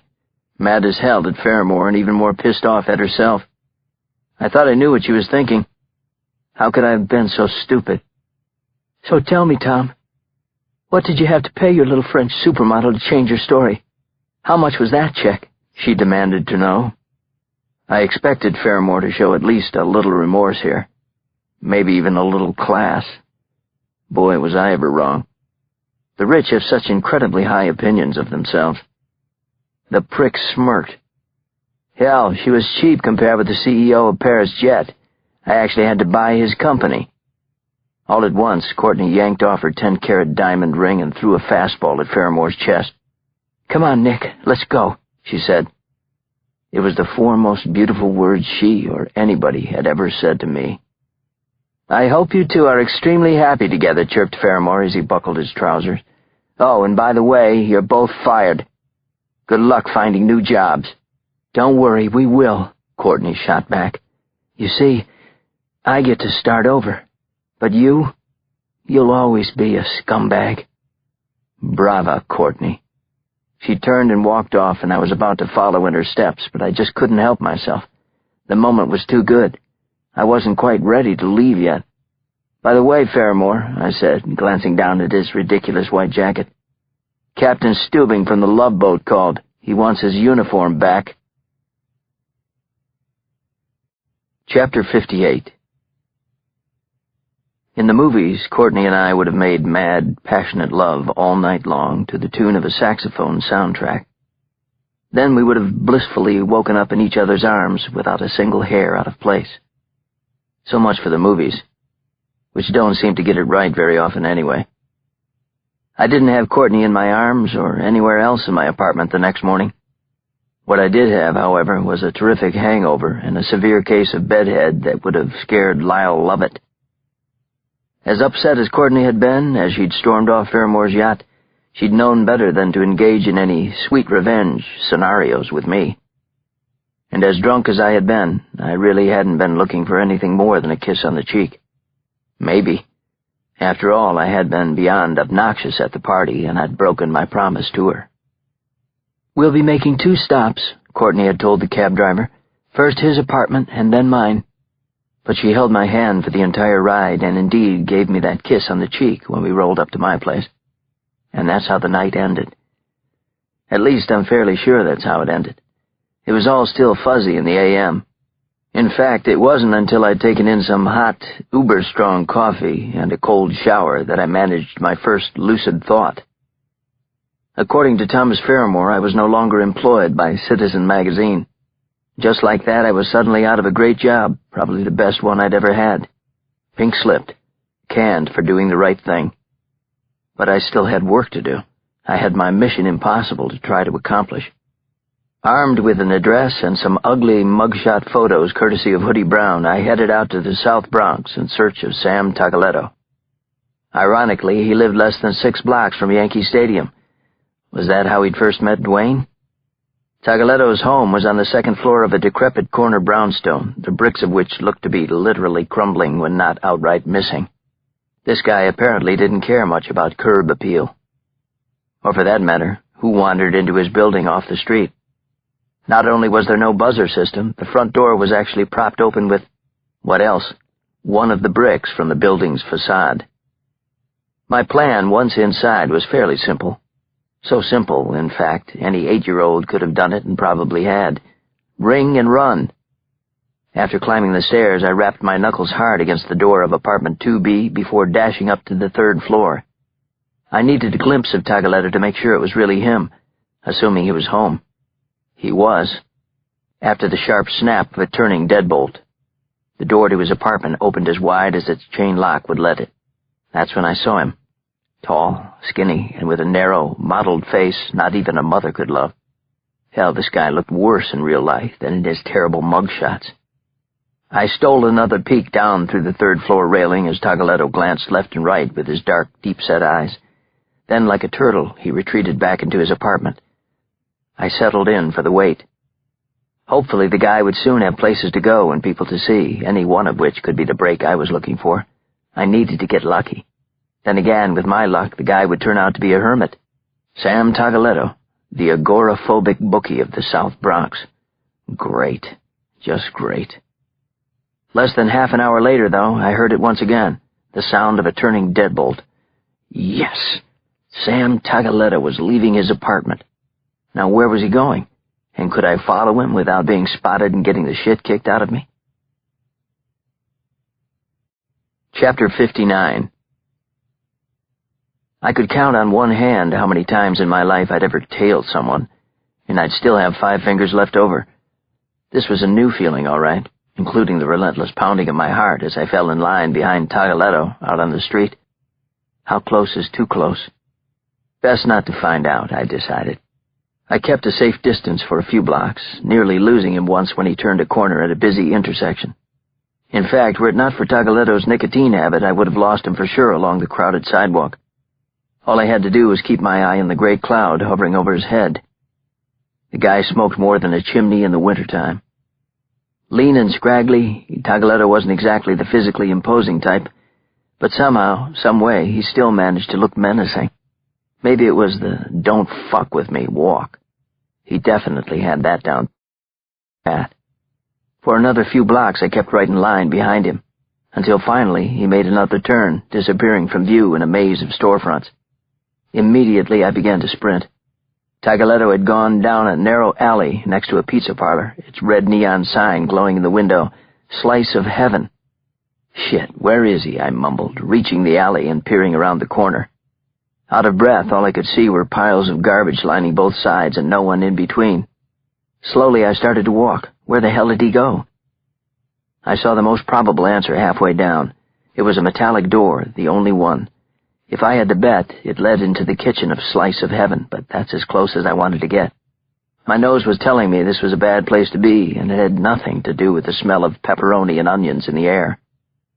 I was about to turn around and get the hell out of there when I heard the door in the alley begin to open, the sound of rusted hinges ricocheting off the walls. I quickly moved behind a dumpster that reeked so badly I put my sleeve over my nose. There were maybe 2 inches of daylight between the piled garbage and the wall, just enough to catch a glimpse of Tagaletto stepping back outside. He was lighting a cigarette, and he wasn't alone. Holy shit. I recognized the other guy right away. How could I not? He was Carmine Zambrata, a.k.a. the Zamboni. There was never a more fitting nickname for a mob guy. Zambrata not only looked like a Zamboni, the machine that smooths the ice at hockey rinks, he acted like one. From what I knew, he was a fixer, the kind of guy used when there was a rough patch that needed smoothing over. All of New York knew his face. Countless times his mug had graced the covers of the city's tabloids, and each time the headline was a variation on the same theme: not guilty. Zambrata's ability to escape conviction was rivaled by only one other mob figure. That would be Eddie the Prince Pinero. So why was I so surprised to see Zambrata? Possibly because he didn't report to Eddie Pinero, just the opposite. The Zamboni worked for a rival boss by the name of Joseph DiZorio. It took me a few seconds to do anything besides stare at the 2 mob guys. Then I reached for my pocket. Staring down, I searched for the camera application on my iPhone. Raising the phone, I eyed the screen to center Tagaletto and Zambrata in the picture I was about to take. Shit. Now what had happened? Zambrata was gone. Where the hell had he disappeared to? "I'm right here, cocksucker," I suddenly heard as the nose of a gun hit my cheek. Chapter 60. "Do I know you?" Zambrata asked, his tone already anticipating my expected answer. "No," I said, trying not to shake. God only knows what my tone sounded like. Scared shitless, probably. Out of my league, out of my element, out of my mind. "You're right, I don't know you," he said. "So how do you know me?" "I don't." Zambrata cocked his gun, the click echoing in my ear. "Don't bullshit me," he said. "Everybody knows me. I'm a legend." I tried to breathe normally, but it was becoming next to impossible. "I know who you are," I corrected myself. "What I meant was I didn't know you'd be here." What the hell was that supposed to mean? I turned slightly, my eyes meeting his for a split second. He was very intense and focused, and I saw enough to know that he was trying to decide what to do with me. "Sam!" he called out. Tagaletto walked over to the dumpster, his latest cigarette dangling from his thin lips. "What a stink," he said. Then he shrugged. "Who is he?" "You tell me," said Zambrata. "You're the one who brought him here." "I've never seen him before. No idea who this idiot is." "You sure?" "Of course I'm sure." "What's your name?" Zambrata asked me. My first thought was to make one up. Thankfully, my second, somewhat more rational thought prevailed. "Nick Daniels," I answered. "Turn and face the wall, Nick," said Zambrata, backing up a few steps. I'd barely heard the words before Tagaletto stepped in and gave me some help, courtesy of a hard shove. As soon as my palm slammed against the bricks, he frisked me. Out came my wallet. "Hey," I said instinctively, but then I shut myself up. "Turn back around," ordered Zambrata. "But keep your hands nice and high." When I did, I saw Tagaletto checking my driver's license. He gave Zambrata a nod. I was telling the truth. Did that count for something with mob guys? Probably not. "So who the hell are you, Nick Daniels?" "I'm a journalist." "Ah, so were you following Sam?" So much for the truth. It was time to lie. "Come on, Nick, think fast. Faster." "I'm doing a story," I answered. "It's about bookies. Actually, it's about New Yorkers who were ruined by their gambling habits." That was pretty good, under the circumstances. "You expect me to believe that total crock of shit?" I nodded at Tagaletto. "He's a bookie, isn't he?" "So what does that make me?" asked Zambrata. "Am I going to be in your story now, too? Absolutely not, I said. In fact, I'm pretty sure this was a bad idea for a story. A really bad idea, I now realize. So I'm out of here. All right if I slowly lower my hands? Zambrata chuckled. I'd become his court jester, and that was fine by me, just so long as I wasn't his next victim. What should we do with him, Sam? Asked Zambrata. Any brilliant ideas? Tagaletto shrugged again, flicking the butt of his cigarette against the wall. The guy obviously knows some things he shouldn't, he said. You're saying we should kill him? It's your call, but I would. Zambrata nodded. So go ahead, he said, tossing Tagaletto his gun. Kill him. Chapter 61. I swear the gun traveled in slow motion from Zambrata to Tagaletto. That's how it felt, at least. A stub-nosed piece of metal floating through the air and my life hanging in the balance. I watched as the bookie fumbled, then nearly dropped the gun. He did drop his cigarette. His hands were clearly as surprised as the rest of him. Are you serious? Said the look on his face. Zambrata seemed pretty damn serious to me. Please, I said, don't do this. I'm in love with a terrific woman, and I need to work it out before I die. Shut up, barked Zambrata. I stared back at Tagaletto with a whole lot of irony cruising around in my brain. He was holding a gun, but there was no longer anything menacing about him. The truth was, he looked nervous, almost as scared as I was, and he wasn't the one with the death sentence here. He can't do it. He doesn't have it in him. What's the matter, Sam? What are you waiting for? Asked Zambrata. Kill him. Tagaletto didn't say a word. He couldn't even look at Zambrata, or me.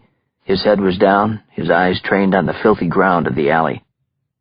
There's no need to do this, I tried again. I'm no threat to either of you. You let me leave and it's like this never happened. I said shut up, barked Zambrata again, the veins in his tree stump of a neck bulging above the collar of his brown leather jacket. Then he turned back to Tagaletto. We don't have all day here, Sam. If you don't have the stones for this, let me know. Christ. Zambrata was goading him to commit murder. My murder. I watched in horror as Tagaletto started to look up from the ground. His eyes stared directly into mine. Next he raised his arm, the gun aimed straight for my chest. Do something, Nick. Lunge for him. Anything. I saw that Tagaletto's hand was beginning to tremble. He steadied it with his other hand. He was steeling his nerve.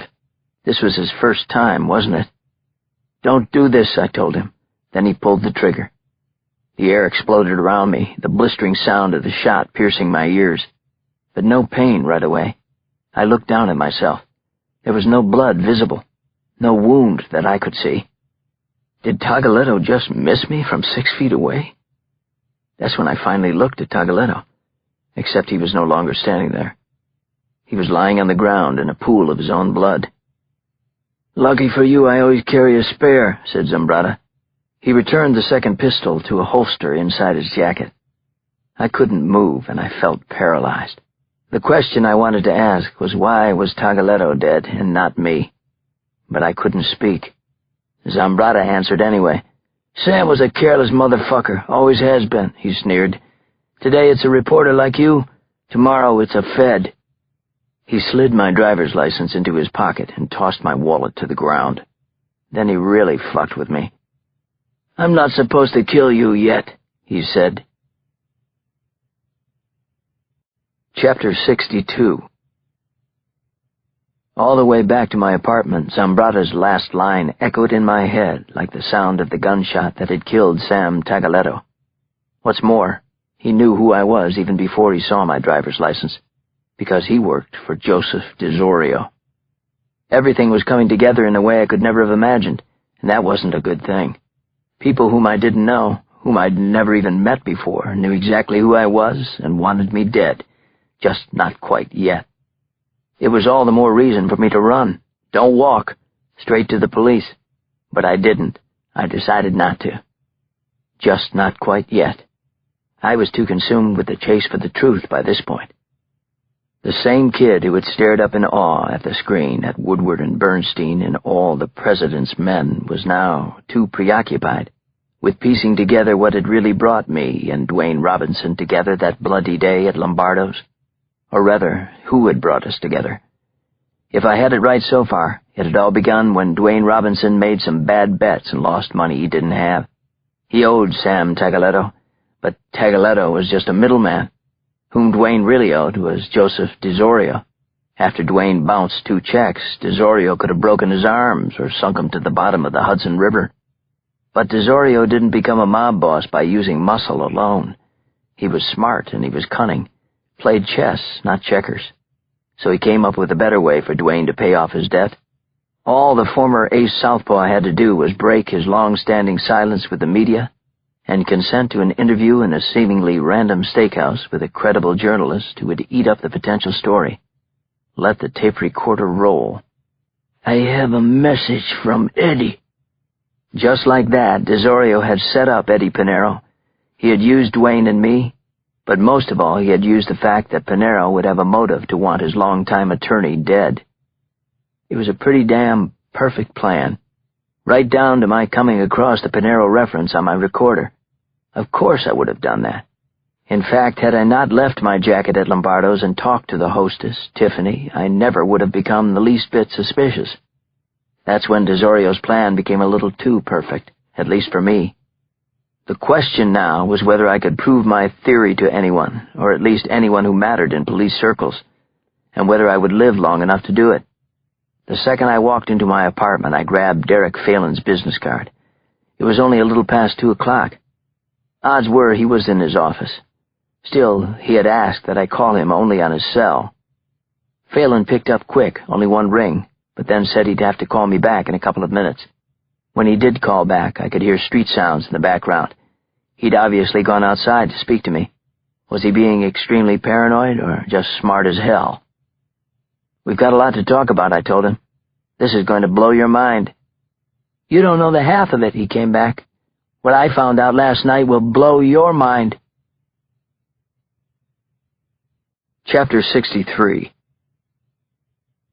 Phelan said he couldn't get into his news right now, and he didn't want to discuss it over the phone. "Nick, can you come by my apartment tonight?" he asked. Are you kidding me? Yeah, like anything could stop me. I called Courtney on the way over to Derek's that night. She was quiet and reserved, so I didn't bring up Thomas Fairmore. And I also didn't get into what had happened in the Bronx today. I did tell her I was seeing Phelan, and she told me, "Be careful, Nick. I don't want to lose you." At a few minutes past 8, I exited the Henry Hudson Parkway in the heart of the Riverdale section of the Bronx. Phelan Street was a few blocks east and was lined with pre-war brownstones. If I didn't know better, I'd swear I was on the Upper East Side of Manhattan. Save for one difference: available parking. I found a spot probably less than 50 feet from Phelan's address. As I grabbed my shoulder bag and hit the sidewalk, I was reminded of a joke my Uncle Leo had once told me. I'd been 9 or 10 years old. "How do you keep a turkey in suspense?" he asked. "I don't know. How?" Uncle Leo smiled. "I'll tell you later, turkey."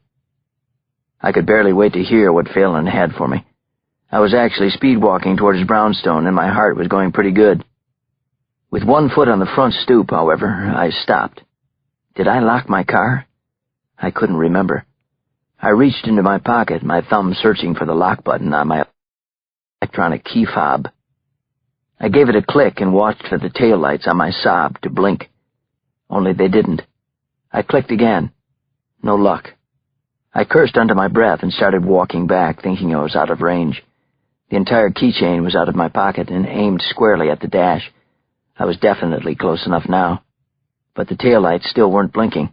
Come on already. I shook the key fob, pressing the lock button hard a few more times. Was the little battery inside the thing dead? No, it wasn't.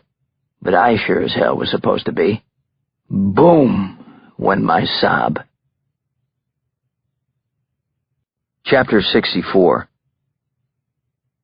My car rose in the air a good 3 feet as an orange fireball raced toward me, then knocked me down, my body slamming so hard against the sidewalk that I actually blacked out for a few seconds. When I came to, the sound of the explosion was still pummeling my ears. All at once I could hear the shattering of glass, the twisting of metal, my car being blown to smithereens. Slowly I got up, but the heat from the flames was so intense I had to step back. Am I okay? Am I hurt more than I think I am? Am I still among the living? I looked down at my charred clothing and got part of the answer. Smoke literally was rising from my sweater. I was dizzy and scared to death, but most of all I was relieved to be alive. "Okay, Nick, you're okay." Then came another awful scene, and the kind of screaming that raised every little hair on the back of my neck. My head whipped left and right until I spotted a chocolate lab dragging a leash on the opposite sidewalk. The dog was spinning in circles, barking like it had gone crazy.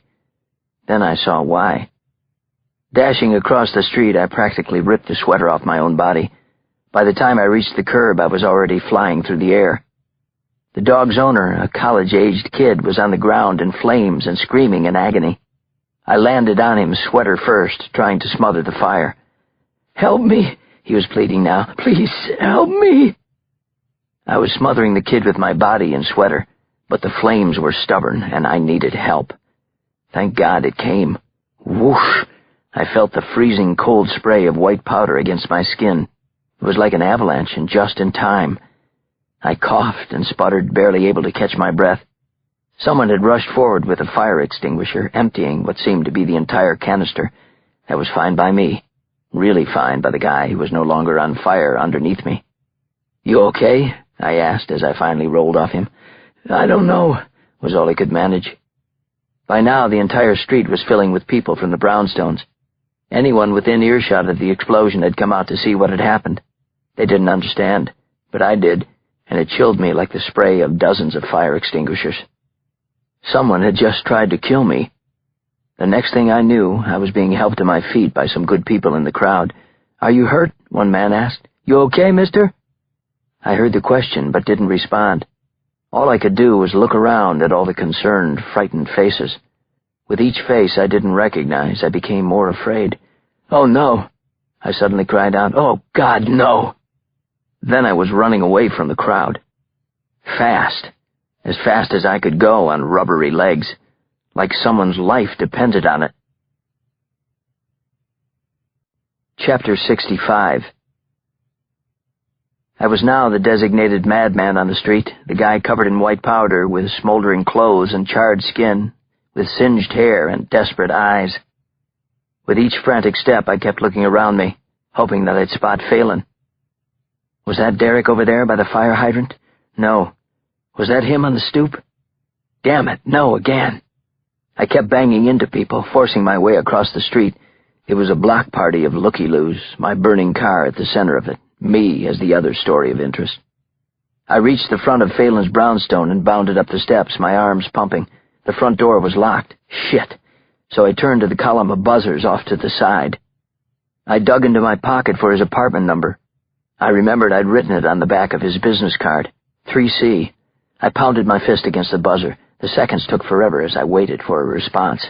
Plausible scenarios zoomed through my head. Derek was in the shower, taking a nap. Not home yet. Anything but what I feared. I kept stabbing the buzzer when the front door suddenly opened. A man in a bathrobe was coming to see about the commotion on the street. "Hey, what's your problem?" he said as I nearly knocked him over to get inside. The stairwell was straight ahead. 2 by 2 I took the steps, turning the corner to the second floor, then the third. The man in the bathrobe was still yelling at me, threatening to call the cops. I scanned the doors. 3C was down the hall at the front of the building. It was locked. Of course it was. I hammered on the door, calling out Derek's name. Please be there. The more I pounded, the less hope I had, though. I turned around, searching for something to help break down the damn door. Then I figured out what I needed. Hell, I was practically wearing the answer. But there was no fire extinguisher in the hallway on Derek's floor.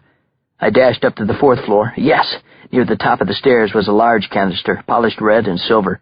I ripped it from the wall. Then I raced back downstairs to Phelan's door, smashing it as hard as I could over and over, definitely looking like a madman now. Finally, the door splintered. I was able to get at the locks. Then the door flew open. I was just about to call out Derek's name. Instead, I fell to my knees. I was staring into what had once been Derek Phelan's eyes. Part 4. Burden of Proof. Chapter 66. I found myself back down on the street again, talking to detectives from the local precinct, when I spotted somebody arriving on the scene. Somebody who I really didn't want to talk to right now, or even see.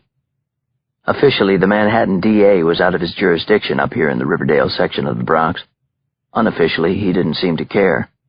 Nor did the 2 detectives who were interviewing me. Receiving nothing more than a nod from Soren, they both backed away. Soren lit a cigarette and gave me a quick head to toe. First things first. "You okay?" he asked. "Yeah," I said. "I think so." "In that case..." Soren took a step forward, getting in my face. "Then what were you thinking?" I rose from the bumper of the ambulance to stand closer to him, toe to toe. Receiving nothing more than a nod from Soren, they both backed away. Soren lit a cigarette and gave me a quick head to toe. First things first. "You okay?" he asked. "Yeah," I said. "I think so." "In that case..." Soren took a step forward, getting in my face. "Then what were you thinking?" I rose from the bumper of the ambulance to stand closer to him, toe to toe. I'd never felt more drained and upset, but I wasn't about to be pushed around by him or anybody else at the crime scene. I was one of the victims here, wasn't I? Sure I was. "I told you what I was thinking in your office, remember? You told me I had no evidence. You insinuated I should try and find some." Soren swatted his hand in the air incredulously. "So you go to the OCTF and bullshit a prosecutor about your writing an article?" "How'd you hear that?" I asked. "I spoke to Phelan's boss, a man named Ian LaGrange, on the way over here. He said you lied to both of them." "He's right, I did lie. That's why Phelan wanted nothing to do with me," I said. "I was here to try and change his mind, that's all." Soren smirked. I'm sure he knew that probably wasn't true. Not with Phelan murdered and me narrowly escaping the same fate. "Listen to me, Nick," he said, his tone sharpening to an edge. "The time to protect Phelan was when he was still alive." Whoa, that stung. I was already beating myself up over getting Derek involved in this mess. The self-inflicted guilt was bad enough. The Soren-inflicted guilt just made it that much worse. But he was right. Suddenly I was reminded that Soren was a very bright guy and that I needed him, possibly just to stay alive. Derek Phelan was helping me, I admitted. He told me he'd discovered something big and that it would blow my mind. All right, that's good. So what was it? He was supposed to share it with me tonight. That's why I came here. I'm telling the truth, David. I'm totally leveling with you. "You have no idea what it might be?" asked Soren. "Don't try and have it both ways, Nick." "I'm not," I said. "I have no idea. None." "Fuck. You've got that right." Soren took a last desperate drag off his cigarette, throwing it at the ground. I watched as he gave it an angry twist with his heel. Of course, if I'd been looking up instead of down, I would have seen the man who was charging straight for me, his fist cocked, his nose just about blowing steam. But it was like everything else that had happened that terrible night. I never saw it coming. Chapter 67. My right cheek imploded, the pain so quick and fierce I thought I'd been hit by a crosstown bus. In a way, I had. Ian LaGrange, all 6 feet 4 inches and nearly 300 pounds of him, had stormed right past Soren to sucker punch me square in the face, and as I fell helplessly back against the ambulance behind me, I could hear him screaming at the top of his fire-breathing lungs, "Look what you've done, you son of a bitch! Look what you've done!" And he was far from done himself. He lunged for me again, his long and powerful arms flailing in the air. Were it not for Soren stepping in to block him, he would have probably knocked me out cold, then smashed my face into pieces. As it was, I was seeing stars and a variety of bright colors that weren't in my usual palette. "Stop it! Calm down!" barked Soren, pushing it back, or at least trying to. LaGrange outweighed Soren by 100 pounds easy, and he wasn't about to be denied another crack at me. That is, until Soren tried a different tact. While LaGrange continued shouting about me being the reason Derek Phelan had been murdered, Soren reminded the guy that we weren't alone. Hello? Did you not see the news vans?" "Look around you, LaGrange," said Soren, through clenched teeth. "This isn't the place." That did the trick for some reason or another. LaGrange's rage was trumped only by his desire not to be fodder for every news outlet in the city, not to mention his becoming the latest sensation on YouTube. With reporters and their cameramen literally sprinting toward us, LaGrange immediately backed off. "Nothing to see here, folks," announced Soren to the reporters. "We'll have a statement for you in a few minutes. Just be a little patient." Reluctantly, they took his word for it. Soren waited impatiently until it was just the three of us again. He turned to LaGrange. "Do me a favor, Ian," he said calmly. "I need you to give the detectives whatever personal information you can on Phelan. Next of kin, exact title with the task force, etc. Nothing that they can run with." LaGrange nodded. He knew Soren merely wanted him separated from me. That's probably why he couldn't help himself as he turned to walk away. "I don't care what anybody says," said LaGrange, jabbing his thick forefinger at me. "You got Derek killed." "I'm sorry," I said. It was all I could think of. No, worse than that, actually. It was all I had. Chapter 68. "He's an asshole. Don't let him get to you," said Soren as LaGrange headed over to talk to the detectives. "Too late, he already did," I said, rubbing my jaw, which was already swollen from the guy's roundhouse punch. "I think he loosened a tooth." "Yeah, that was way out of line." Soren shifted his feet uncomfortably. "I know it's well within your right, but if you're thinking about pressing charges..." "Do I look like the type to take him to court for that?" "No, I suppose you don't," said Soren, flashing some relief. "Thanks, Nick." "Sure. And now you owe me one, right?" "We'll see about that later. Listen, after Ian's done, I'll let you finish up with the detective so you can finally get the hell out of here. Just so you know, though, you're going to need around-the-clock police protection after tonight." "Is that necessary? Wait, that didn't come out right. I mean, will it help any?" "I don't know. You tell me," he said with a glance at the scorched and smoking carcass that used to be my car. "It's probably safe to say that whoever wanted you dead still does." I nodded. "But it's not Pinero." "So you've been telling me," replied Soren, reaching for a cigarette. It was like he was only half listening to me. "It was Joseph DeZorio," I said. That got his attention. Suddenly his neck smoke could wait. Soren was all ears. "How do you know that? Who's your source? Talk to me, Daniels." "I can't give you all the details, but Dwayne Robinson owed him money that he didn't have. So..." Soren raised his palms. Smart guy. He saw where I was going. "Wait a minute," he said incredulously. "You're telling me that your being at Lombardo's that day was a setup?" "It was all a setup. DeZorio knew I'd have a recorder going to catch every word of Robinson's. He knew he could frame Pinero." "I guess. But how do you know all this?" "I can't reveal my source." "Then don't. But if you want my help, you've got to give me more than a gut feeling." I spread my arms wide. "Take a look around. Does all this look like a gut feeling? DeZorio knew Phelan and I were onto him." "Maybe that's true. Maybe you've solved this thing. But it's a non-starter if I can't connect the dots." "What about Pinero?" I asked. "What about him?" "He's been charged with first-degree murder." "Yes, that's what happens when all the dots connect," said Soren. "What if you're wrong? That's exactly why I need to talk to your source." "There is someone else you could talk to," I said. "The manager at Lombardo's." "Why would I want to do that?" "Because Dwayne Robinson didn't just seat himself. If he was supposed to sit next to Marcosa that day, it would have to have been arranged. The question is, who did the arranging? Who's the man with the plan?" Soren resumed reaching for his next cigarette, sliding it into his mouth. Out came a Zippo lighter. I could practically see the wheels spinning in his head as he lit up and took a deep puff. Jesus, these cops and robbers really like their nicotine fixes. First Sam Tagaletto, now Soren. I moved a half step away from him, upwind. Both of my parents had smoked like chimneys, and both had died of cancer. "Let me sleep on it," he said. "In the meantime, whether it was Pinero, DeZorio, or the Tooth Fairy, you still need police protection, Nick. We need to keep you alive. Is that okay with you?" He extended his hand to shake mine. With his other hand, he was returning the lighter to his pocket, only he missed. It fell to the ground, skipping off the asphalt and landing at my feet. "I got it," I said, bending down. That's when I got my head blown off.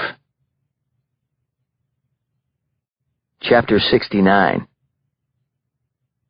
Jesus Christ, what now? What the hell just happened? Not my head, but damn close. The back window of the ambulance had just shattered, shards of glass falling on me like jagged rain. A split second earlier and that window would have been my head, a bullet right between the eyes. "Move, move, move," I heard. It was Soren, and he was shouting at me. Tucked in a low crouch, he began pushing me toward the front of the ambulance as the booming echo of the gunshot was drowned out by the collective scream of the street. The neighborhood crowd was scattering everywhere at once. It was pure pandemonium. "Run for your lives." "Whoever wanted you dead still does," Soren had just said to me. "You ain't kidding." The blast of a second shot ripped through the air, the bullet piercing the side of the ambulance about a foot from my chest. My guess was that the shooter didn't have the right angle yet. Not yet. The shooter, wherever he was obviously using a long-range rifle. Then came a completely different sound. Pop, pop, pop, pop, pop, pop, pop, pop. Those were handguns, and aimed in the opposite direction. It was return fire. "That's what you get, asshole, for shooting up a street filled with cops." I peeled around to the front of the ambulance, the small of my back practically glued to the bumper. Soren followed right behind me. "You okay?" he asked, out of breath. I was gasping for air, too. "Yeah, I'm all right. You?" "Peachy. Just great, Nick.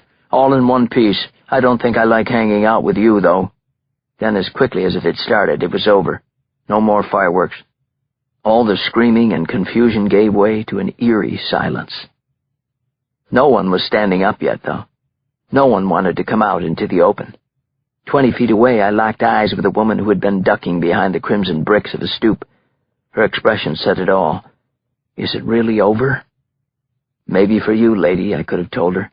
"Not for me." David Soren gripped my arm. "Stay here," he said. "Do not move." "Where are you going?" "To see if they got the shooter." Soren came up out of his crouch, peeking over the hood of the ambulance. "Hey, be careful," I said. He nodded before cracking a slight smile. "Still think that police protection isn't necessary?"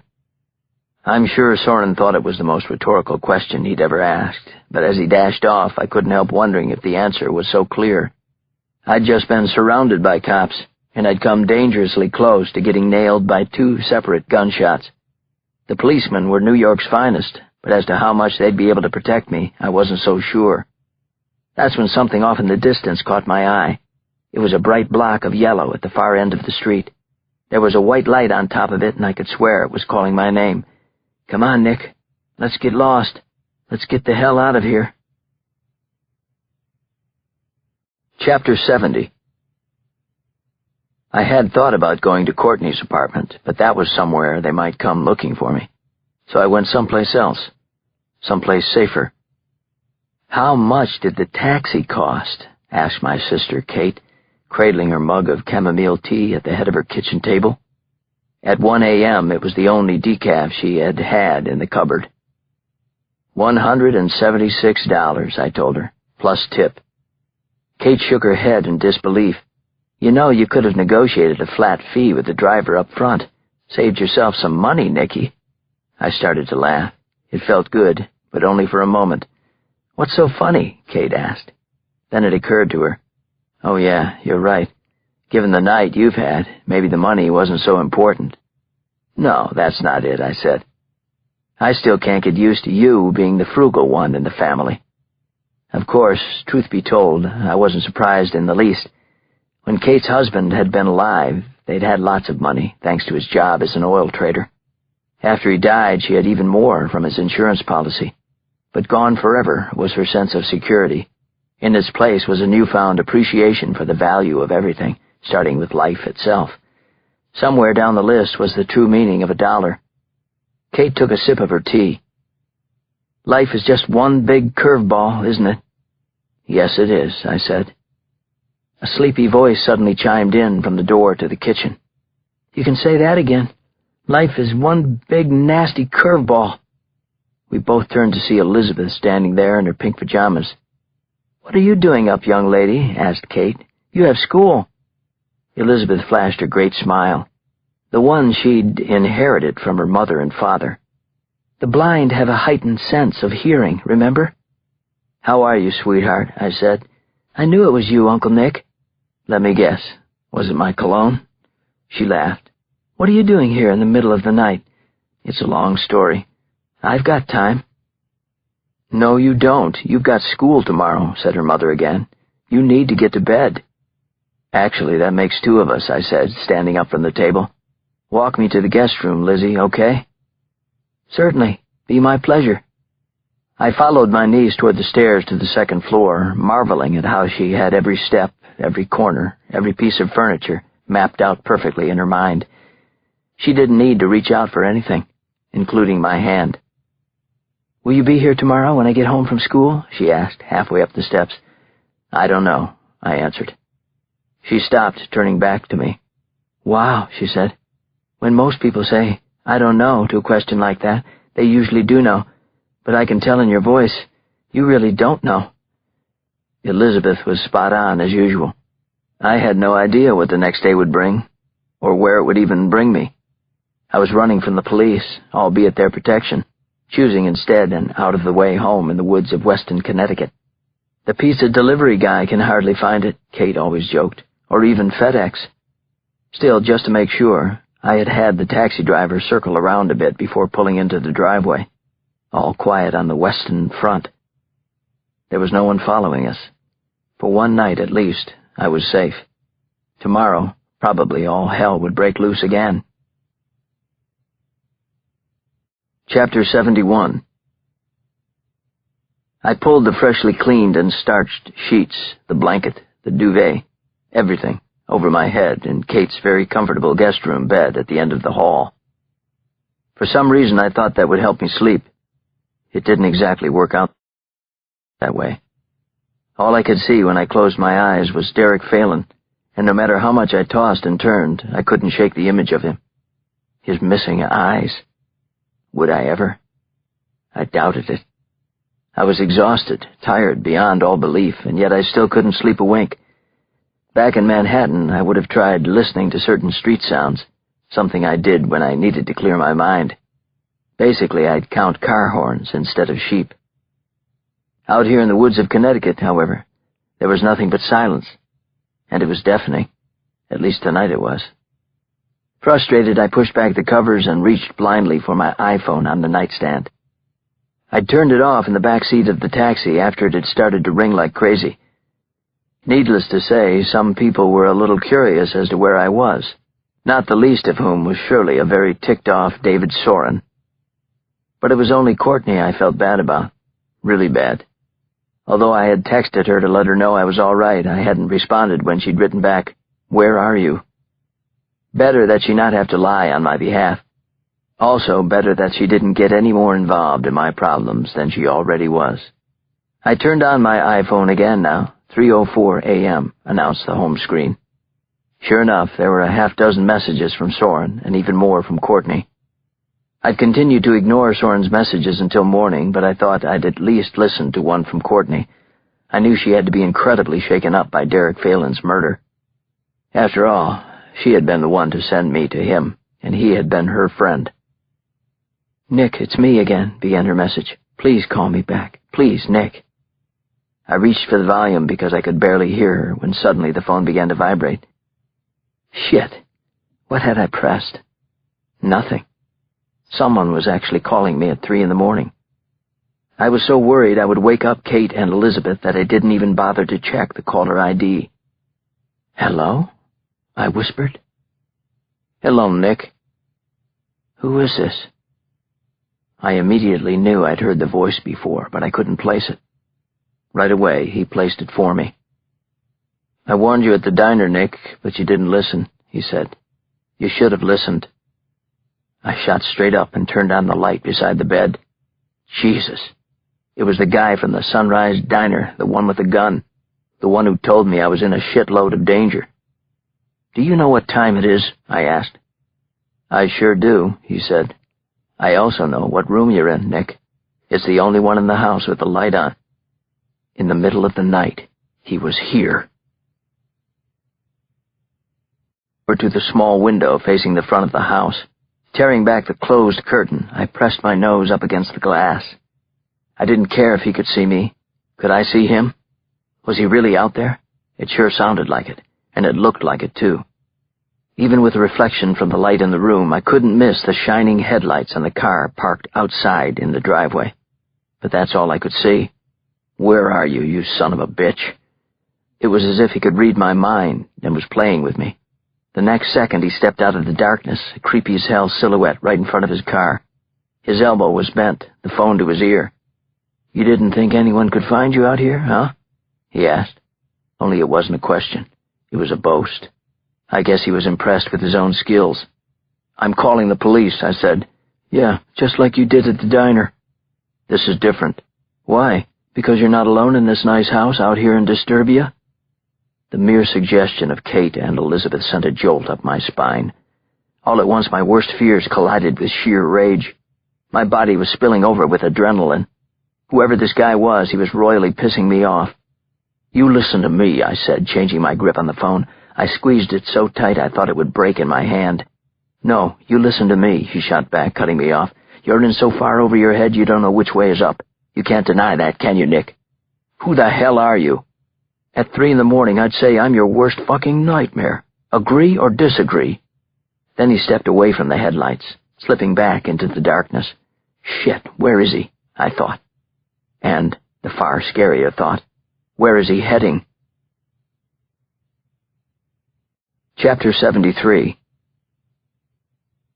Sprinting out of the guest room, I called out to Kate and Elizabeth. With one hand I was dialing 911.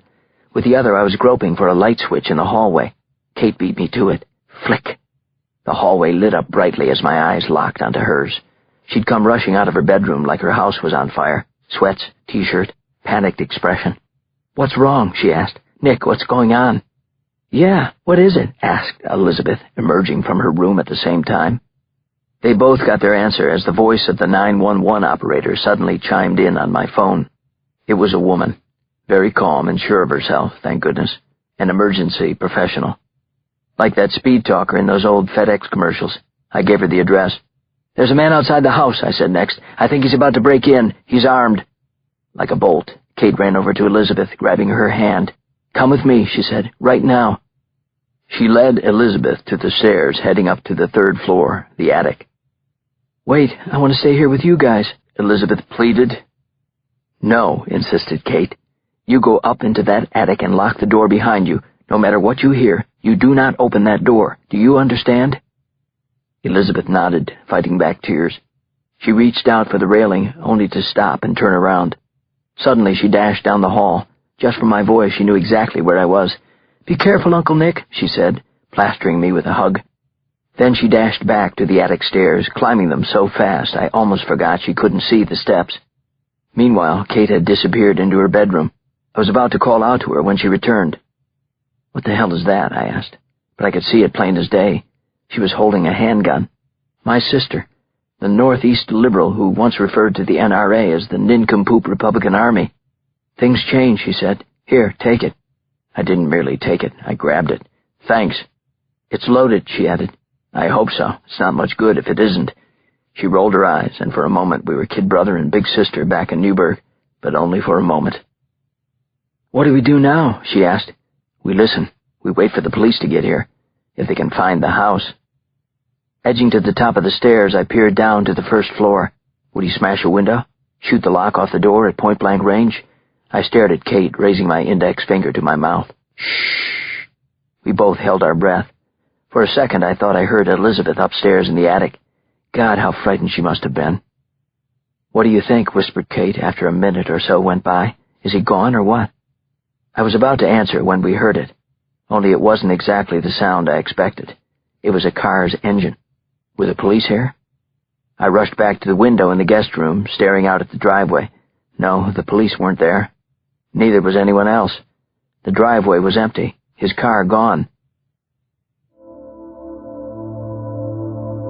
Mr. Sunrise Diner, whoever he was, had scared the living bejesus out of us. But nothing more. Why? Who the hell was that bastard? What did he want from me?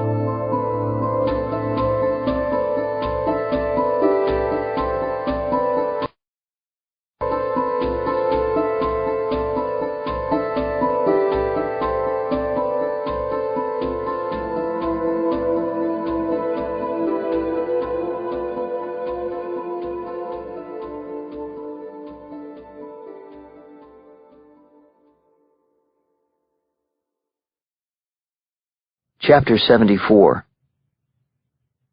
Okay, maybe police protection isn't such a bad idea after all. Besides, it was a little hard to say no to it after I was the guy calling 911 in the middle of the night. By morning, as David Soren put it, I had seen the light.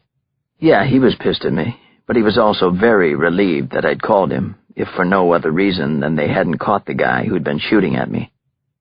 He was on a rooftop that connected in the back to a brownstone on the next block, explained Soren. We never had a chance to get him. Do you think it was the same guy who killed Derek? I asked. Does it really make a difference? I mean, come on, Nick. It's time to get real. Good point.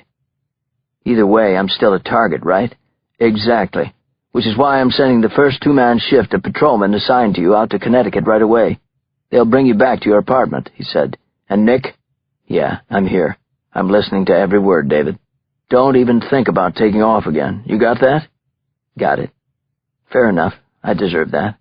I also deserve the incredibly sick feeling I had in my stomach for having put Kate and Elizabeth in danger. What the hell had I been thinking? That the Mafia had an honest-to-God moral code against hurting women and children? In the back of the police car that came and got me, I had plenty of time to mull that over.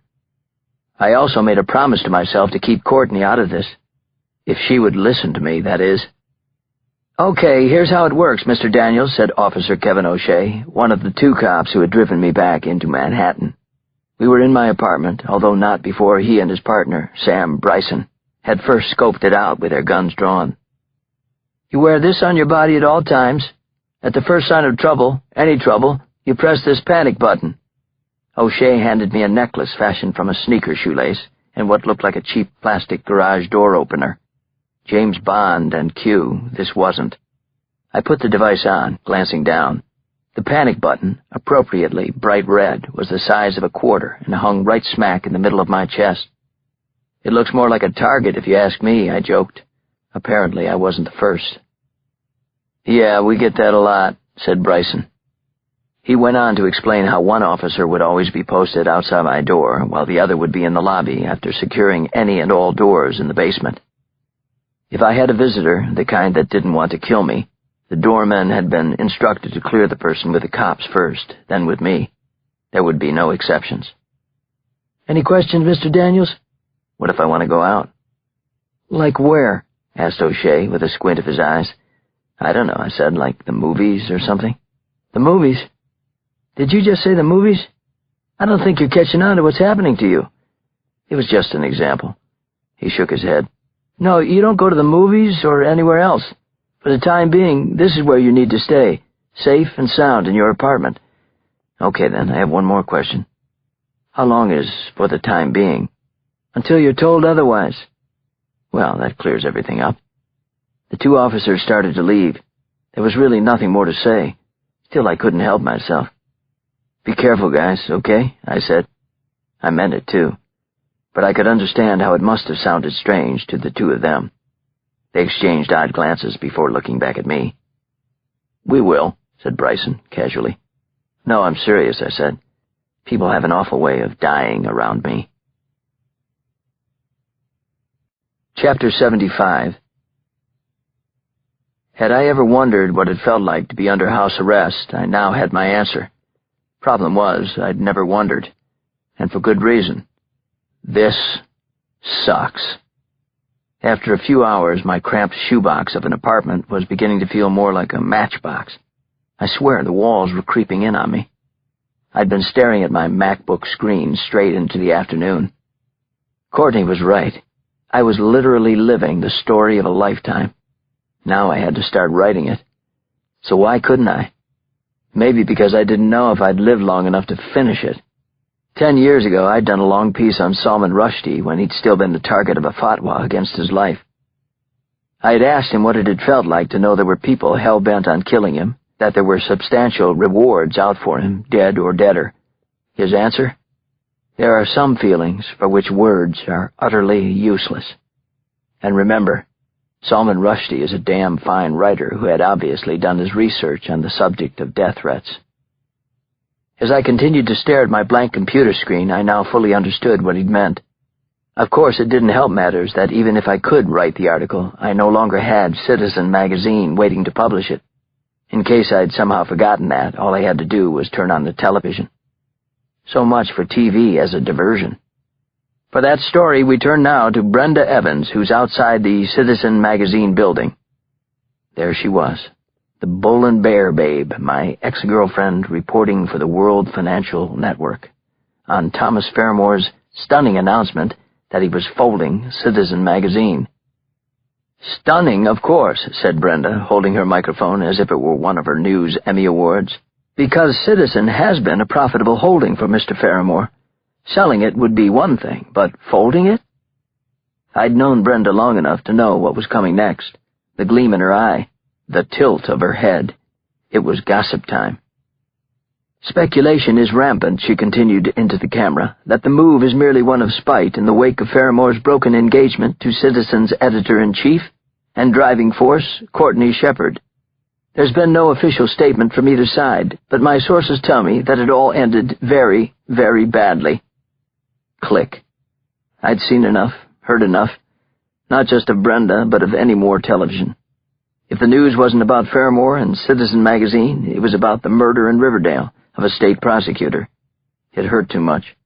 I couldn't bear to look at one more picture of Derek Phelan. Clearly neither could Courtney.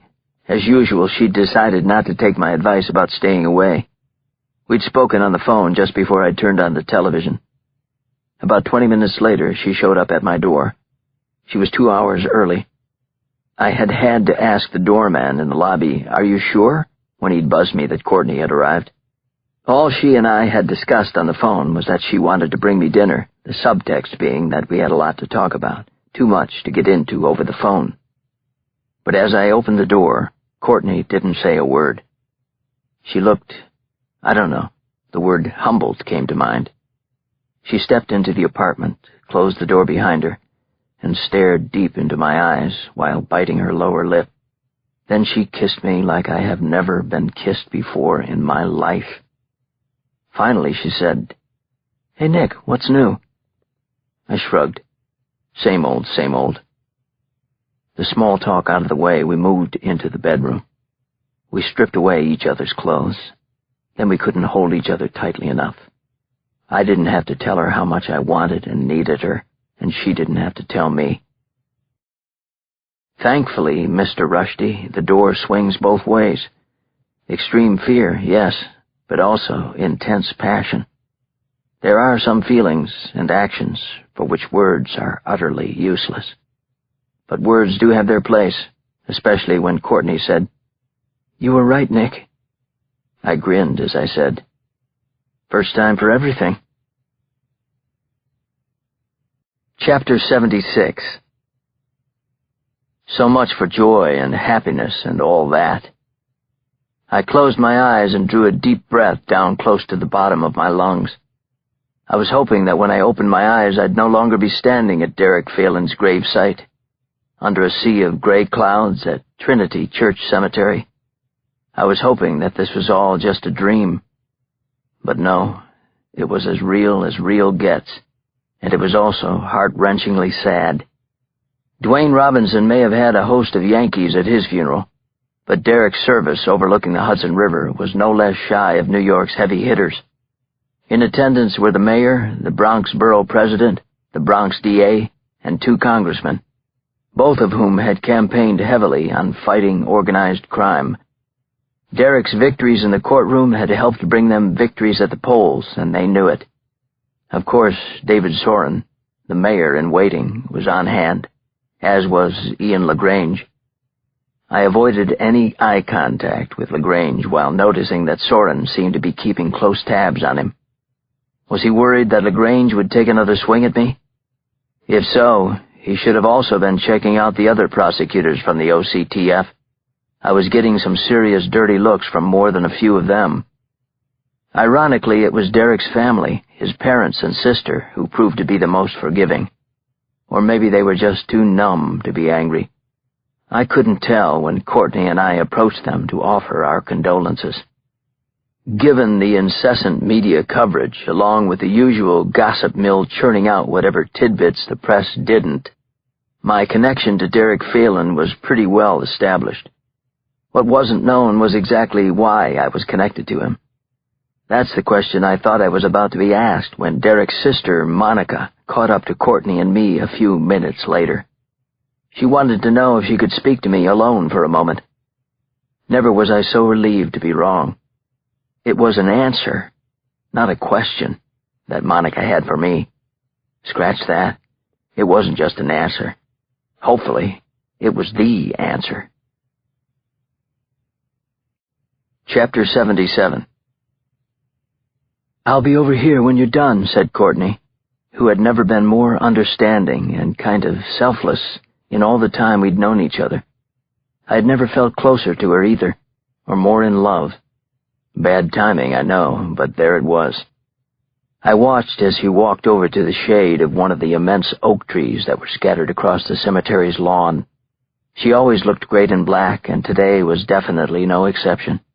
How could anybody ever cheat on her? Nearby, David Soren was chatting with the Bronx DA. He gave me a quick nod of recognition as our eyes met briefly. "Yes, David, I'm still on the right side of the grass." I turned back to face Monica.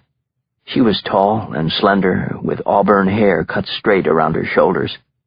A few dozen freckles dotted the bridge of her nose. The only thing I knew about her was what Derek had mentioned that one time we'd had lunch.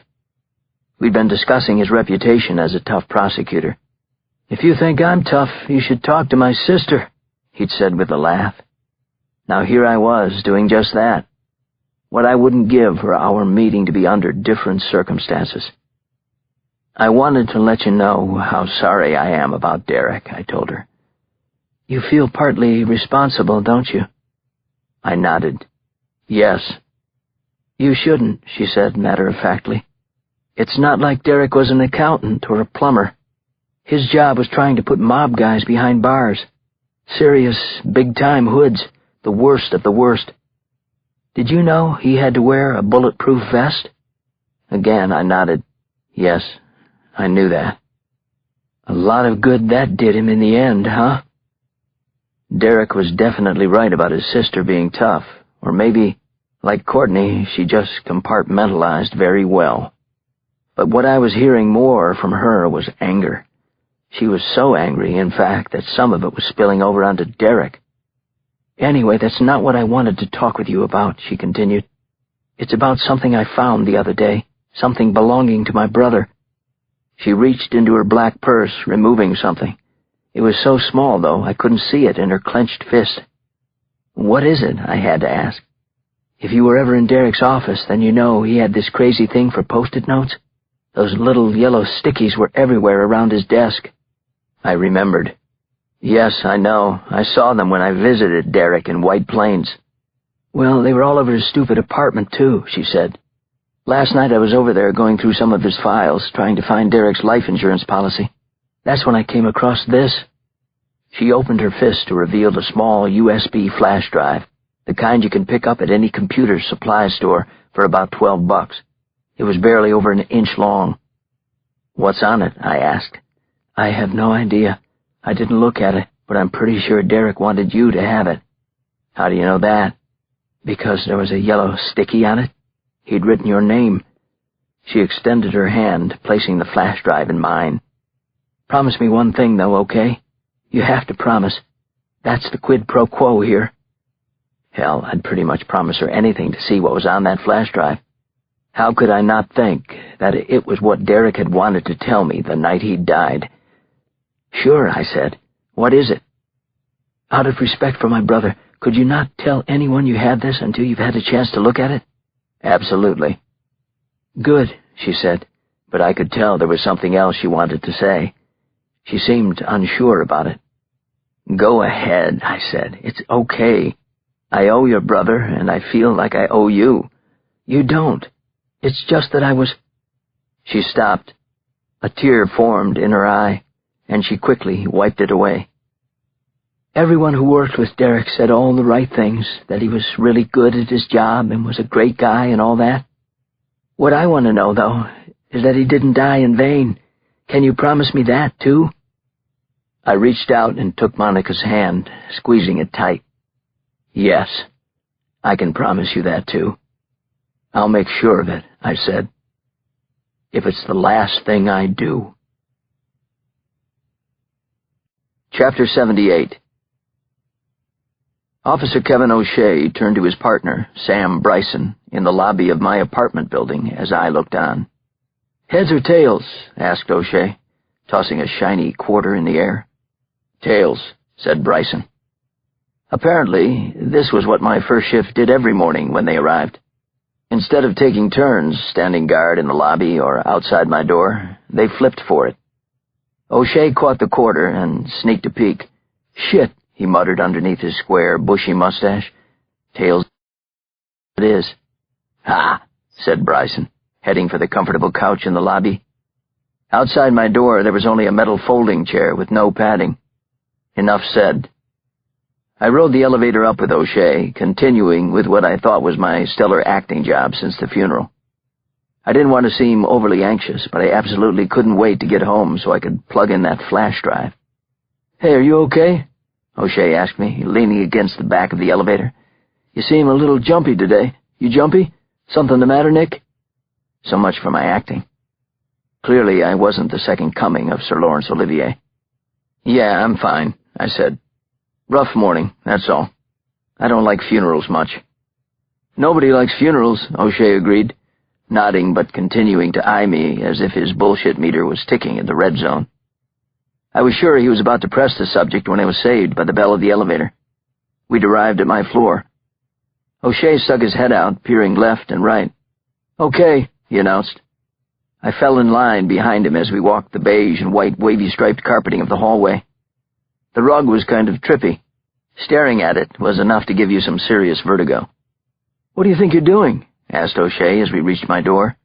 I'd taken out my key and made a move for the lock. "Oh yeah, I forgot," I said. He shot me a look like a disapproving parent. "Sometimes that's all it takes. Forgetting one time, Nick." I handed him the key so he could scope out my apartment before I entered. "Out of curiosity," I said, "while you're in there checking to make sure the coast is clear, who's watching me here in the hallway?" He didn't hesitate. "That's why Sam is in the lobby." "But what if, say, there's someone waiting for me behind the door to the stairwell?" O'Shea chuckled. He realized I was just busting his chops. "Would you like me to go check for you?" he asked slowly. "No, that's okay," I said, and laughed lightly. We both did. O'Shea was a pretty good guy, actually. I liked him and his partner, too. Hey, they were trying to keep me alive. "Good. Now stay here," he said with a grin as he unlocked my door. "Try not to get in any trouble." "Yeah, sure. That'll be a first." Chapter 79. The seconds outside my door went by slowly, and I couldn't help wishing that I could get back my old life, that none of this had happened, except maybe Courtney breaking up with Fairmore. "You better not be raiding my fridge," I called to O'Shea from the hallway. I'd been eating takeout for 3 days straight. With all the containers of Chinese, Japanese, Mexican, and Italian, I was just about housing the United Nations of leftovers. "Hey, did you hear me?" I said. O'Shea had been checking my apartment for about a minute, roughly a half-minute longer than it usually took him, or Bryson, to comb my 1,200-square-foot, one-bedroom apartment. An uneasy feeling suddenly came over me, my mind starting to race. Instinctively, I took a step forward to peek in around the doorway, only to catch myself. That was the last thing I should be doing, right? Instead, I looked down at my striped tie, pushing it to the side.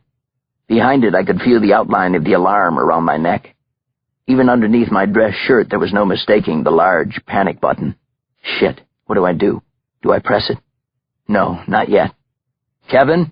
I called out again, this time louder. No more joking around about my fridge. "Everything all right in there? Hey, Kevin?" I heard nothing back. I heard nothing, period. My apartment, the hallway, everywhere was quiet. Then finally, thank God, I heard him. "Yeah, everything's fine," came O'Shea's voice. I couldn't see him yet, but I could tell he was walking toward me. He drew a deep sigh before explaining, "For a moment there, I thought I heard poof, poof." Before another sound came, I saw the blood, a bright red spray splattering across the hallway in front of the door. Then Officer Kevin O'Shea's body came crashing down at my feet, the back of his head blown wide open. Oh, no, no, no, no. I took a clumsy step backwards, nearly tripping over my own heel. My knees were beginning to buckle, and I couldn't think straight. My thought process felt completely fractured. "Run, Nick! Run, now!" I turned, sprinting down the hallway as those crazy beige and white stripes of the carpet blurred before my eyes. I was 10 feet from the stairwell. Could I make it? Barely. I pushed through the door to the stairs. For a split second, I allowed myself to look back. Just one glance. It was all I needed. Make that much more than I needed. Storming out of my apartment, a gun equipped with a silencer snug in his hand, was the man who should have killed me when he'd had the chance in that alley next to the pizza place in the South Bronx. At least I'm sure that's what Carmine Zambrotta, the Zamboni, was thinking as his eyes met mine. He raised his gun and my heart nearly stopped. "Keep running, Nick." Chapter 80. I practically flung myself down the stairs, my feet barely keeping up with the rest of me. Could I outrun him? Would he get a clear shot at me? I didn't see why not. I was about to press the hell out of my panic button to alert Bryson in the lobby, when a voice kicked in from the one brain cell remaining that wasn't drowning in adrenaline. "No, wait. Don't come to me, Bryson. I'm coming to you. And I'm bringing company." I kept flying down the stairs, the 9th floor, the 8th, my shoes pounding away on the concrete steps, my heart pounding away at my chest. How far back was he? Was he gaining on me? That's when I heard it. Nothing. There were no footsteps from above, no sound of the Zamboni gaining on me. I was alone in the stairwell, and that one working brain cell of mine immediately figured out why. He was taking the elevator. Shit. On the landing of the 6th floor, I skidded to a stop, gasping for air, trying to think in straight lines. Up? Down? Stay put? What do I do? In a flash, I thought I had the answer. I'd go hide in someone's apartment, just keep banging on doors until somebody let me in. Then I'd call the police. Oh no, the police. The image of Bryson on that couch in the lobby suddenly came crashing into my head. He was a sitting duck down there. I had to warn him. "You know that company I'm bringing, Bryson? He might get there first." I jammed my thumb against the panic button as I took off again down the stairs. The 5th floor, the 4th floor. My lungs were on fire, my legs aching. But what hurt the most was not knowing what was going to happen. How would Bryson respond to my hitting the panic button? Would he head straight for the elevator and Zambrotta? "Will you walk into my parlor?" said the spider to the fly. The 3rd floor, the 2nd floor. I had to get to the lobby first. Nobody else could die on my watch. Chapter 81. The little things we take for granted, like the glass window cut into the door between the stairs and the lobby. 7 years living in the building, and I'd never once noticed it, not one time. But there it was, no bigger than a loaf of bread. Hell, even smaller. Make that a slice of bread. But still big enough to catch a glimpse of Bryson as I raced down the last set of stairs. He had his gun drawn, his mouth twisted into a scowl, so tight I thought his face would crack. He was aiming the gun dead square at the elevator, watching, waiting. I did neither. I bolted straight through the door like the crazy, panicked guy I was. Only when Bryson turned on a dime and nearly blew my head off did I realize that maybe that hadn't been such a good idea. "Jesus fucking Christ," he said, his trigger finger still twitching. "I could have killed you." Sorry. What the hell else could I say? Bryson swung his gun back at the closed door of the elevator, and I followed his eyes to the line of floor numbers above it. The 5 was lit up, then the 4. "It's Carmine Zambrotta," I said quickly, still out of breath. "I know. He shot O'Shea." I could tell from Bryson's face he knew that too, or at least was assuming it. "Is he still alive?" he asked. "I don't know," I said, shaking my head. "I don't think so." Bryson swallowed hard, digesting the news like the bitter pill it was. But that's all he had time for. Otherwise, both of us would end up just like O'Shea. "Get the hell behind the counter," he yelled at me. "Hurry, stay down." I dashed behind the doorman's desk, which looked more like a counter you'd see at an airline gate, while wondering how Bryson had known Zambrotta was in the elevator, or that it was Zambrotta at all. That's when I saw the closed-circuit monitor with a split screen on the wall right above me. Bryson had obviously checked it when I had hit the panic button. He also must have told the doorman to skedaddle out of there and call for help. I stared at the monitor, my eyes bouncing back and forth like a game of Pong. On one side was the revolving door of the front entrance. On the other was the inside shot of the elevator. And there he was in black and white, grainy and fuzzy, too, not to mention scary as shit. The Zamboni. For sure, Bryson had recognized him right away. How could he not? The guy was the poster boy for mob enforcers. A celebrity, practically. He killed people and got away with it. Probably have his own show on cable soon. I could see the gun with the silencer in his meaty hand, his huge shoulders pressed tight against the side of the elevator wall. Carmine Zambrata was coming for me, and he wanted me dead, very badly. Yet he couldn't have looked more relaxed and in control. How freaking screwed up was that? "What's he doing? Is he still on the side of the elevator?" asked Bryson, his voice clipped. His throat must have been dry as dirt. If he was trying to sound calm, it wasn't working, and I was the last person on earth who could blame him for some nerves and high anxiety. Crouched low and out of sight, I could still see the monitor perfectly. From where Bryson was positioned, he couldn't, not at all. I would have to be his eyes. "Don't blink, Nick."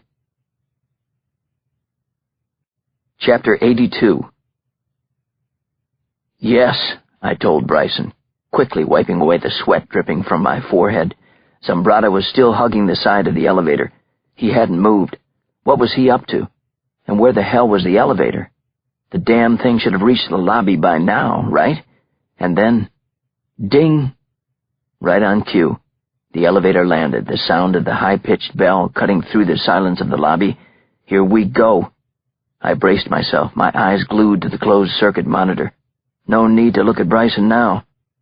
"He's raising his gun," I called out. I listened to the squeak of Bryson's shoes against the white marble floor of the lobby as he shifted his stance.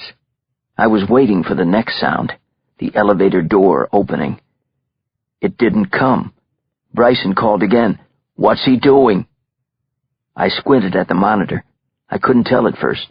The image was flickering all over. When it finally steadied, I could see Zambrata's hand against the panel of buttons inside the elevator. "He must be holding the door closed," I said. "He's got his... Oh, shit!" "What? What's the matter now?" It happened so fast. Zambrata shot the lens of the security camera, the muffled sound of the smashing glass and metal followed by the monitor in front of me, half of it at least, going black as night. I poked my head up above the counter to tell Bryson I was no longer his eyes. "Stay down," he yelled at me as he dashed for the couch on the opposite wall. He ducked low behind the armrest, his gun and eyes never leaving the door of the elevator. I dropped below the counter, holding my breath. The showdown had turned into a stalemate. Something, or someone, had to give. So what did it come down to? Who was the better shot? Then I heard it. Off in the distance, the sound of the cavalry, police sirens, beautiful sirens. Bryson must have called for backup. Or maybe it was the doorman who dialed 911 out on the street. Either way, "What are you going to do now, Zamboni?" Little did I know he'd already done it. Chapter 83. Would Zambrata try to shoot his way out of here? Would he take the elevator back up to another floor, maybe even grab a hostage from one of the apartments? That wouldn't be very hard to do. I wondered if he could hear the approaching sirens. Even if he couldn't, he had to know that staying put in the elevator wasn't an option. It was his move, but he had to do something. Clearly, Bryson was on the same page. He shouted at the closed door of the elevator, "You can't stay in there, Zambrata. Come out, hands high." It was wishful thinking, I guess, but I couldn't blame Bryson for trying. "You gave us too much time," Bryson continued, his voice growing more confident. "We've got men on every floor now. There's nowhere for you to go." "Will you walk into my parlor?" said the spider to the fly. I'd been so wrapped up in the moment that I almost didn't see it. Out of the corner of my eye, I caught a glimpse of something on the monitor above me. It was the half-screen that still had a picture. The revolving door at the entrance to the building. The door was moving. At first I thought it was Bryson's backup pushing their way in. The cavalry had arrived. But no, I could see only one person, and he wasn't in uniform. He was in a business suit. Oh, shit. It's someone who lives in the building, someone coming home. This is bad.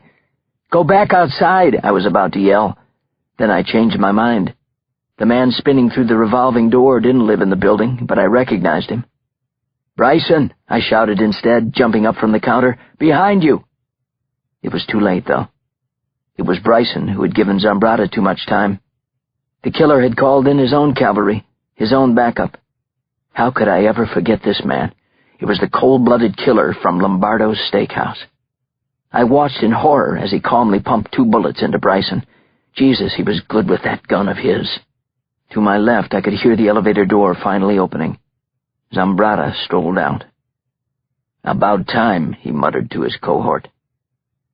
The sirens in the background were getting closer, but they weren't close enough as Zambrata walked right up to me. "Police protection.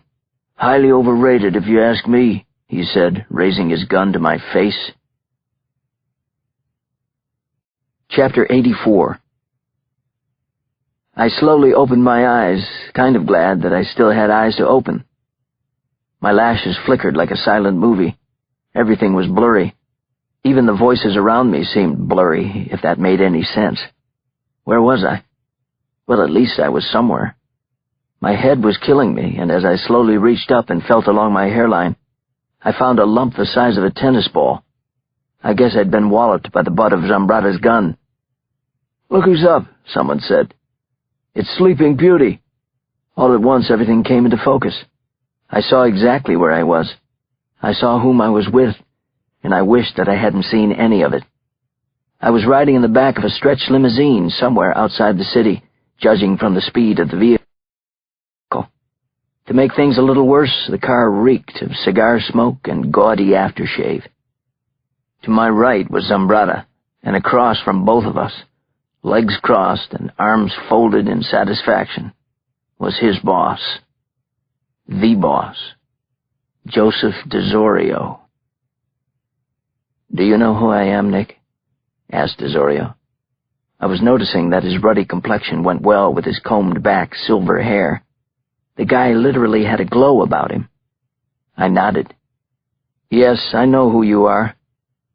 "Of course you do," he said before cracking a smile. "But I bet you wish you didn't right now. In fact, that's your problem, isn't it? You know me all too well." My shirt had been ripped open, and there was no longer a panic button for me to press. Believe it or not, I was more concerned about something else. Ever so casually, I slid my hand over the pocket of my pants, feeling for the outline of the flash drive Monica Phelan had given me. "Looking for this?" asked DeZorio.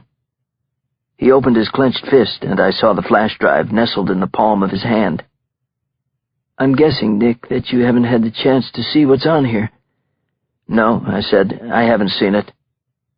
"Neither have I. I imagine if we were to watch it together, we'd see things that we both already know."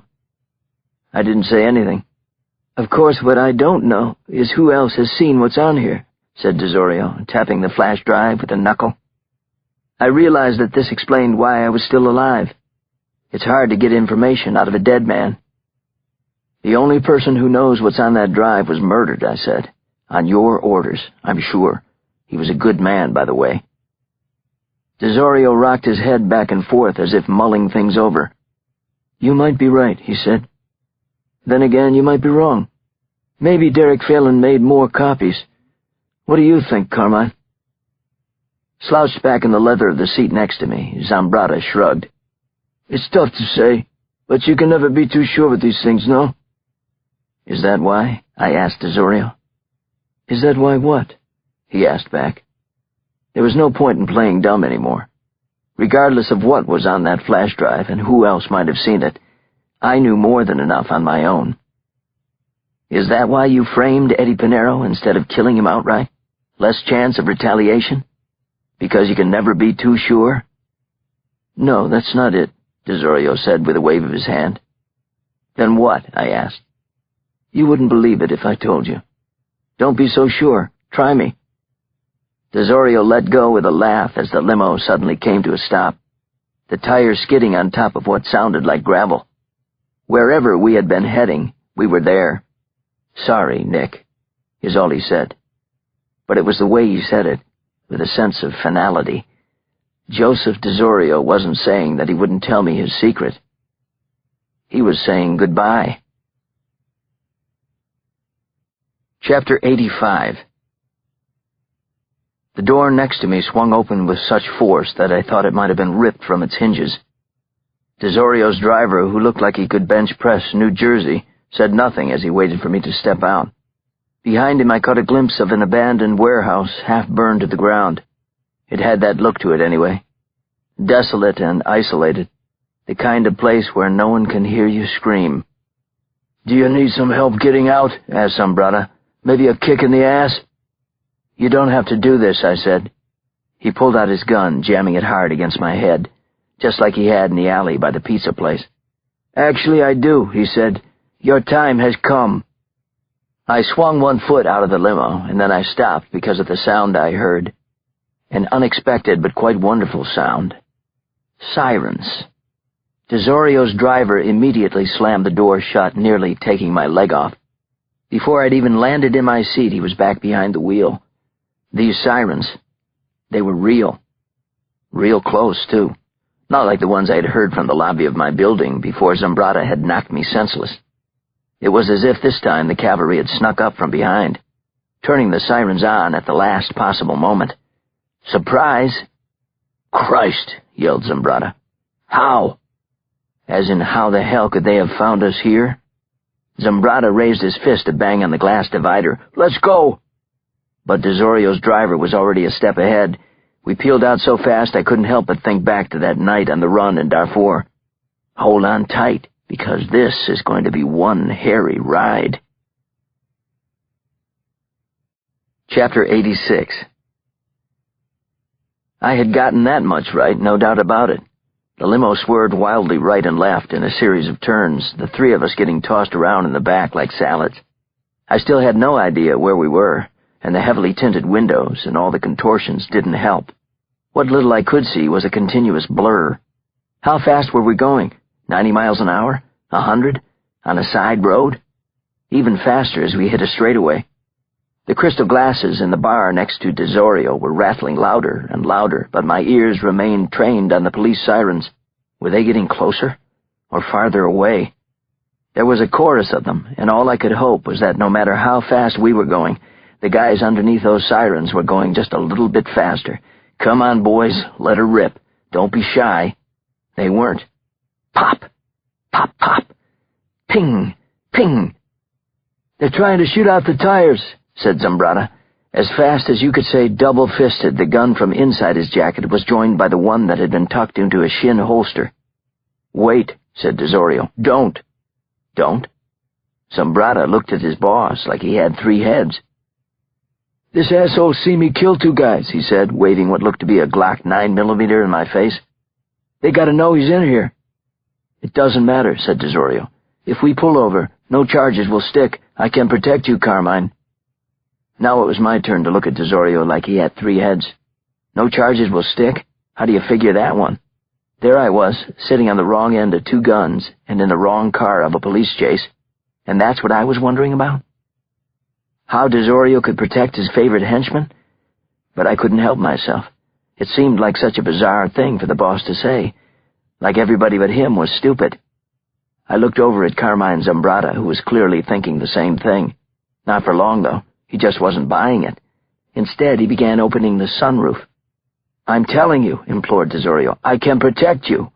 "No, you can't," said Zombrata, "but I can protect myself." He jumped up through the open sunroof, guns blazing. Between the bullets flying and the wind whipping through the limo, I could barely hear myself think. But I could see what Desorio was about to do. I just couldn't believe it. Chapter 87.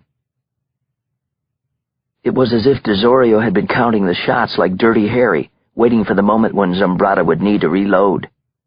That's when he lunged forward and punched the sunroof button, the sliding glass panel trapping Zombrata half in and half out of the speeding car. "What the fuck?" Zombrata yelled, his legs twisting helplessly beneath him. The Zamboni, Desorio's prized enforcer, was out of bullets and fully exposed up there. The rest was target practice for the police. For the next few seconds, Zombrata screamed horribly as several bullets, maybe half a dozen, ripped through his flesh and bones.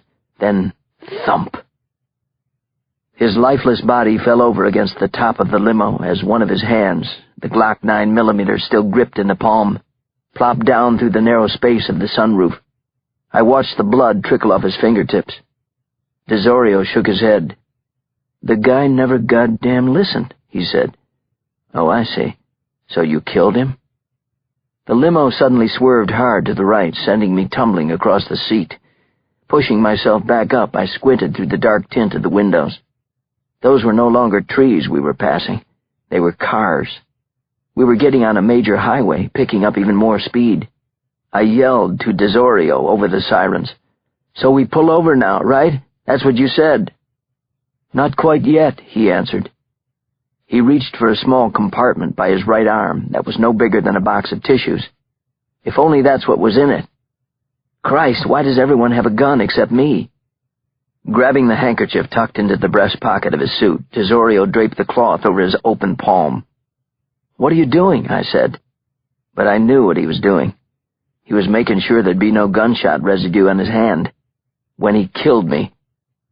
"It's like I said before, Nick. You wouldn't believe me if I told you." With that, he aimed the gun at my chest. Meanwhile, the limo was weaving like crazy in and out of lanes, but Desorio's hand was surprisingly steady. He'd done this before. "Wait, wait!" I yelled. "You heard Zambrata. The police know I'm in here." "Yes, and when I'm done explaining everything to them, they'll know he's the one who shot you." Checkmate, Nick. Game over. No way out. Not this time. I closed my eyes, swallowing my last breath. Pop! Chapter 88. It sure sounded like a gun, only it wasn't. Not this time. Actually, it was one of the limo's tires exploding, maybe from one too many hairpin turns or maybe from a bullet during the chase. Of course, I didn't know that right away. I was too busy spinning around like laundry in a dryer as the limo flipped over. And over, and over, and over. High bouncer, too. Possibly some cartwheels. Call it the worst car crash I'd ever been in, and, as crazy as it gets, the luckiest break I'd ever been handed, even though it hurt like hell. My body slammed against the ceiling, the door, the bar. It was happening so fast my hands were useless to protect me. There was nothing to hold on to, nothing to grab. Somehow, in all that flipping around, amid the crushing of metal and shattering of glass, I managed to stay conscious. And when the limo finally came to a stop, upside down no less, my vision was going in and out as if I were looking through one of those Viewmaster toys. Click. Where am I? Okay. I was lying face down on what I guessed was the ceiling of the limo. Slowly I lifted a hand to my forehead, swabbing it with my palm. I didn't have to see the blood. I could feel it, warm and gooey. It was as if the huge lump I had gotten from the butt of Zambrata's gun had erupted. It hurt like hell. But the worst pain was lower in my body. The right side of my chest, my ribs. Every breath felt like I was being stabbed with a knife. I was about to call out for help when I heard a moan a few feet away. It was Desorio. As bad off as I was, he looked even worse. There were shards of glass wedged into his forehead and cheek, and I was pretty sure a bone was protruding through his sock right below his ankle. He was wheezing and coughing up blood. He looked at me. I looked at him. We both looked at his gun. It was maybe 6 inches from his hand. Make that 4 inches. He was reaching for it, his perfectly manicured nails now covered in blood, but clawing their way toward the grip of the gun. Then out of the blue, I heard a voice. "Go ahead, Joey. Give me a reason." Wait. I know that voice. I absolutely do. I craned my neck to see the man kneeling beside the limo. The barrel of his Smith & Wesson .40 caliber automatic was trained on Desorio. Wait. I know this man. He's the guy from the diner, and my sister's house. I thought he had wanted to kill me, only now here he was saving my life. He wasn't with the mob. He was against them. It was as clear as the 3 letters emblazoned on his jacket. FBI. Chapter 89. I had a broken rib, for sure, maybe 2. There were deep cuts and gashes on my forehead, my ear, and my right arm, all of which would definitely require stitches. As the EMT finished examining me, Agent Douglas Keller of the FBI folded his arms and gave me a look that reminded me of my father, who'd been a junior high principal. "You need to get to a hospital, Nick," he said. "We'll talk about all this afterward." "We'll talk now," I said, "or we won't talk ever again." "I'm not kidding, Doug." We were standing in the middle of the southbound side of the Pelham Parkway in the Bronx. Behind me for several miles was a parking lot of cars that weren't going anywhere for a while. To my left, on the northbound side, was a slow parade of rubberneckers, each and every face asking the same question with a wide-open mouth. What on earth happened over there? I could see the details they were taking in and trying to figure out. Flipped limo? With bullet holes? Police everywhere? And FBI too? Not to mention that NYPD photographers were taking pictures, measuring skid marks, and drawing a chalk line around DeSorio's driver, who, despite his size, had somehow been thrown to his death. Remember, folks, always wear your seatbelt. As for what remained of Zambrata's body, trapped in the sunroof, you don't want to know. "You do realize, Nick, that I'm not required to tell you anything," said Agent Keller. "That's right. I get that much, Doug. Just like I'm not required to write about the FBI agent who stalked me for 2 weeks while threatening my life," I shot back. "Is that Keller with 2 L's? He smiled. "Glad you find all this funny," I said.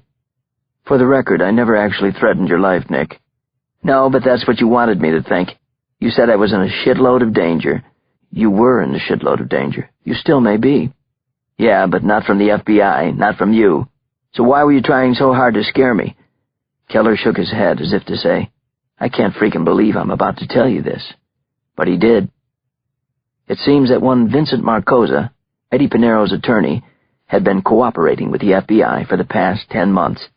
Although not by choice, of course. He had been about to get nailed for income tax evasion, so Marcosa had cut a deal. "What kind of deal?" I asked. "Let me put it this way," said Keller. Marcosa agreed not to bring his A-game to the courtroom. He basically let Pinero get convicted. My jaw dropped, and I must have looked like one of the rubberneckers passing us. "Did the Organized Crime Task Force know about this?" I asked next. "You mean, were there prosecutors in on it?" "Yeah, that's exactly what I mean." "No, they had no idea," said Keller. "I mean, maybe privately they were scratching their heads over Marcosa's crummy performance during the trial, but that was it. Nailing Pinero was a huge victory for them. They took it and ran. And that's where I had come into the story. Literally. I had walked into Lombardo's and right into Eddie Pinero taking his revenge on Marcosa. Only it wasn't Pinero, as we later found out. It had just looked that way because it was supposed to." "How did you know it was DeSorio, that it was a setup?" I asked Keller now. "We didn't know. That is, not until you did." He motioned with his hand. "Give me your phone for a second," he said. I gave him a quizzical look. Then I handed over my iPhone. Keller unlocked the touchscreen and went into the settings. I watched as he scrolled down, then tapped into my password lock and entered a 4-digit code. "There," he said, giving it back. "Good as new." "Huh? What was it before?" I asked. Keller didn't answer me. He didn't need to. That's how he had found me at my sister's house. The FBI had turned my phone into a tracking device. But how? When? Who had done that? "Yeah, you were pretty wrapped up in your newspaper that morning," he said, playing off my expression. I flashed back to the Sunrise Diner and the first time Keller had approached me. "Is this your phone?" he'd asked. "So let me guess," I said. "Because you saved my life, in return I never go public? I never write this story?" "That's the basic plan," he said bluntly. "Especially given one other little thing I ought to mention." "What's that?" "The story's not over, Nick." Part 5. It Ain't Over Till It's Over. Chapter 90. I felt like a cat must after using up 8 lives. In other words, no more messing around. Right smack in the middle of the Pelham Parkway, I cut my own deal with Agent Douglas Keller. Keep me alive? and the story I could write dies. If I die, the story lives. I would see to that, pronto, I promised him. Here's where I keep my former editor's number. I pointed to the number 2 on my phone. She's on speed dial. She's a better writer and reporter than I am. Hard to imagine, I know. Keller pinched his lips while nodding slowly. Weird, but I could tell there was a part of him that liked my playing hardball. He could relate. Okay, he said. Deal. He handled it from there, and faster than I would have thought possible. By the time he met me at the emergency room of the closest hospital, Jacoby Medical Center, he'd already informed the NYPD that the FBI would be taking over my protection. 2 cops had already been murdered trying to protect me. Enough said, enough damage done.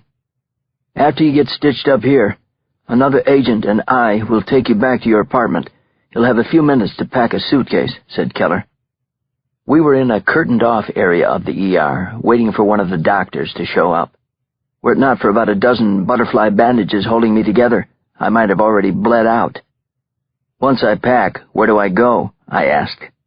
Sorry if I don't entirely trust protective custody schemes. We're going to a real safe place, outside the city. Trust me on this one, Nick. Where's that, the real safe place? Now, if I told you, how safe would it be for the next guy? Said Keller. What about David Soren? I asked next. What about him? Does he know you're taking me to the Bat Cave? He won't appreciate that. Soren can play tough, too. Keller cracked a slight smile. It was good to know he had one. Soren will find out soon enough, he said. If there's anybody who might be even more concerned about your health than us, it's the Manhattan DA. Mr. David Soren needs you alive to prosecute Desorio. If the devil doesn't get him first, came a voice on the other side of the curtain. Soren. He took one look at me as he yanked back the curtain and immediately shook his head. Man, when this is all over, you're going to have a hell of a story to write. I guess so. If this is ever over, and if I'm in any condition to write it, not to mention if I'm actually allowed to write about any of this. I shot a quick, uncomfortable glance at Keller. Soren promptly introduced himself to Keller. Then he asked how and why the FBI was involved, the unspoken subtext being, how and why is the FBI involved without my knowledge? Keller didn't skip a beat. Bruno Terenzi, he said. Who's Terenzi? Asked Soren. I don't know that name. You're a scalpel-wielding psychotic contract killer. He took out Vincent Marcosa, Derek Phelan, and 2 cops. Make that 3 cops, I said. Terenzi showed up at my building to help out Zimbrata. He's the one who shot Officer Bryson. This Terenzi. I'm guessing he isn't from around here, said Soren. Originally from Sicily, but he's worked in the States before. We were wondering where he would surface next. Now we know. Do you think he's got one more assignment? I asked. Soren rubbed his chin.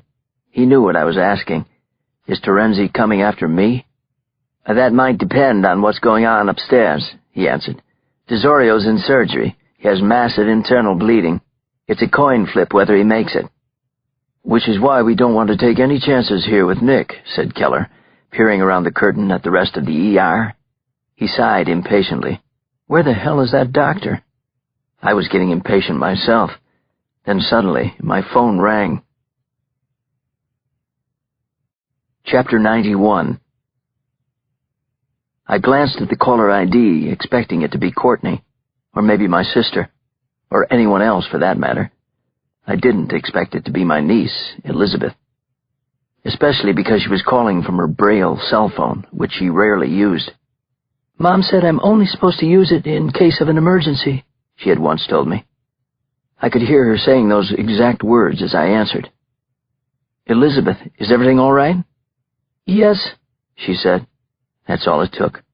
One word from my niece, the 14-year-old girl with the freckles who I had first held in my arms when she was a mere 2 days old. One word. Something was wrong. Elizabeth has never been at a loss for words. The girl was a total motor mouth. Are you okay? I asked. No. What's wrong, honey? Is it your mom? What happened? Can I come into the city to see you? I could tell, or at least sense, that she was fighting back tears. Her voice was cracking. Quivering, actually. "Elizabeth, what happened?" I repeated. I pressed the phone hard against my ears. I exchanged looks with Soren and Keller. They'd been talking, not paying any attention to what I was saying, until now. Now both of them were staring at me. "Who?" Soren mimed. "I got into a bad fight with Mom, and I'm really upset," said Elizabeth. "I need to talk to you. You're the only one I can talk to." A fight with her mother? It was certainly within the realm of possibility, I guessed. Elizabeth was a teenager, and her mother was... I pressed the phone hard against my ears. I exchanged looks with Soren and Keller. They'd been talking, not paying any attention to what I was saying, until now. Now both of them were staring at me. "Who?" Soren mimed. "I got into a bad fight with Mom, and I'm really upset," said Elizabeth. "I need to talk to you. You're the only one I can talk to." A fight with her mother? It was certainly within the realm of possibility, I guessed. Elizabeth was a teenager, and her mother was... well, her mother. Normally they were the best of friends, but even best friends fight. So why wasn't I buying any of this? Probably because Elizabeth wasn't sounding like... Elizabeth. "Where are you now?" I asked. "I had to get out of the house. I was so mad," she answered. "So can I please come into the city to see you? Please, Uncle Nick?" "Here's the deal, honey," I said. "Any other time I'd probably say yes, but right now is really bad for me. I can't get into the details, but you may hear about it on the news later."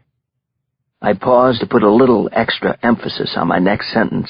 "In fact, maybe you've already heard about what happened to me today. Is that true?" Elizabeth was silent for a few seconds. "No, I haven't heard anything," she said. But it was what she didn't say.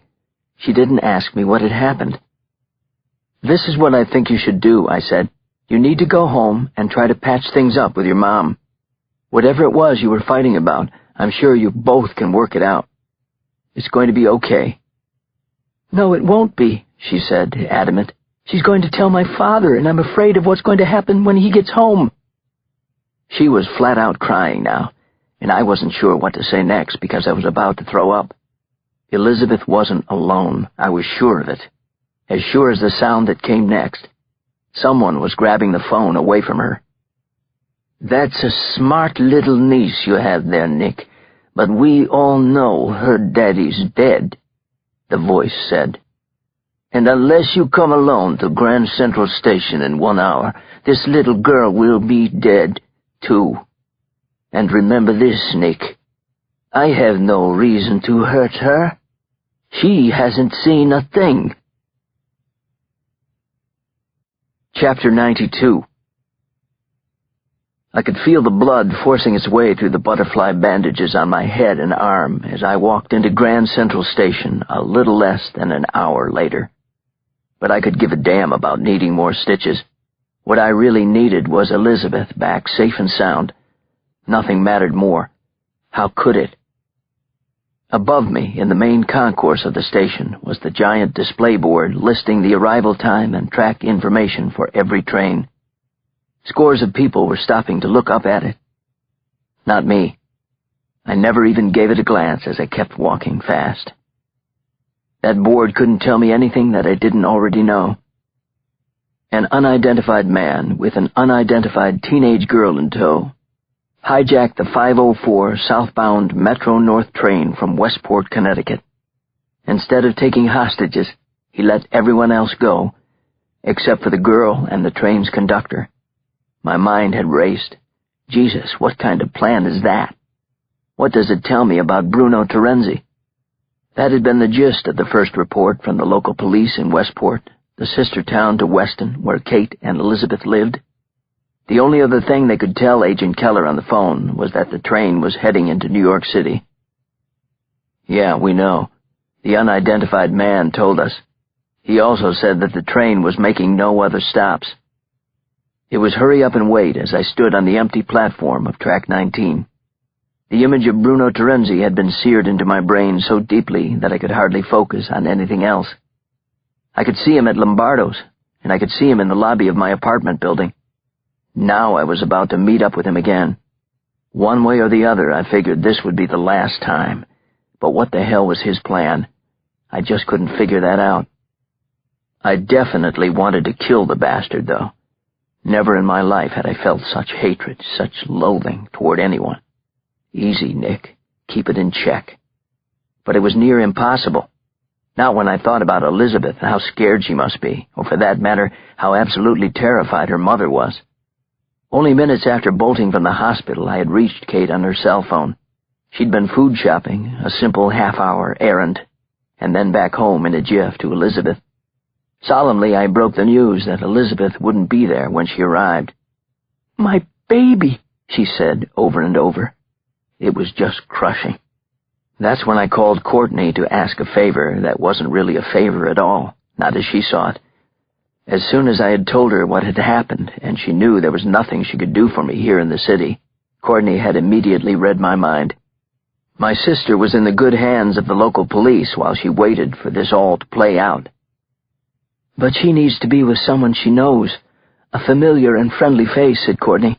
"I'm on my way, okay?" "Yes, thank you. And when this is all over, I need to be with you, Courtney, okay? Nothing and no one is going to stop me." Right on cue, I heard the rumbling in the distance. Then I saw it. The 5:04 train from Westport was pulling into the station like a slow-moving snake made of metal and steel. As the air brakes grabbed the rails, a piercing hiss echoed between my ears. This is it. The end of the road, tracks, whatever. Immediately the sliding doors opened in unison, but the familiar sight of lots of people bustling out didn't follow. There was only silence, creepy as hell. I held my breath. I could barely stand it. And then, tap, tap, tap, tap.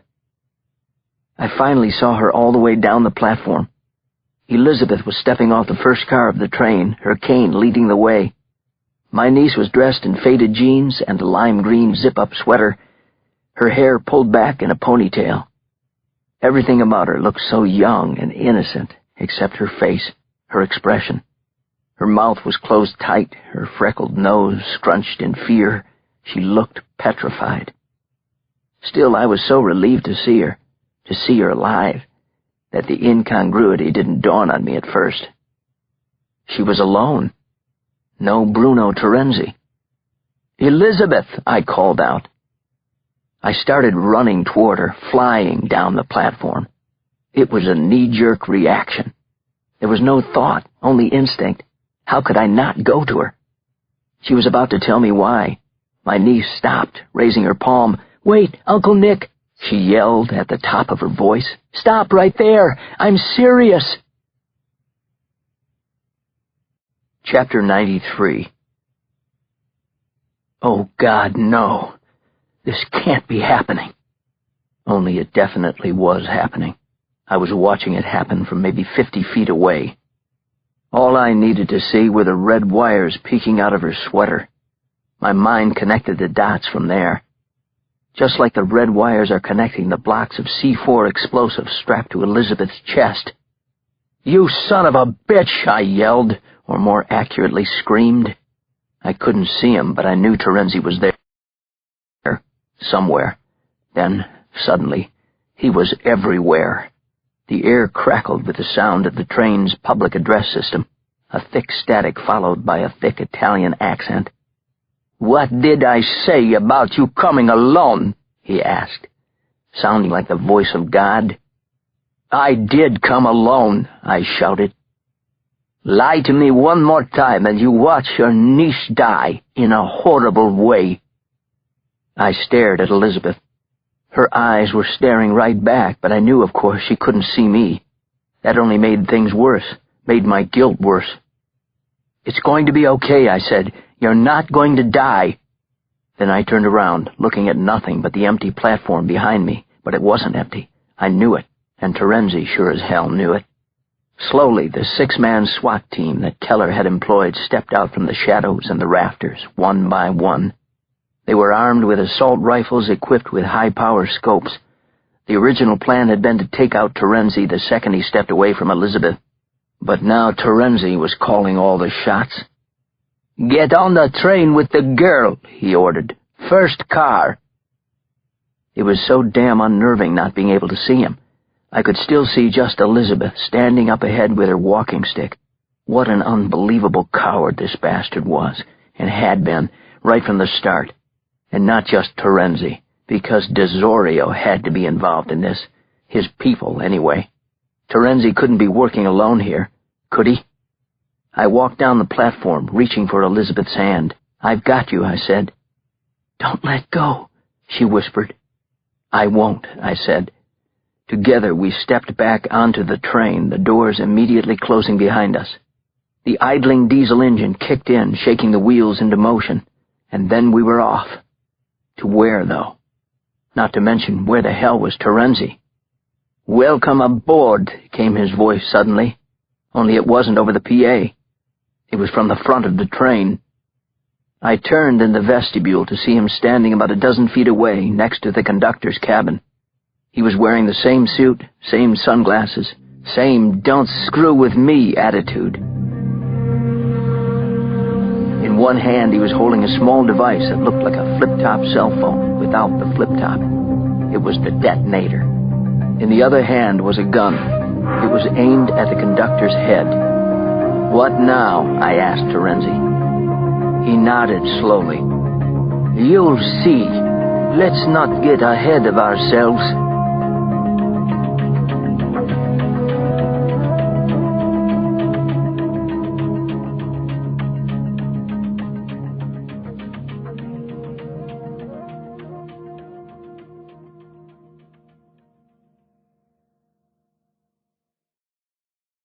Chapter 94.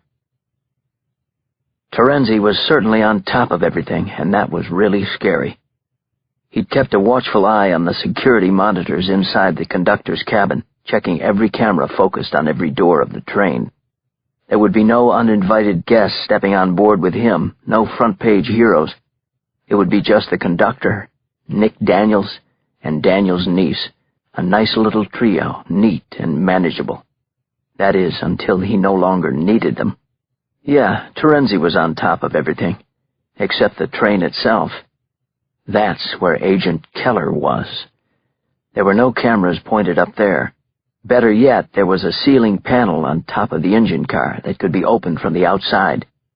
At least that's what the Metropolitan Transportation Authority official had assured him while presenting a crash course outside Grand Central Station on the M7 electric multiple-unit railroad car, otherwise known as the 504 from Westport. "Trust me, you'll see the panel once you're up there," said the MTA official. The guy was right. As soon as Plan A had fizzled, Keller had rappelled down from the rafters above the train on Track 19. The last time he had done anything like it was 12 years ago during his training at Quantico. You never know, his instructor had said. That guy had been right, too. Keller had barely landed on the roof less than a minute before the train had sputtered forward, pulling out of the station. Unclipping his rope, he crouched down low, something like a surfer riding a monster wave. There was no turning back now. Next, Keller spotted the roof panel. It was no more than 10 feet away. Edging toward it, he reached for the two tools given to him by the MTA. The first was a 3,200 RPM power screwdriver equipped with a half-inch flathead bit to maximize the torque. The second was a tad more primitive, a crowbar. "Once you remove the 4 screws, you're going to need some elbow grease prying open that panel," an MTA engineer had warned. "It's a heavy mother." It was also the only way to get inside that train undetected.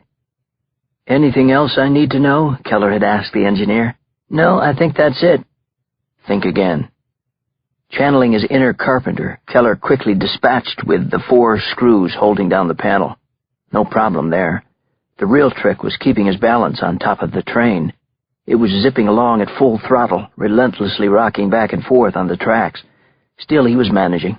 So far, so good. "Crowbar time," Keller mumbled, hoping he had a good supply of elbow grease. Immediately, he knew that the MTA mechanic hadn't been kidding around. The panel was a heavy mother, all right. It wouldn't budge, not an inch. Was it stuck? Maybe. Keller tried again. He could almost hear the clock in his head ticking away as he pressed down hard on the crowbar.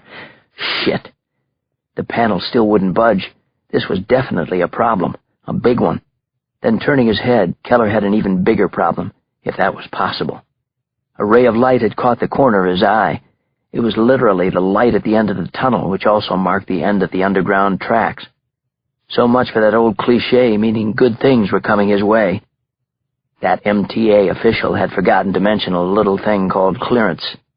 There wasn't any. The loading gauge of the tunnel looked to be only a few inches higher than the train itself. Even if he lay flat, he still wouldn't clear it. It was either jump or splat, or get inside that damn train in a hurry.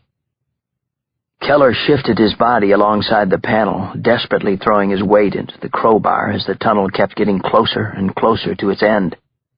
The vibration of the train felt like an electric shock through his body as the air whipped over him, blasting his face, pushing the beads of sweat off his brow like rain on a windshield. "Come on, you son of a bitch," he yelled at the panel. "Move!" Chapter 95. Time was meaningless, and I had no idea how many minutes, how many seconds had actually passed so far. A burst of late afternoon sun hid my eyes as we shot out of the underground tunnel leaving Grand Central Station. It felt like we were practically flying off the tracks. Terenzi had barked at the conductor to gun it, and that's obviously what he was doing. Given that the poor guy had a gun aimed at his head, I could hardly blame his accommodating nature. Funny how that works. I squeezed Elizabeth's hand. "Stay behind me," I whispered, stepping between her and Terenzi. I wasn't expecting any small talk or chit-chat from the bastard. Whatever his plan was, it didn't include telling me all about it. He'd come to kill me, and the only reason he hadn't done it yet was to make sure he wouldn't get caught. But I had to die. I knew too much. I figured we weren't about to pull into some town in Westchester and step off the train, la-di-da.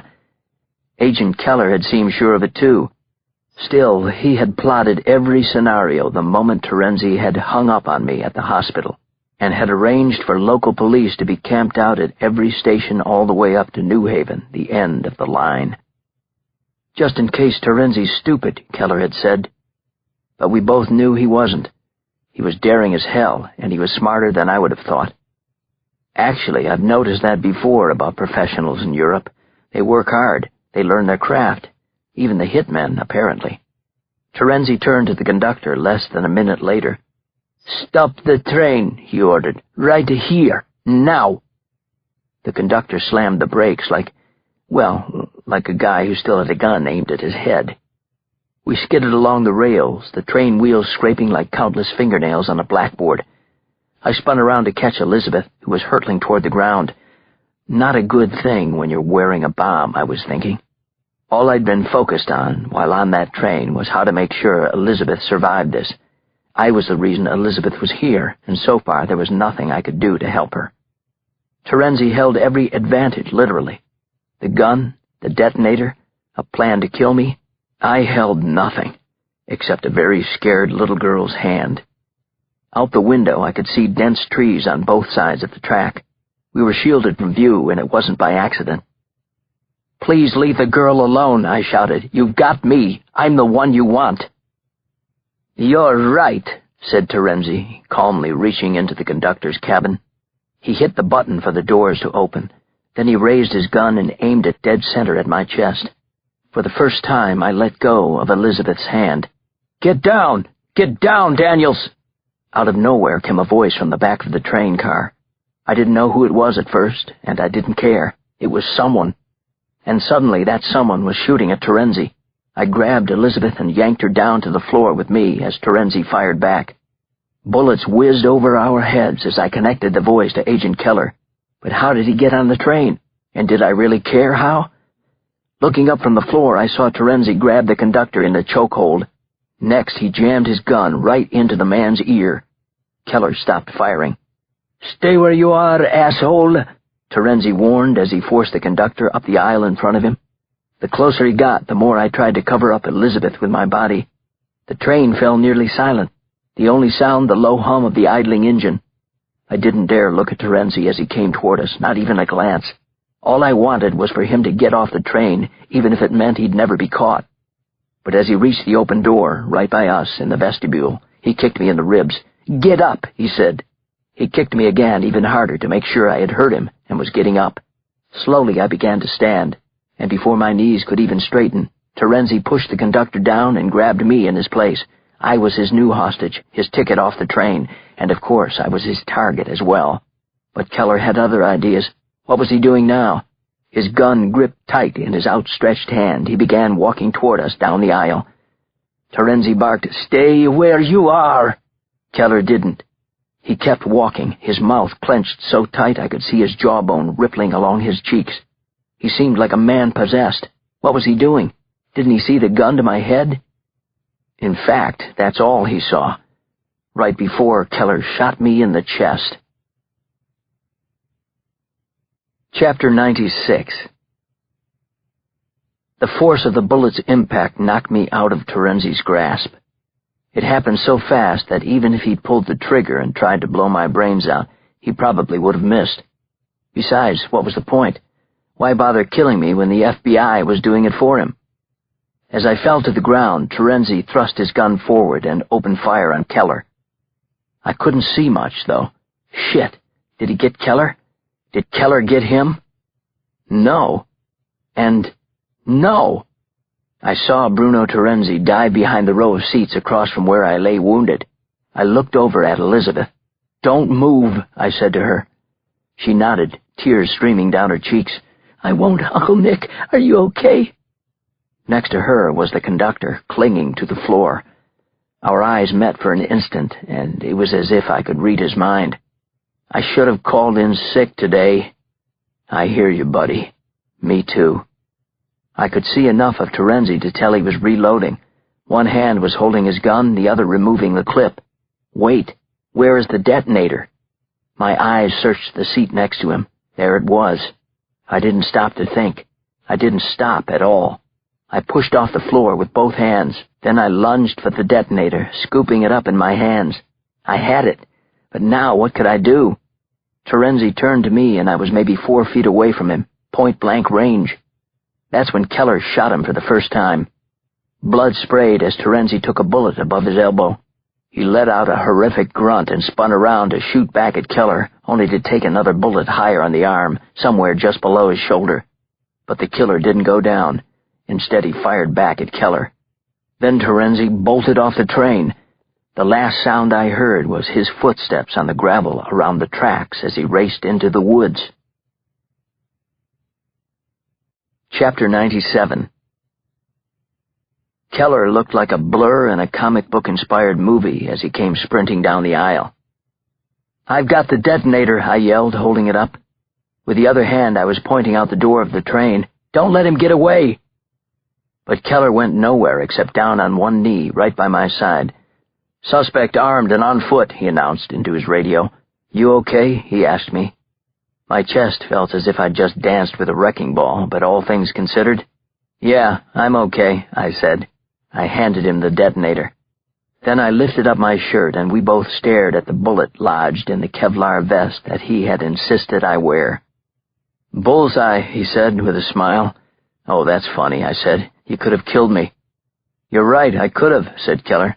"But Terenzi, he would have for sure." "Uncle Nick!" We both turned to Elizabeth, who was still on the floor about 6 feet away. She was still wearing a bomb. Keller went over to her and helped her to her feet. "Honey, that's Agent Keller with the FBI," I said. "He's going to get that bomb off you." My eyes went to Keller. He gave me a nod somewhere between hope and confidence. "I'll do my best." Then he held the detonator up like a Fabergé egg, quickly studying it front and back. It actually was a flip-top cell phone without the flip-top. "So he dials some numbers and we all go boom. Is that how it works?" I asked. "Only one number. Speed dial," said Keller. He motioned to Elizabeth. "Somewhere on her is the ringer of another phone that's wired to a detonating cap. Simple. ETA pioneered it before it was adopted by jihadists, and now apparently Italian hitmen." Keller assumed I knew what ETA was, given my profession. He was right, and it didn't stand for estimated time of arrival. ETA was Spain's homegrown terrorist network. Excuse me, but shouldn't we be calling the bomb squad or something?" asked the conductor. He was still sitting on the floor of the train, a little dazed, but clearly comprehending the situation.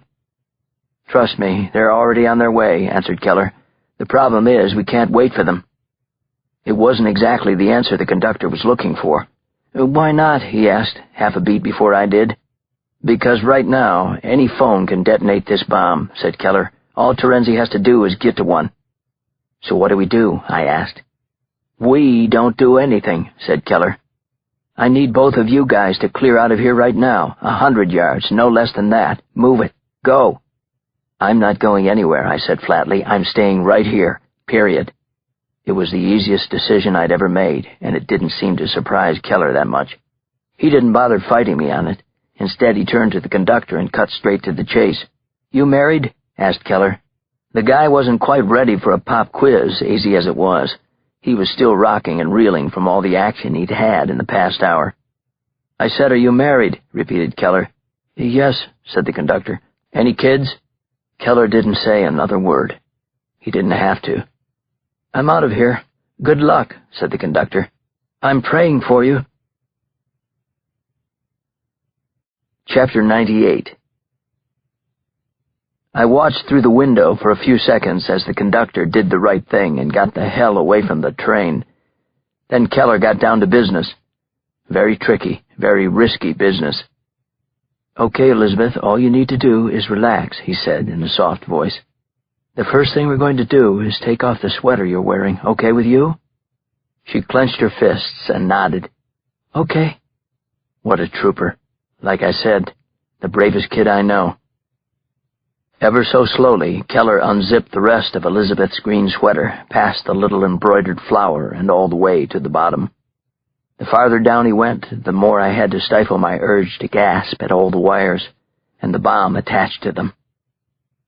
"You're doing great, Elizabeth, really great. There should be no problem at all," said Keller. He wasn't about to scare her any more than she already was, but I could tell from his face that the no-problem talk was just that, talk, probably to keep Elizabeth's and his mind off what was actually happening. Of course, the one thing he hadn't factored in was Elizabeth's amazing sense of smell, as in she could smell bullshit from a mile away, even more so when the person was right in front of her. "It's worse than you thought, isn't it?" she finally asked. "Not necessarily," said Keller, peeling the sweater off her shoulders. Then he pushed around a few of the wires for a better look at the explosives. They literally crisscrossed the front of Elizabeth's undershirt like an X. "Are you sure you should be doing this?" I asked. Keller kept poking and prodding while answering me as if to make his point. "This C4 stuff is as stable as it comes. You could shoot it with a gun and it wouldn't explode. You learn something new every day, even when it could be your last." "So what does make it explode?" I asked. "A shock wave combined with extreme heat," said Keller. "That's what these detonating wires do when they're properly triggered. Couldn't we just slip everything off her, right up over her head?" "That's what I'm checking to see," he said as he continued to poke and prod. "The way whoever built this has it configured, though, I'm not sure—" Keller suddenly stopped cold, and he looked as if he'd seen a ghost. "What is it?" I asked. "Tell me." Instead, he showed me. He pulled me closer and pointed at it, clear as could be. It was worse than a ghost, actually. It was a timer, ticking backwards. Chapter 99. "Uncle Nick, what's happening? What's going on? Why aren't either of you talking?" Elizabeth reached out for me, her pale, slender hands waving helplessly in the air. She started to move toward me, but Keller held her back. "Nick, come hold Elizabeth," he said. "Can you do that? Keep her hands up." I swung around behind Elizabeth, doing exactly as Keller said. "Don't move," I whispered in her ear. "I'm right here with you."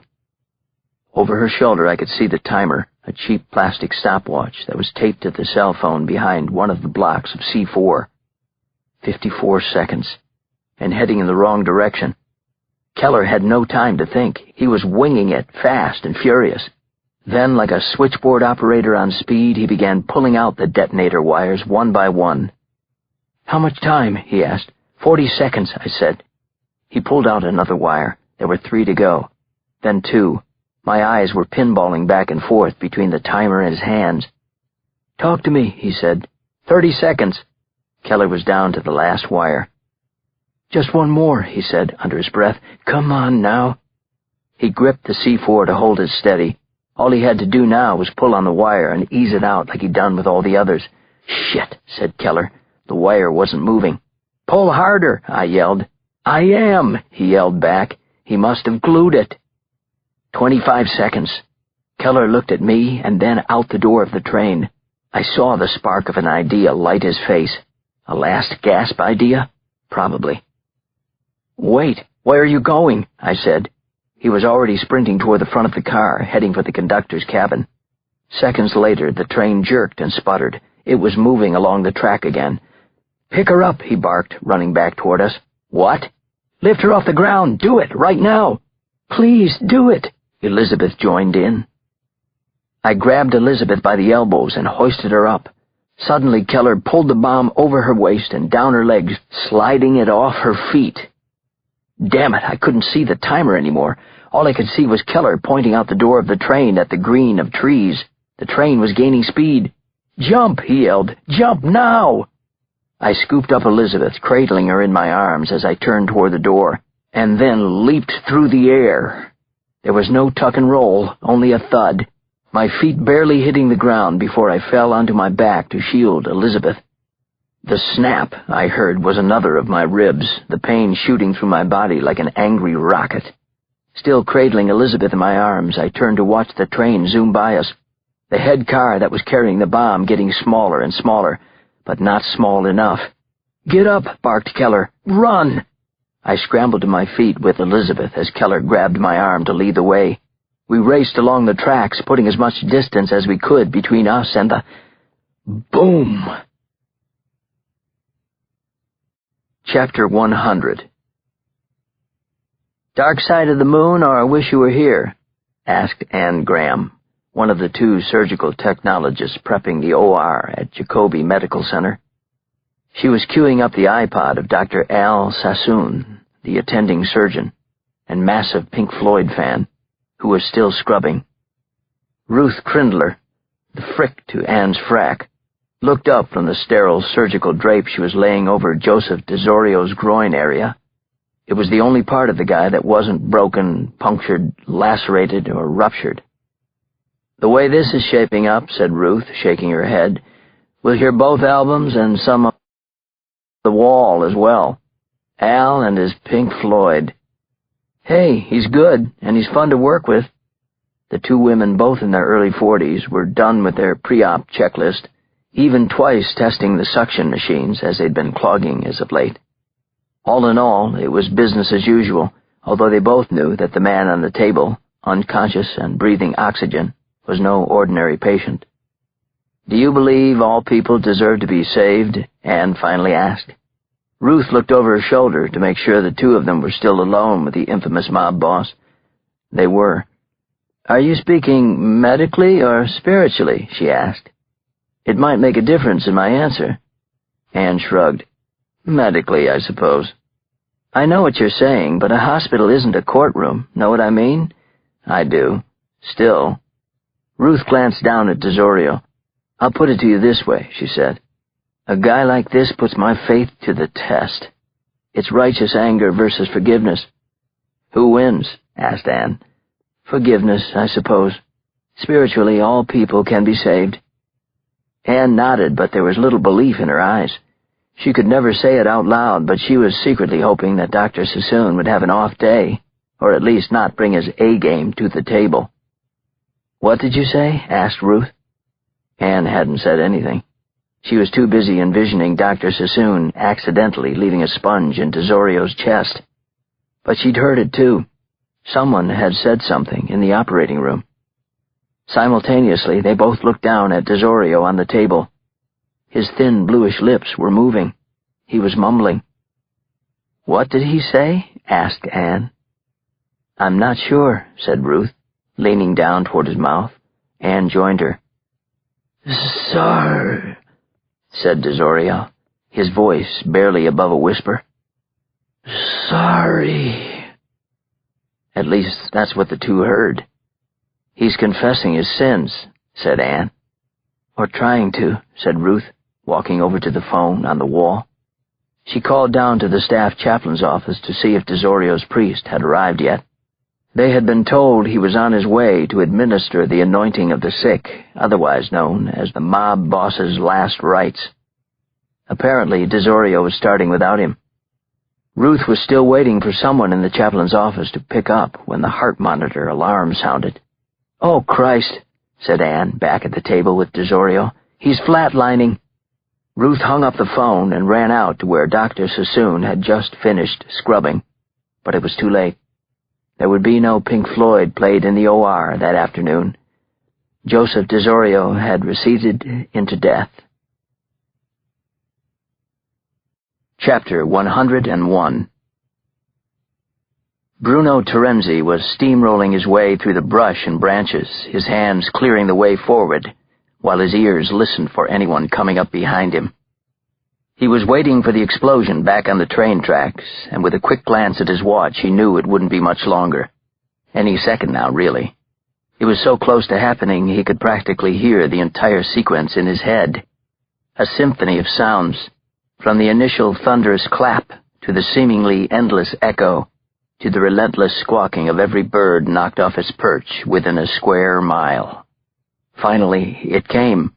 The bomb, the echo, the birds, everything. Almost exactly as he'd imagined it would be. But Terenzi didn't stop and look back, not for a second. He had no interest in taking it all in. He didn't feel the need. He didn't feel anything. There was no glee, no satisfaction, and certainly no remorse, not even the slightest twinge of guilt over the innocent little girl. She had flushed out her uncle as he'd planned. She'd served her purpose from his viewpoint. That was all there was to it. As for the Rambo who'd crashed the party on the train, Terenzi still had no idea who he was. In hindsight, though, the guy must have known Daniels was wearing a bulletproof vest. There was no way his aim was that bad, the 2 shots he tagged Terenzi with being evidence of some skill on his part. Speaking of not feeling anything, Terenzi had yanked the black leather belt from his pants, making a tourniquet and cutting off the circulation directly below his shoulder. For now, his arm was as numb as rubber in December. Later, he'd tend to it. He'd dig out the bullets with a stiletto blade he kept strapped to his shin and then stitch himself up with a dime store needle and thread, leaving 2 more scars on a body littered with them. No big deal. Just another day at the office. As Hyman Roth said to Michael Corleone in The Godfather, Part 2, "This is the business we've chosen." Now Terenzi's business was done. Once again, he had won the game.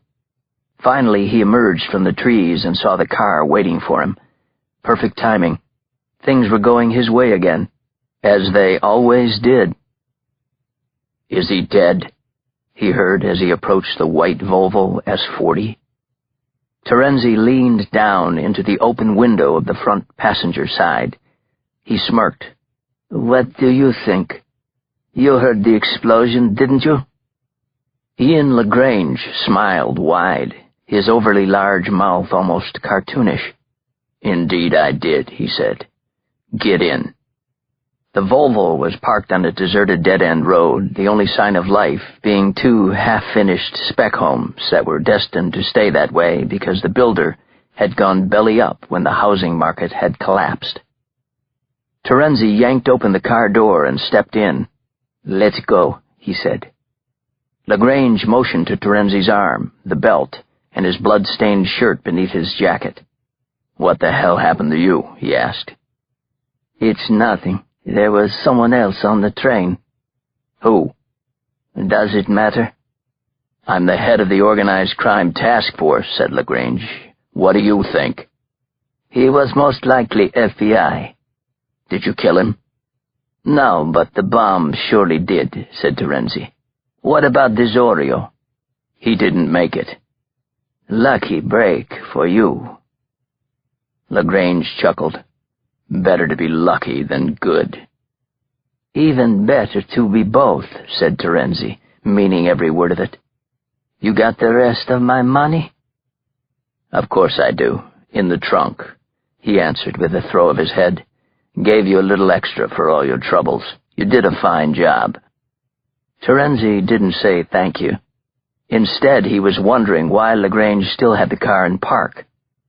"What are you waiting for?" he asked. "There's one other piece of business we need to take care of." "What's that?" "Me," said the man outside the open car window. How do you say revenge in Russian? Chapter 102. Bruno Terenzi didn't recognize the voice, but there was little doubt about the barrel of a gun jammed against the side of his head. "Put your hands on the dashboard," ordered Ivan Belova. "Slowly. Very, very slowly." Terenzi complied with disgust as LaGrange removed the keys from the ignition and opened the driver's side door. "I'm sorry, Bruno," he said before stepping out. "Remember the San Sebastian Hotel? You fucked up, you horny bastard." Belova, a better-dressed and slimmed-down version of Boris Yeltsin, kept his eyes squarely focused on Terenzi. He had no intention of giving the professional killer any opening. It was a lesson his two sons had learned the hard way at that hotel in Manhattan, where they'd tried to run their scam on the Italian. "Do you know who I am?" he asked in his heavy Russian accent. He was the head of the Belova crime family. That's who. They were the U.S. arm of Solntsevskaya Bratva, one of the most powerful crime families in Moscow. "No," answered Terenzi, who knew enough to keep looking straight ahead out the windshield. "Those were my boys you killed in that hotel room. My flesh and blood," he said with equal parts anger and despair. He was his own Molotov cocktail ready to explode. Belova waited for some type of reaction from Terenzi, a look of surprise, maybe even regret. Sorry was a long shot, as was anything else approaching an apology. Belova had no delusions about that. Not that it would have made a difference. There was no changing his plans, no chance of mercy for the Italian killer. Still, Belova never would have imagined the response he did get from the man. "They were punks," said Terenzi. "They had it coming." "Motherfucker!" yelled Belova, pulling back the hammer on his Makarov PM. "Wait!" yelled LaGrange even louder. He was standing behind Belova. "What?" asked Belova impatiently over his shoulder. He still wasn't about to take his eyes off Terenzi. He knew how lethal this man could be. "For Christ's sake, not in the car," said LaGrange. "Not unless you want to clean up afterward." Belova reluctantly nodded, reaching out with his free hand. He opened Terenzi's door and backed up a few steps, just to be safe. "Get out," he said.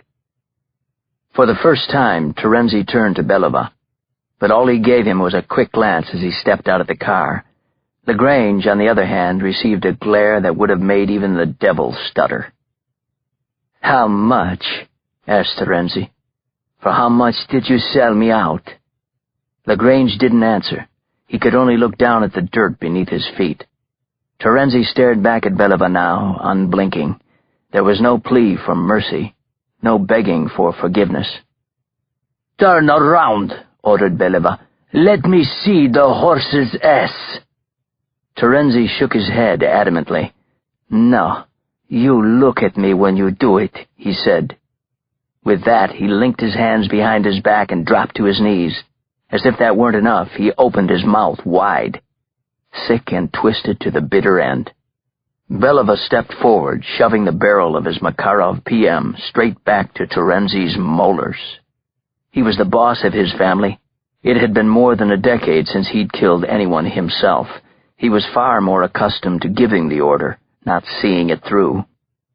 The result was a split-second's pause, a blink of the eye, the chance Terenzi was banking on, or at least hoping for.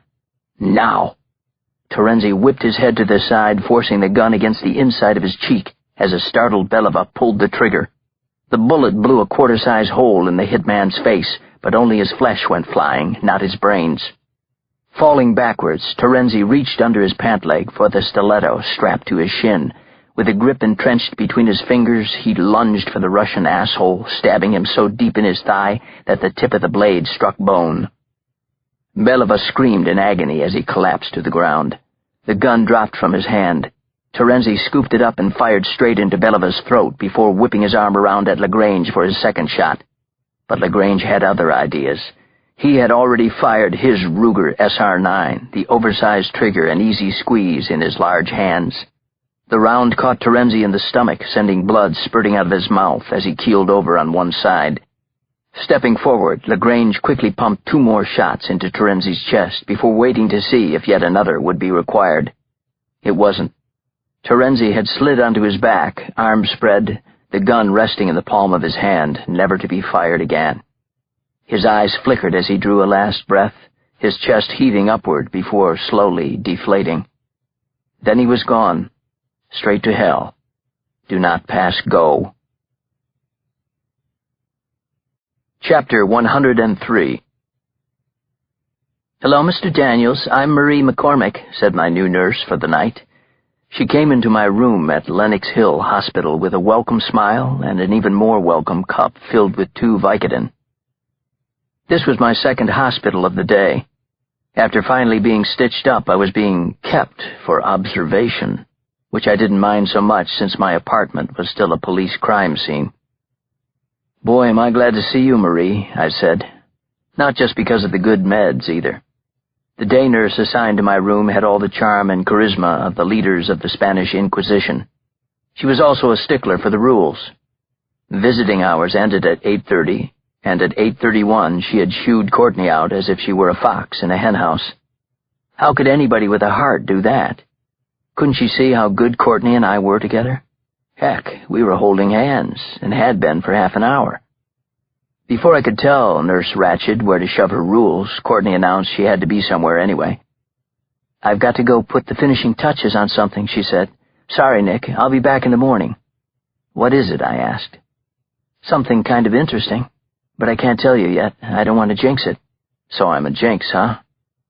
It's hardly what she meant, but it's not like I could blame her or anyone else for thinking that, especially anyone who happened to tune into the news. Clearly, Nurse Marie had watched a little of the coverage before coming on duty. "You're what my Aunt Peggy up in Boston calls a trouble magnet," she joked, wrapping a blood pressure sleeve around my arm. "Of course she should talk, the big dope. She's been married and divorced 3 times to the biggest losers on the planet." My cracked ribs made it hurt to laugh, but I couldn't help it. Marie was my kind of woman, down to earth and funny. "Say, where's that brave little niece of yours?" she asked. "I saw her being interviewed." "She's back home, safe with her mother," I said, "right where she should be." Agent Keller had personally driven her back to Weston. He certainly knew the way. For good measure, he was spending the night, even though the Bureau had already assigned 4 agents to guard the house. "Just in case," he said. "I owe Elizabeth." But if you ask me, I saw the way he'd looked at Kate when she'd arrived at the train tracks with Courtney, courtesy of a Connecticut state trooper. Turns out Keller's a single guy. Hey, you never know. Of course, I'm a single guy, too, but that was hard to tell, given the way Courtney and I practically ran into each other's arms and kissed like crazy by those same train tracks. It was movie of the week mushy, but I loved every second of it. As for Elizabeth, time will tell how she deals with everything that happened. She didn't have a scratch on her, but the mental scars could be another story. Then again, if there's anyone who can handle it, she's the one. The fact that she wanted to give interviews afterward was a pretty encouraging sign. I was shooting the breeze with Marie a little more when I heard another voice at the door. "Knock, knock," said David Soren. Marie turned to him as he strolled in. "You must be somebody important because that cop posted outside the door isn't supposed to let anyone by him." "Yeah, he's somebody important," I assured Marie. "In fact, you might be looking at the next mayor of this city." David introduced himself and was as pleasant as a good politician could be with her. Still, I could tell he wanted to speak to me privately. Marie picked up on it, too. She left us alone. David removed his jacket, placing it on the chair in the corner. Then he turned to me with what he knew was some very good news. "Bruno Terenzi is dead," he announced. "I wanted to tell you myself, Nick. Hope that gets your vote, come the next election." I shook my head, but I was grinning. "Sorry, I'm a Democrat, David." Soren explained how Terenzi had been found during a sweep of the surrounding area near the blown-up train. He said there had been another dead body with him, a Russian crime boss. Go figure. So, wait, who did Terenzi work for? Was it Desorio? Or this guy Belova? I asked. Good question. It was probably Desorio, but for all I know, right now, they could have been working together. Setting up Eddie Pinero was in both their interests. Anyway, we'll sort it all out soon enough, especially when we bring in that manager from Lombardo's who mixed it up with you. He was on somebody's payroll. Soren glanced back at my door. In the meantime, with Terenzi, Desorio, and Belova out of the picture, the need for that cop outside your door just went down dramatically. Same goes for at your apartment, Nick. Hallelujah, I said. Oh, and don't forget to put Carmine Zambrata on that list. He's gone too. You're right, said Soren. In fact, that reminds me. There's one other thing. What's that? It's about Dwayne Robinson. As you probably suspected, he didn't commit suicide. As soon as the news about Desorio's death hit the airwaves, a guy who lived in the building across the street from Robinson came forward to say he saw Zambrata throw him over the railing. Why didn't the neighbor say anything before? Not very neighborly. He was too scared. He knew who Zambrata was and what he was capable of. Hell, he witnessed it, didn't he? I guess you're right, I said. Soren folded his arms, hesitating for a moment. Listen, Nick, I owe you an apology, I really do. You were way out in front on this whole thing, and I should have seen that better. Instead of helping you at first, I gave you a hard time, didn't I? I smiled. Yeah, you did, I said. What's important now, though, is that it's over. We shook hands. Then we both shook our heads, chuckling in disbelief. It was an amazing end to an amazing day and to an amazing story. But I should have known better, I guess. The day wasn't actually over. It was still a little before midnight. Plenty of time for more fun and games. Chapter 104. The Vicodin were doing their thing, easing the pain while making me drowsy. Minutes after David Soren left, I started to doze off. I barely heard the creak of the door opening again.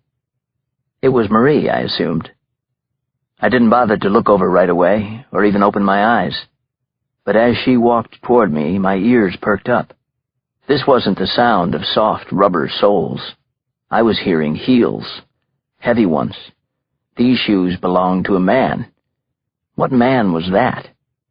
My eyes shot open. Hello, Nick, said Ian LaGrange. Quick as could be, he grabbed the cord of my call button and sliced through it with a knife. Then he jammed the tip of the knife underneath my chin. I could feel the blade pierce my flesh enough to send blood trickling down over my Adam's apple. What do you want? You know what I want, Nick, because you have it. Where's the flash drive? Jesus Christ. In the chaos, the confusion, and the Vicodin, I'd forgotten about that. Clearly, LaGrange hadn't. But how did he even know it existed? And what was with the knife at my throat? What are you talking about? I asked him. What flash drive? You stupid bastard, don't even try, he snapped. I know you had it. LaGrange twisted the tip of the blade slightly. More blood started running down my neck. Vicodin or no Vicodin, it hurt to get stuck in the throat. You're right, I did have the flash drive, I said. Desorio took it away from me before I got a chance to see what was on it. I don't have it anymore. LaGrange squinted, sizing me up. He was trying to decide if I was telling the truth, and I guess he decided that I was. In that case, what good are you? He asked, snatching the pillow from behind my head. The pillow? You're kidding me. He wasn't. Not one bit. He slammed it over my face, forcing the enormous weight of his upper body against my nose and mouth. I couldn't breathe. That was the idea, of course. The more I struggled, the harder LaGrange pressed, all 300 pounds of the bastard. No air was coming in. Whatever was left in my lungs was spilling out of me like life itself. I was losing consciousness in a hurry. There was nothing I could do this time. I was definitely suffocating to death. I didn't see what happened next, but I sure heard it. Someone came bursting through the door of my room. Not a word was spoken, but a gunshot was fired. Ian LaGrange fell to the ground with a horrendous thud. He even took the pillow with him, and as I blinked my eyes into focus and breathed the sweetest batch of air I'd ever known, I got to see who had pulled the trigger. Not the cop who had been stationed outside the door. Not Doug Keller of the FBI, either. Chapter 105. "This guy should be fitted for a cape," raved the New York Post. David Soren's timing remained just about perfect 2 days later. As he walked up to a podium on the top step of the Manhattan Criminal Courthouse, and with the sunlight of a beautiful day beaming down on him, looked out at a huge, enthusiastic crowd, and announced his candidacy for mayor of New York. By then, anyone with a pulse had either read or heard the story of how he had come back to my hospital room because he'd forgotten his jacket. That's when he'd seen the cop on duty slumped in the hallway. Soren had grabbed the gun from the cop's holster, bursting into my room. Needless to say, he had my vote come November, Republican or not. Courtney's too, although she remained a tad suspect of Soren's judgment given his involvement with Brenda Evans. "I mean, she can't be that good in bed," she quipped, standing next to me, as we watched Soren wrap up his announcement to a chorus of cheers. Courtney glanced to see if I'd take the bait and comment on my first-hand knowledge of the subject. Instead, I just laughed. Hey, I was feeling pretty terrific. Why not? Courtney and I were holding hands again. Corny? Maybe. But who cares when you're in love? "So what's the big news you weren't ready to tell me?" I asked, changing the subject. "I knew you'd ask, Nick," she said, reaching into her handbag. She handed me a press release. Courtney Shepard, named editor-in-chief of New York Magazine, read the headline. "Wow," I said. "Congratulations. That is great." "Right back at you," she said. "Have you met my new executive editor? Cute guy. Very talented. Great kisser." "Really? Do I know him?" She playfully punched my arm, and I grabbed hers in return, pulling her close. "Great kisser, huh?" I said before planting one on her. And right there in the middle of the roaring crowd, we made out like a couple of teenagers. "Does that mean you'll take the job?" she asked as we came up for air. "Absolutely not," I said. Courtney rolled those beautiful blue eyes of hers. "Why not, Nick? Because you don't think we can work and sleep together?" "No, that's not it at all. I'm just not the executive editor type. I write stories, that's what I do. And the kind I write you can't find sitting in a corner office." Courtney smiled, and I knew she understood, which warmed the cockles of my heart. "All right, I guess I'll just have to lower my standards and sleep with a regular staff writer instead." "Correction, Missy, your highest-paid staff writer." "We'll see about that, Nick. Just remember I didn't get to be editor-in-chief for nothing." We were about to kiss again when we both realized that someone was suddenly standing next to us. Speak of the devil. It was none other than Brenda. "Sorry to interrupt," she said, coming very close to blushing. "I didn't know she had it in her. I saw you both here. I wanted to give Nick something." She handed me a slender, rectangular box, gift-wrapped, with a red bow on top. "What's this?" I asked, genuinely surprised. "A make-good," she said. "Something I've owed you." I was about to open it when she stopped me. "No, not here," she said. "Open it later, Nick. And Courtney, good luck with this one. He's actually a pretty decent guy." With that, she turned and walked away. No goodbye or anything. I didn't even have a chance to say thank you. Decent guy. All right. I could live with that. I think she even meant it. Chapter 106.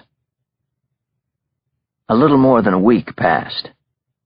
I was on my first assignment for New York Magazine, and it was definitely cover material. "Thanks for doing this, David," I said. "This will be a great story, I promise you." Soren leaned back in the chair behind his desk. We were in his office downtown at 1 Hogan Place, and David was a man clearly at peace with himself. "Are you kidding? Thank you," he said. "I know being pushy is the first rule of politics, but given everything you've been through, the last thing you needed was my hitting you up for an article so fast. I didn't want to exploit our friendship that way." "No problem at all. It's the least I could do. After all, you did save my life." "Just dumb luck," he said, with an aw-shucks wave. "Of course, that's the second rule of politics, isn't it? Dumb luck. It's pretty high up there for journalism, too. That's you and me, a couple of lucky guys. If you're not careful, we may wind up getting everything we want in life," he said with a wink. I reached for my beat-up leather bag on the floor, pulling it up to my lap. "Let's get started then, okay?" "Sure thing," Soren said.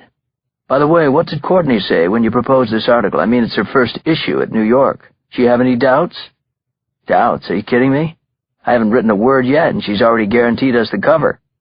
Soren smiled widely as I pulled out a notepad. It was followed by my tape recorder. Immediately, his smile soured. "Oh, shit, Nick, I'm sorry. I should have said something on the phone when you called. I've got no problem with your taking notes, but I can't let you record me. It's policy here in the DA's office," he explained. "Of course, the mayor's office has no such policy." "That's okay," I said, placing the recorder on his desk. "Actually, this isn't to record you. I wanted to play you something, if I may. That okay?" "Sure," said Soren. "What is it?" I hit the play button and turned up the volume. I didn't want Soren to miss a single word of Ian LaGrange's voice, or his own. Chapter 107. What would you do if you found a flash drive with blood on it in your boyfriend's favorite hiding spot in his apartment, in his secret place? I now knew what Brenda Evans would do. She was a reporter, after all, with a sensitive, some would say suspicious, nose for stories. She couldn't help it. The blood had bothered her. Not nearly as much, though, as what she had discovered on that flash drive. Derek Phelan had uncovered it all, and he'd put it on the drive for me to see, or rather for me to hear. There were no pictures, no pilfered secret documents, only an MP3 voice file. And while I may be a purist with my vinyl LP collection, this little digital recording trumped everything I'd ever listened to. Why had Derek decided to bug his boss's office? Sadly, I'll never have the chance to ask him. But I'll never forget how he had looked that day he saw Ian LaGrange come walking toward us by the elevator at the OCTF. "Holy shit," I thought I had heard Derek say, like he couldn't believe something. Soon after that, he had his smoking gun, a conversation between LaGrange and none other than David Soren. Blinded by his own political ambition, Soren was willing to forsake the law he had sworn to uphold. He'd built his reputation battling organized crime, but in a world of hotshot defense attorneys and legal loopholes, guilty verdicts against the mob were tough to come by. There had to be a better way, right? At least that's what Soren's twisted mind had been thinking. What he needed were results. He didn't care how he got them, or for that matter, who paid the price. Because results equaled votes. Today, City Hall. Tomorrow, the governor's office. Then one day, maybe, the White House. A modern-day Machiavelli of the worst order. So Soren had recruited LaGrange and made the ultimate backroom deal. They chose sides in the organized crime underworld. They backed Joseph DeZorio and set up Eddie Pinero after his criminal usury conviction. There was just one problem. Me. I stared at Soren across his desk as he listened to the recording, the flash drive people had died for. Suddenly, his face was as pale as the ceiling tiles of his office. "I don't like it," said a nervous-sounding LaGrange. "If Daniels is actually talking to one of my prosecutors, then he knows something." "You worry too much, Ian," said Soren. "No, I worry just enough. You should, too. What if he's already thinking that his being at Lombardo's was more than a coincidence? We can take care of it." "How?" asked LaGrange. "Leave it to me, Ian. I'll talk to the manager at Lombardo's, erase Marcosa's name from the reservations on that Thursday, figure out everything. Just consider it done." There was more of Derek Phelan on the tape, but Soren had heard enough. He grabbed the recorder and stopped the playback. Then, of all crazy things, he started to laugh out loud. "You haven't heard the rest of it," I said. "I don't need to. I was there. I know what I said. But no one else will. Do you know why? I shrugged. Tell me. You should have gone to law. No problem at all. It's the least I could do. After all, you did save my life. Just dumb luck, he said, with an aw-shucks wave. Of course, that's the second rule of politics, isn't it? Dumb luck. It's pretty high up there for journalism, too. That's you and me, a couple of lucky guys. If you're not careful, we may wind up getting everything we want in life, he said with a wink. I reached for my beat-up leather bag on the floor, pulling it up to my lap. Let's get started then, okay? Sure thing, Soren said. By the way, what did Courtney say when you proposed this article? I mean, it's her first issue at New York. Do you have any doubts? Doubts? Are you kidding me? I haven't written a word yet, and she's already guaranteed us the cover. Soren smiled widely as I pulled out a notepad. It was followed by my tape recorder. Immediately, his smile soured. Shit, Nick, I'm sorry. I should have said something on the phone when you called. I've got no problem with your taking notes, but I can't let you record me. It's policy here in the DA's office, he explained. Of course, the mayor's office has no such policy. That's okay, I said, placing the recorder on his desk.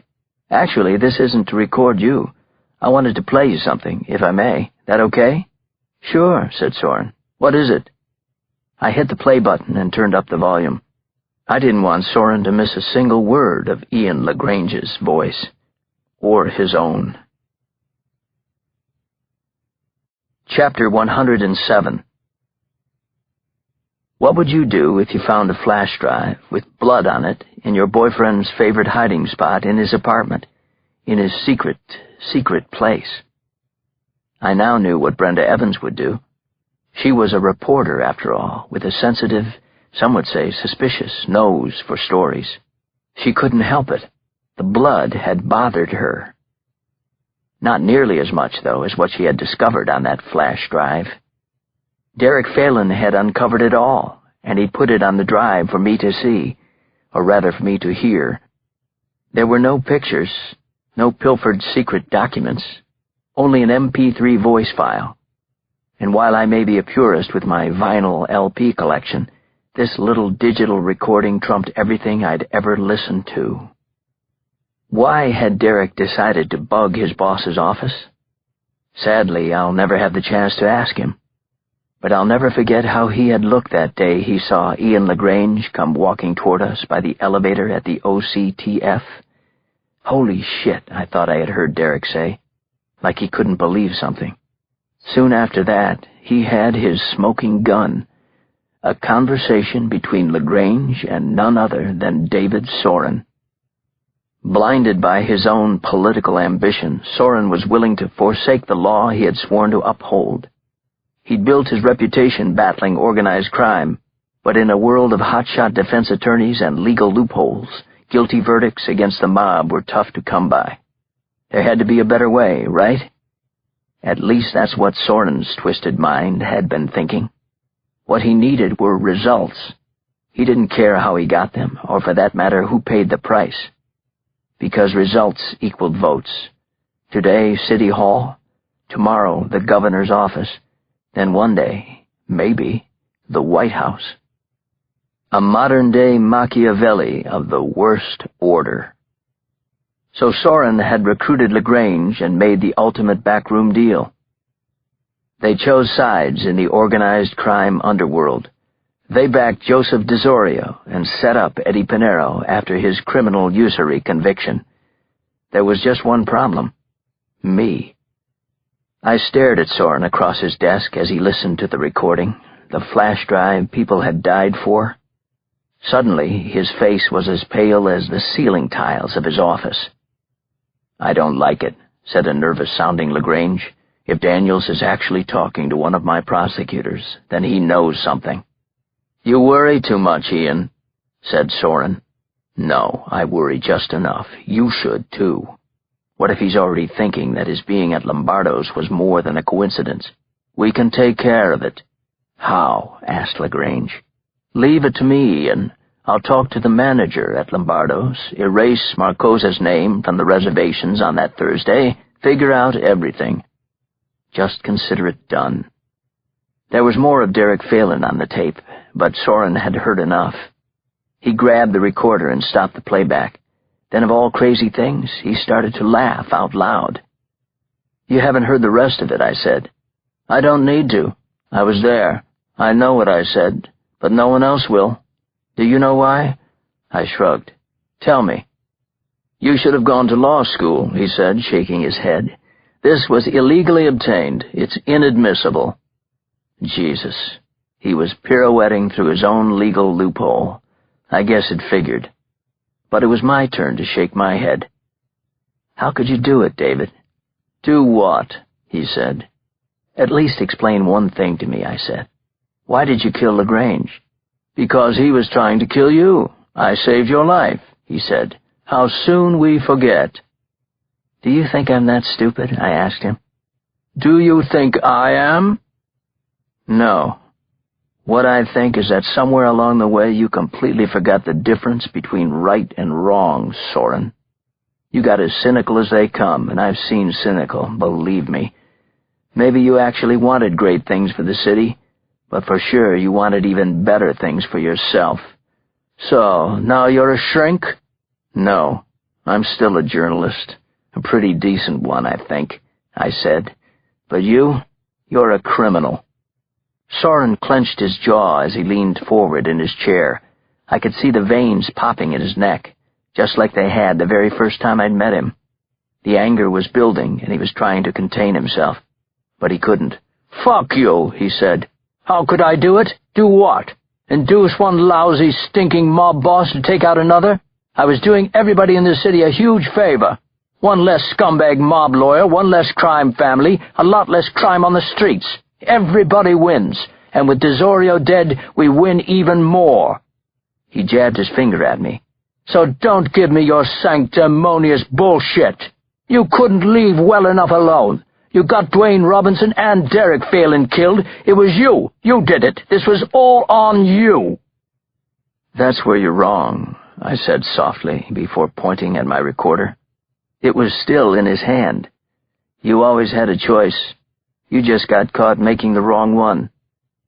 Soren shot me a pathetic look. "Didn't I already tell you? What's on this recorder is inadmissible, illegally obtained. It never happened, just like this conversation." I smiled. "Oh, this is happening all right. I'm here. You're here, David. This is definitely happening." With that, I undid the top 2 buttons of my shirt to expose the wire I was wearing. "Damn chest hairs. I hope it doesn't hurt too much when they pull off the tape," I said. "Legally obtained, by the way." In the blink of an eye, the door to Soren's office burst open as a team of FBI agents came in with guns drawn. Leading the charge, Agent Doug Keller. "Congratulations, asshole," he said to Soren. "You just broke the record for the shortest campaign for mayor in history." Epilogue. Not big on happy endings. Chapter 108. I've never been real big on happy endings. It's not that I'm a total pessimist. I've just found that anything worth cherishing usually comes at a price. In this case, a very steep one. 4 good cops lost their lives, as did a brave prosecutor. I can't thank you enough, Derek Phelan.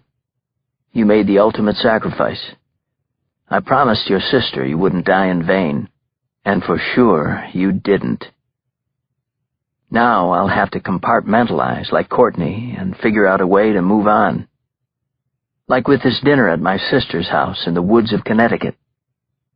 "How does everyone like their steak?" asked Kate. "On a plate, and preferably soon," I joked. "I'm starving, sis." "You were born starving.